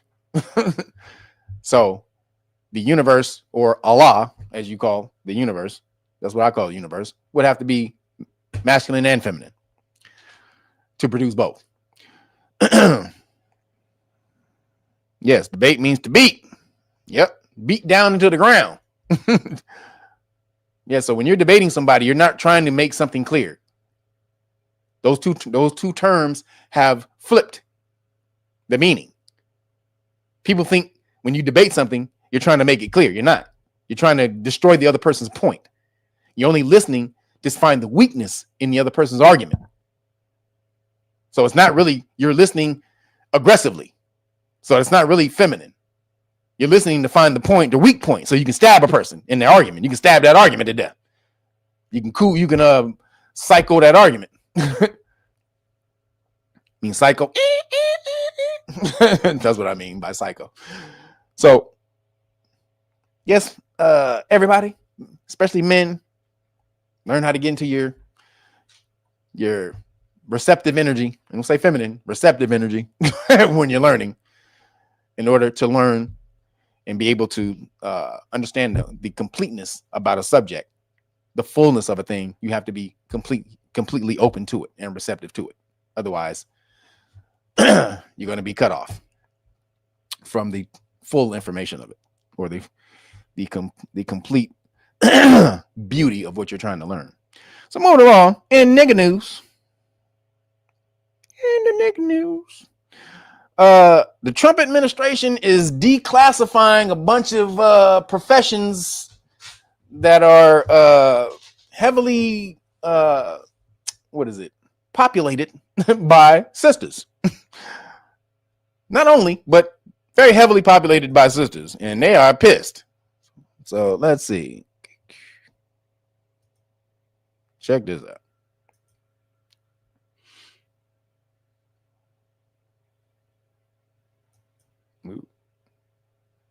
If you are an educator, teacher, principal, district administrator, school counselor, school social worker, TA, paraprofessional, all the above, I need you to listen up, like immediately, because we have a code red.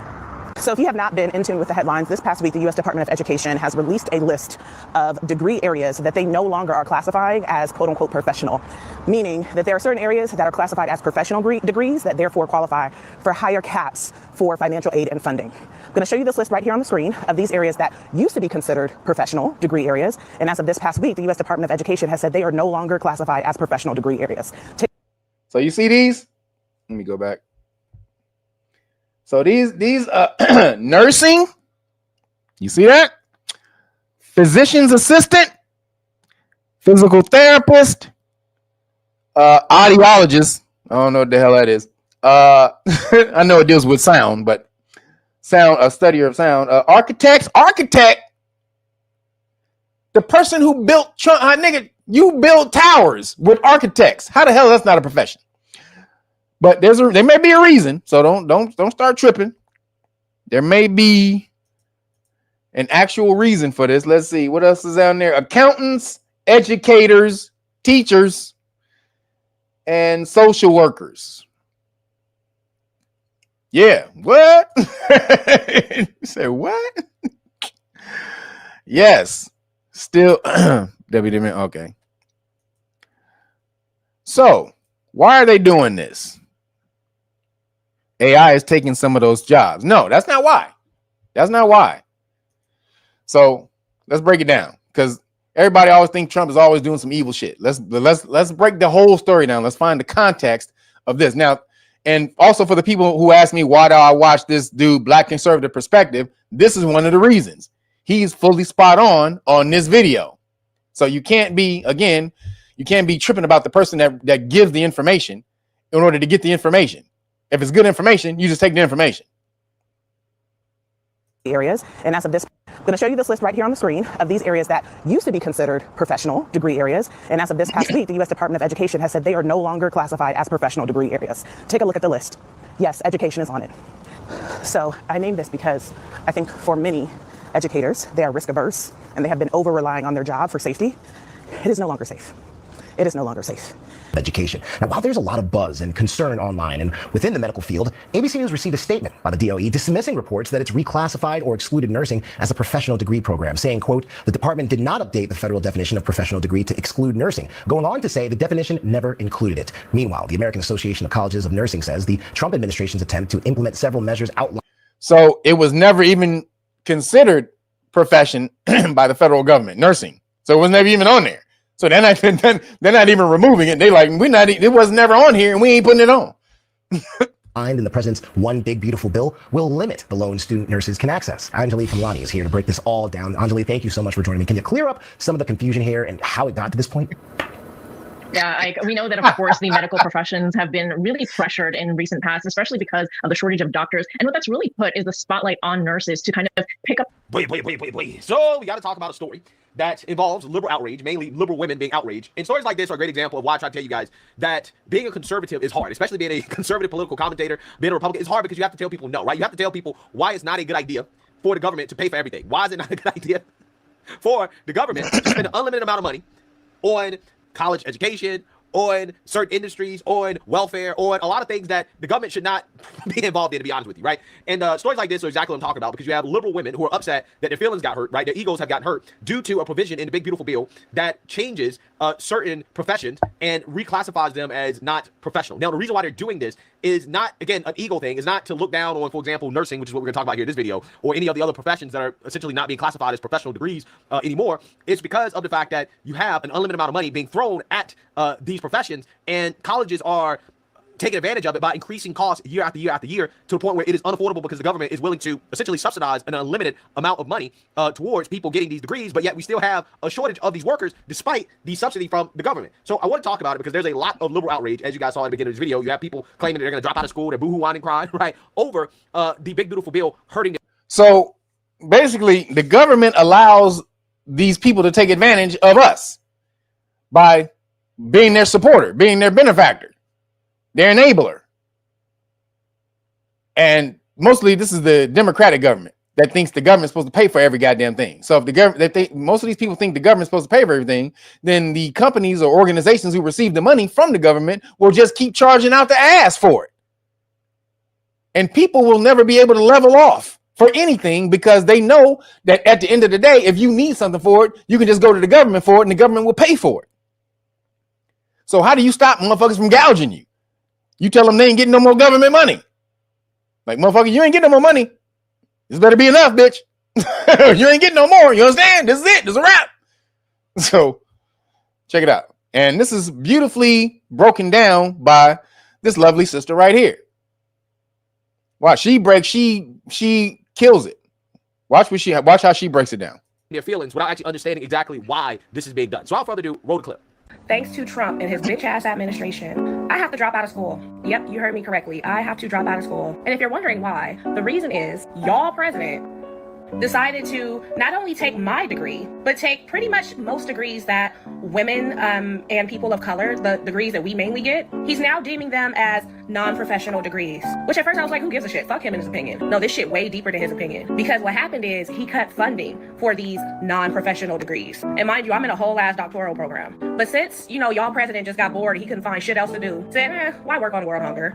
Why work on equal rights? I'm gonna make shit even more uneven than what the fuck it's already been. I'm gonna take all the degrees women and black people get, and I'm gonna make them non-professional. And like I was saying, he cut the funding. So here's how it goes. You only get a limited amount of funding for a non-professional degree program, which is not a lot. So yeah, now I gotta drop out of school. I am not happy about this at all, but I don't have a choice. So yeah, fuck Donald Trump. Nurses revolt. Coast to coast, nurses are expressing outrage after they are no longer being considered a profession. On my degree, it says registered professional nurse. Emily Spenlove is an ICU nurse. How has this left you feeling? Especially since our country has experienced something recently, such as the pandemic, and being labeled in the media as like healthcare heroes.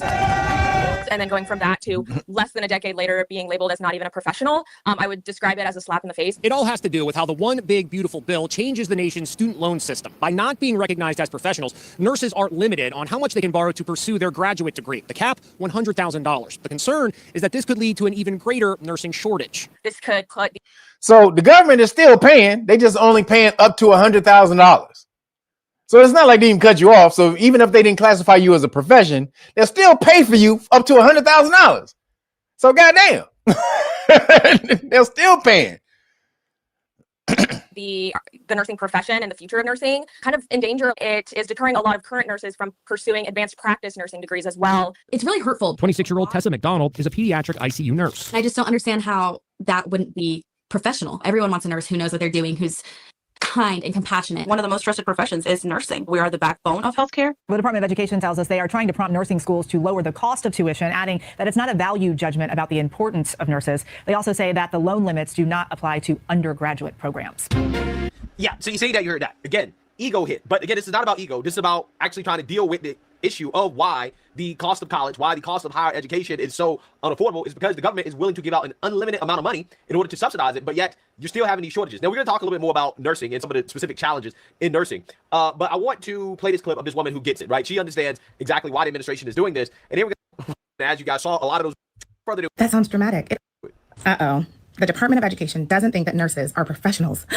That sounds dramatic. It also sounds so insulting, but it's just not true. And let me explain. Nurses are professionals. CRNAs, professionals. NPs, DNPs, all professionals. None of that is changing, not even a little bit. What is changing is the thing that universities hope that you wouldn't notice. The federal government is finally turning off the unlimited money hose. For years, graduate programs could charge any tuition they wanted because the government would always let students borrow enough to cover it. No cap, no limit, no financial pressure, and schools took full advantage. $80,000 programs became $150,000, $120,000 programs became $200,000 programs. Tuition rose faster than inflation, wages, and the cost of actually providing that education. Not because it cost that much to train, but because they knew that you could borrow that much money. Yeah, and a lot of the funds went towards administration, right? So again, these programs have become bloated. One of the biggest issues in nursing is that there's a supply shortage. Why is there a supply shortage? Well, a lot of individuals who are older that went into nursing a long time ago, 20, 30, 40 years ago, they're now retiring, right? They're getting old, they're leaving the profession. Apparently being a nurse is one of the most stressful careers or jobs that you can have in healthcare, right? It's not easy to be a nurse, at least that is what I've been reading. Not easy, okay? I actually do know a few nurses. It's a stressful job. So a lot of people are leaving for that reason. There's a lot of burnout in the industry because hospitals are short-staffed for a variety of reasons. Again, a lot of nurses are leaving because they just don't want to deal with it, right? It's too stressful. But some of these conditions are actually created by the hospital because, for example, a lot of these hospitals prefer a bachelor's degree in nursing over an associate's degree in nursing, even though an associate's degree is just as good, right, in regards to, the nurse being able to do the actual job. So they require that you get a more expensive degree than what you actually really need, even though the associate... They're in on it. The hospitals are in on the shit. So they're all getting paid. The colleges and the hospitals, they're in on the shit together. That's why they will require you to do that. Degree in nursing has the highest return on investment from the perspective of the actual nurse, right? They pay less, they can go to community college, and they're just as qualified to do the job. But again, the hospitals create this shortage themselves, and that's a part of the problem. But that's not actually what's affected by the changes in the Department of Education policy, right? It doesn't really affect undergraduate programs. It actually affects graduate programs. And here's where a real scam comes in, is because despite the unlimited federal funding from the student loans, these graduate schools, okay, that are responsible for training nurse educators do not pay nurse educators enough to justify nurses wanting to become nurse educators, because they have to then take out hundreds of thousands of dollars in loans to make less money than they would make being a nurse, which means that, again, that creates a supply shortage because you don't have enough educators to educate the amount of nurses that you're going to need in order to have a proper supply. And there are thousands, tens of thousands of qualified nursing applicants who get rejected. See, he's spot on the money on this one. That's what I'm saying. You can't be emotional and be tripping on people who give information, because again, you'll be missing out on some good information sometime from somebody that you may not like. Every single year because of supply constraints. Now, this is despite the government having all of this funding going towards student loans. But the problem is that these graduate schools are becoming bloated because they're not spending that money on what they should be spending the money on. They're spending it on administration, right? You have a bunch of these liberal policy administrators. They're getting paid, right? They're blowing up these programs with a bunch of junk like DEI offices, student affairs, marketing departments, VP positions, strategic initiatives, new buildings that don't actually increase capacity, six-figure administrative salaries, middle management, non-teaching staff, right? That's what they do, right? They use that money, that unlimited money that the government is giving them, and they do what any business would do. If a government says, hey, we're gonna give you unlimited amount of money, they use the money on themselves, right? They don't use it to actually add more faculty, clinical slots, classrooms, simulation labs, cohorts, student seats. They don't do that. They spend the money on administration, bloat, bureaucracy. So again, that is the problem. So the government has to cut off the unlimited amount of money, one, and then on top of that, they have to actually tie any money that they are sending to these schools to expanding capacity and expanding capacity only, right? So more educators, more capacity, more students being allowed to get into these programs, while at the same time, you limit the amount of money that students can borrow to go to school in order to prevent these schools from taking advantage of the unlimited money that they're getting, right? The money has to be used to actually increase supply, to expand capacity so that you can have more opportunity, more access to the field, right? At a lower cost. So that is the problem. That is the issue. And I've already discussed this before when it comes to healthcare. Let me get back to the limit now. Expensive, and we're paying for it, and we're not seeing the benefits. Unlimited loans equal unlimited tuition hikes. Now, here's the part that you need to hear. Why y'all cutting up on girl's part in her hair? why y'all cutting up on old girl's part? What's wrong with y'all? To remove unlimited borrowing, the government says no more blank checks. There's a limit now. Suddenly, the schools have a big problem because without unlimited federal loans, students can't cover sky-high tuition. Enrollment drops, revenue drops, and institutions are forced to face the reality that they've been avoiding. Their prices are unsustainable. And that is why caps exist, not to downgrade nursing, not to insult anyone's profession, but to finally put pressure on institutions that have had zero incentive to lower tuition as long as students can borrow unlimited debt. Let me say this even louder for you. Without unlimited borrowing, schools must address affordability. Not maybe, not if they feel like it, they have to. And they will be incentivized to expand capacity as well, too, because if you expand capacity and you have only a limited amount of money you can get per student, then again, that way, the incentive structure now is, okay, well, we want more money. We want to make more overall money. Yeah, we need to expand capacity. We need more students in seats, right? And we need more educators in order to compensate for that. And that's what you really need. That's what should happen. Because students can't borrow $150,000 anymore, so schools can't charge $150,000 anymore, period. So stop getting mad at the wrong thing. Don't be mad that the government is limiting catastrophic debt. Be mad that institutions built their business models on students drowning in it. Be mad that when faced with the choice between affordable education and bloated tuition, they chose profit every single time. This new system is not punishing nurses. It's finally holding schools accountable. And if anything, it's the first real chance that we've had in years to push tuition back into reality. So let's focus. Let's aim our outrage in the right direction. Let's demand that institutions charge what education is actually worth, not whatever students can borrow, because nurses are professionals. They always have been, and they always will be. The cost of becoming one, though, should not require a lifetime of debt. I hope that helps. Fact. It should not require a lifetime of debt. So, first off, why y'all killing old girl? Hey, y'all are fucking. Wait a minute. What's the one I saw? She got a receding wig. Hey, y'all with the fucking shit. Sure, look like James Evans. Oh, nigga, y'all with the bullshit, man. Started. Sorry, y'all. I'm high 430, 420. Y'all stupid.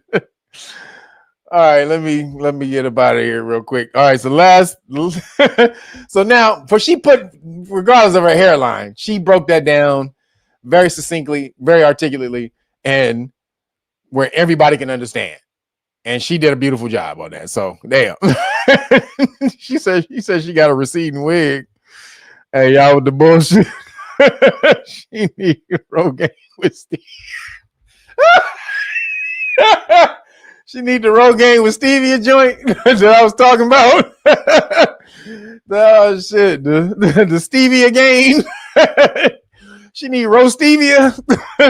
Girl, we're gonna get you some roast Stevia today. Oh shit, y'all fucking full of shit. All right, last thing I got in nigga news. A mob of dumbass niggas in Chicago. Goddamn, always got to be Chicago. And it's gonna, just so y'all know, it's gonna be him reporting because he loves reporting on dumb niggas. So this is how I found the story. But let me see. This is stupid. They shouldn't have done it. Hold on, if I can find it.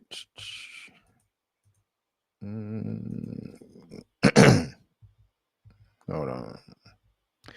So basically, a bunch of little young YNs is what they call them. I don't like calling them that. But I guess that's the new name for them. YNs, young niggas or whatever. But if I can find it. Hold on. Where'd it go? Come on, bro. Don't tell me I lost it. I think I lost it, damn it. It's on this channel though. Hold on. I do know where to find it. Hold on. Hold on 1 second. Because this is important. We got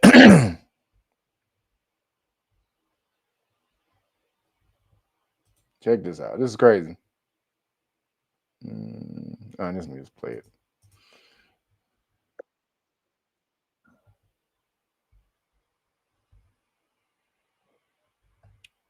All right, here we go.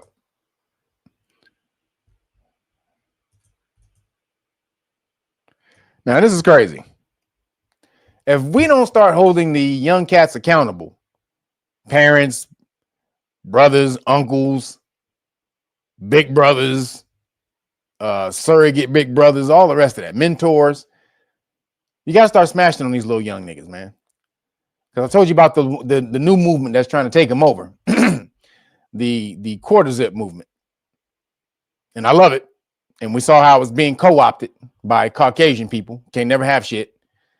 But somebody put in the chat yesterday, and I meant to mention this last week about the quarter zip movement, is just the old preppy movement from when we was in school. I actually had that written down right on the in the thing right here. I just forgot to say it. But yes, so for the person who mentioned that in the chat, yes, the quarter zip movement is just the preppy movement from back in the day when we was in school. And that's actually where skinny shit started. They didn't call them skinny jeans. We used to taper. We called it tapering. We used to taper our khakis and then wear like these pointy ass shoes. So all of that started. The preppy movement started with Dwayne Wayne. That started with Bill Cosby, the Cosby Show. And when they went, so it's different. It's not the same thing. When they say it's the preppy movement, and dude said it didn't work then and it's not going to work now. Well, it's different. We weren't trying to be preppy. They weren't trying to be preppy to thwart some type of, the overwhelming, killing energy that's going on in the hood. This overall death cult energy that's going on in the hood that's taking over the youth. We weren't doing it back then. Now we did have gangsters and killing, but it's nothing like it is today. So, but back then, everybody was trying to be Dwayne Wayne. When Dwayne Wayne first came, when we first saw Dwayne Wayne, when what's her name went to Hillman. Remember, old girl, what's her name? Lisa Bonet went to Hillman, and we saw Dwayne Wayne, and Dwayne Wayne was preppy, and he had the glass. Everybody tried to be Dwayne Wayne with the hair, the circle glasses. This is back in my college days. Everybody tried to be like that. Tried to wear the paisley shirts, all that. We was all with the preppy movement back in the day. So I'm glad to see that stuff like that comes back around, but it's coming back around for a different reason. They didn't have anything influencing them to do this. They just did it on their own because they felt we don't want to participate in the same negative energy that's been flowing through the community. So this is why they flipped it. That's why they flipped it on the quarter zip. So I can get with that movement, even though you say the preppy movement didn't do anything. Well, we weren't trying to be preppy, and the preppy movement did do something. It produced all the boule people that's in the government today. The preppy movement, the boule movement, which is the boule movement, really, that was really a movement by the boule. Just be honest, to get young people on this college type energy that they were on, which that's what the boule rules. That's where the boule is in college, right? So they were trying to get melanated people on this shit. Really boost up more boule members. That's really what that shit was about. If you want to tell the truth, that shit was about boosting up more boule members too. And they did it. And that's who you have ruling today, is all the boule people who came up in the different world era. They're the ones who running shit today, but don't know any goddamn thing. Because they were just given the reins because of racism and all the rest of the bullshit that they made people feel guilty about, Caucasian people feel guilty about. So, but right here though, we got to start doing something or the community's lost. I don't even remember all of this happening. Chicago police were called, but by the time officers don't even remember all of this happening. Chicago police were called, but by the time officers arrived, the attackers were gone. The damage, physical and emotional, is not. Because my hair was so sore, I couldn't touch it to take out my hair. And then I have more. Oh no. Back here. Thru has worked at this location for 2 years. She's been off the job for a week trying to process what happened and says Chili's needs to add security. I just want to know, how will they move forward? How will they fix that? How will they avoid that happening again? We reached out to Chili's for a comment, and so far, we haven't heard back. As for Thru, she's bruised but not broken. At no point did I threaten anyone. At no point did I say that I was going to do anything. I was quiet. They could have just left, but they all decided to come back in and attack me. And says she did nothing wrong and wants J Party of 6 to be arrested and charged. I can't believe that something like this happens to me, because if you ask anybody, I'm nice. Boy. So we got to talk about some fatigue stories that are going viral involving a couple of restaurants that had the pleasant experience of dealing with the EBT community. Okay, because beat the girl down because she was taking too long to seat them. You understand? Beat her down. Snatched her braid. I mean, that's a real braid. Do you see the patch? Wait, where that patch at? Look at that. When somebody snatched the patch out your head like that, that shit hurt like a... That's why the dudes today, I know, don't know how to fight. This is why I know the dudes today are bitches. First off, you know they bitches because all they do is shoot motherfuckers. That's all they do. They got no hands. But you know they got no hands because of their hair. Any dude who thinks about that they may have to fight would never grow their hair that long. Because in a fight, you dead. All I have to do is get to one of your braids, nigga. And I control your head. If I can control your head in a fight, you lose. Any fighter, any real fighter knows that. If I get your back, pause. But if you give me your back, again, pause, no diddy. But also, if you give me your braids, if you have long hair in a fight, you dead. So this is how you know that most dudes today can't fight. Because they all got long ass hair, long ass braids. Any fighter would know immediately you don't get long braids if you ever expect to be in a fight at any point in time. So, but when you get that shit snatched out, goddamn surprised she ain't got like pieces of skin missing and shit. That's crazy. But let's finish it up.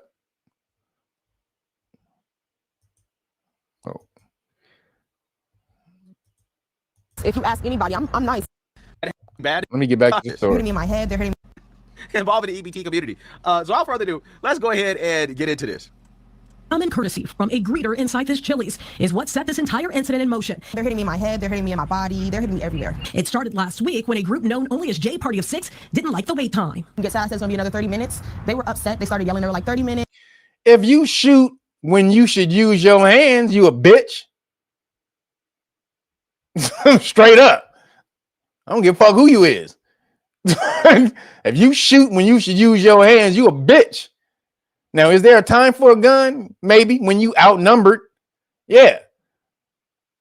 You can pull the blicky. But if it's 1-on-1 or 1-on-2, I don't 1-on-3. You can give me 1-on-3 and I'm still scrapping. And I love my chances. A 9 out of 10 are gonna come out of it unless one of the 3 dudes is like crazy fast and super strong or some shit, or can match my skill. I feel great about coming out of that. So yeah, if you use your hands when you use a gun, when you should use your hands, yeah, you a bitch. Now, is there a time to use a gun? Yes, there are times to use guns when you're outnumbered, when other niggas is using guns against you. Yeah. Yes, then you should use a gun. But other than that, no. And like just being aggressive. As they walked out, Brianna Thru said the same line she gives every customer. They decided they were gonna leave. I was like, all right, you all enjoy the rest of your day. And they assumed that I was being sarcastic and trying to like play with them. But I was just, that's brand standard. But Fox Chicago obtained video showing what happened next. A brutal beating inside the Chili's at Marshall Plaza, located in the 1700 block of West 109. Yeah, so I want you guys to understand. Get up, Craig. Who is simply a greeter, told this group of lovely individuals that it's gonna be 30 minutes. Okay.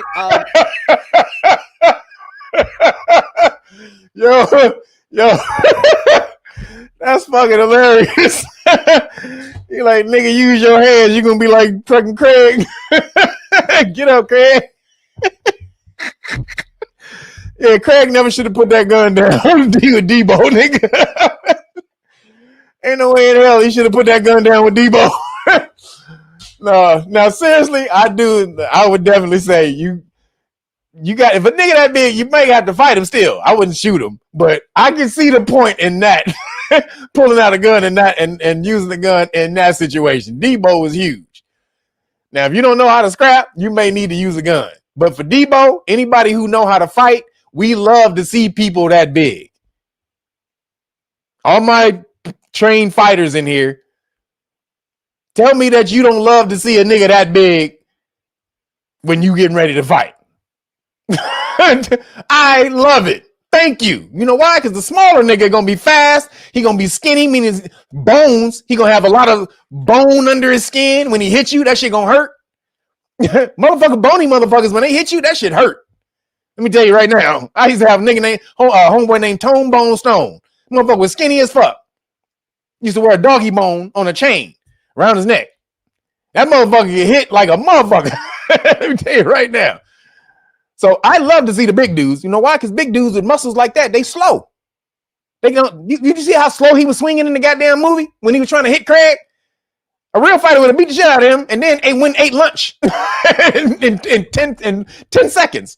So just saying, these motherfuckers, when you got to do stuff like this, you got to think about disciplining the community. We got to wait. The restaurant's full. Apparently, these astronauts did not accept no for an answer, right? They thought that the woman was being rude. And regardless of what the woman said or how she said it, I'm not entirely sure how you could justify jumping a woman, the greeter, simply because you couldn't get your way. But the unfortunate reality is, we see this all the time from low IQ people, which is a lack of impulse control, right? They can't control their anger, okay? And they decide to take their anger out on... And real quick, WDMA is a martial artist. So he knows. Just put his comment up just to show you. WDMA does martial arts also. And any fighter, trained fighter knows the bigger the nigga, the slower he is. Bigger the nigga, slower you is. Speed wins fights. Nine times out of 10. It's not strength, it's not size, it's speed. Innocent people simply for being told no, right? Because they can't get their way. And this is what happens when there's no consequences for these type of actions. I'm pretty sure this is not the first time these individuals have jumped somebody because they can't get their way. The problem is that they're never punished, okay? And yeah, that's what we have here. 19th Street. The rest of our party, they came rushing back in the restaurant, and they all kind of just attacked me. The 19-year-old single mother was first hit by a woman, and then a man joined in. What do you see when you look at this? Damn. Chaos. It was a lot. I don't even remember all of this happening. Chicago police were called, but by the time officers arrived, the attackers were gone. The damage, physical and emotional, is not. Because my head was so sore, I couldn't touch it to take out my hair.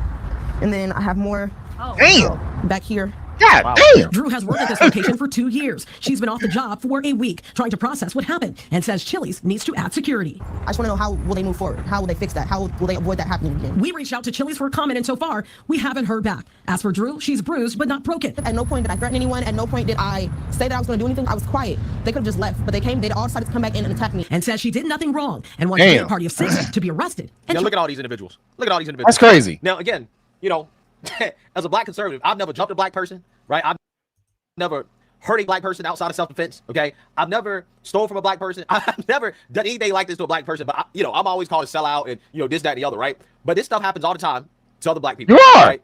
Suffering at the hands of other black folks. And none of these people are called sellouts, right? None of these people are called race traitors. None of these people are told you hate your mama, you hate your sister, you hate your aunts, you hate your daddy, right? You hate your... You can see all the backlash he gets. He be reading the comments because you do, nigga. You be ball gargling Caucasian people so damn much.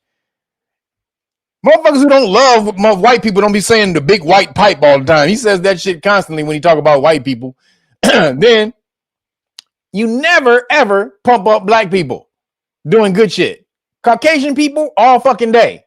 You only want to show melanated people doing fucked up shit, or when they're melanated conservatives doing good shit. Other than that, you ain't showing a nigga doing no good shit. It's always how they fucked up, how they jumped this motherfucker, how they did this, how they fucked up this, how they fucked up that, how they fucked up this, how they fucked up that. And you never show the balance side. That's why they say and then you always showing black women in the bad light. You never show them in a great light. You never shine the light on them. Your mom. You keep showing people who look like your mom in the fucked up light, like that's all they are. So that's why you get that backlash. You need to balance it out. Otherwise, yes, you are like that. Or you're doing it for clicks, which is even worse. If you don't really feel that way, you're only doing it for clicks, that's even worse. I want to hear, I'm only talking about black people because I'm worried about the plight of black people. And I'm trying to, no, get the fuck out of here. You need to balance that shit out. You just can't keep showing black people do negative shit and think that stereotype, even if it's a false stereotype, is going to pervade throughout a community who already hates niggas. And just looking for a goddamn excuse from another nigga who agrees with them. That's what you're doing. So that's why you get all the backlash about all the bullshit that you do, even though a lot of times his information is good. But the fact that the way you shit on your own people is terrible. And you're going to get backlash for that shit. Unless you're even it out. Unless you shit on both people equally, which you don't, unless they're only Democrats. You don't shit on white people the way you shit on niggas. You don't show white people doing fucked up shit like they don't. White people do fucked up shit all the time. They may not commit as many violent crimes as melanated people because they understand how to flip the switch. They moved it.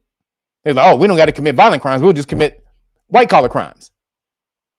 Shit that usually don't get found out and that you don't usually get arrested for. Melanated people, you need to figure that shit out. Start doing white collar crime. If you're going to do crime, I say don't do crime at all. You should not be doing any crime. However, if you're going to commit crime, stop doing violent crime and find out how white people commit crime and don't get caught. They already paid the yellow brick road for you. Stop committing violent crimes. Figure out how they motherfucking commit crimes and do the same shit they do. Otherwise, you're gonna keep getting called out like this. So he was right about the melanated people being fucked up for just constantly doing that, but you fucked up for constantly showing that melanated people just only do fucked up shit. Because we also do good shit. And if he's not willing to show that, then, how can we tell him? Because just like I have started the Know Your Rights Foundation to free or to help people free themselves from what's going on in this bullshit. Too many people walk through life carrying fear, not because they've done something wrong, but because no one ever told them they have rights. When you don't know the law, even ordinary life can feel like a risk. That's why we build Know Your Rights Foundation, a place where the law becomes clear, simple, and yours. Knowledge is your shield. The law is your defense. Start learning today at KYRF.org. Freedom isn't free, but it's something we can all carry with us every day. The Constitutional Rights Card is your pocket-sized reminder of the rights that protect you. It's not just a card, it's a shield against injustice. Knowing your rights is the first step in defending them. When you're armed with knowledge, you empower yourself and those around you. Imagine walking into any situation with confidence, knowing exactly what you're entitled to. This card is a tool for awareness, a way to stand firm in the face of adversity. Don't let ignorance be your downfall. Carry the Constitution and let it guide you in defending your rights. Order yours today at KYRF.org and take the first step toward true empowerment. Every day, millions of people travel, work, and care for their families without knowing all the rights the Constitution gives them. The Know Your Rights Foundation offers free trainings, resources, and community events to make sure your rights are never a mystery. Get your butt on over. You heard them. Get your butt over. KnowYourRightsFoundation.org or KYRF.org/volunteers and sign up. Or also remember to, let me make sure I put this out. Make sure that you go over to GiveButter and donate to Know Your Rights Foundation. Make sure you donate to Know Your Rights Foundation at GiveButter for our campaign. Appreciate you guys for doing that right here. So show your support for Know Your Rights Foundation at GiveButter. We have a campaign that's up, and on Giving Tuesdays, we would love for you to give every single day as much as you can. Appreciate you guys. We're trying to get out here and get known. We need to be as big as Turning Point. Why are we not big as the Caucasian people who are doing stuff like this? This damn cause is just as big and just as great as anything else they're doing, even greater, because we've been bitching about it for so goddamn long, for 100 years. How come we don't make our organizations as big as that? So that's the goal that we need to do. Let's make the Know Your Rights Foundation as big as Turning Point USA. Let's do that for the hood. Let's do that for the community. We can do that because, again, our mission is far more greater than whatever the fuck they pushing. We're trying to save lives. And we're trying to elevate people out of the community, out of the dead mind state that they have from the fear of dealing with police. So, again, KnowYourRightsFoundation.org or Giving Tuesdays, the GiveButter right here. You can go there, donate, and on Tuesdays, they match whatever the dollar, they give $1 for every dollar we get. So shout out to GiveButter for that. But again, last thing I got, make sure you go out and get the Great Book of Melanin Research, the hard copy, so you can get all these damn goodies I'm giving you. The real superpower was already inside you. The Great Book of Melanin Research reveals 130 years of scientific studies conducted by governments around the world on you. This isn't fiction. It's real research on melanin uncovering its superconductive, photoconductive, cell-protective, and DNA shielding abilities. Yeah, they've known for over a century. Why don't you? Order now and get the exclusive Police Stop Law Package free. That's the Know Your Rights Manual, Constitutional Rights Card, Qualified Immunity Notice and Card, Police Stop Flashcards Volume 1 and 2, the Public Official Bonds Book. Learn how to hold them personally accountable. This is power in your hands, biological and legal. They studied you. Now you study them. Click the link. Get the truth. Get protected. The Great Book of Melanin Research. It's time you knew what they know.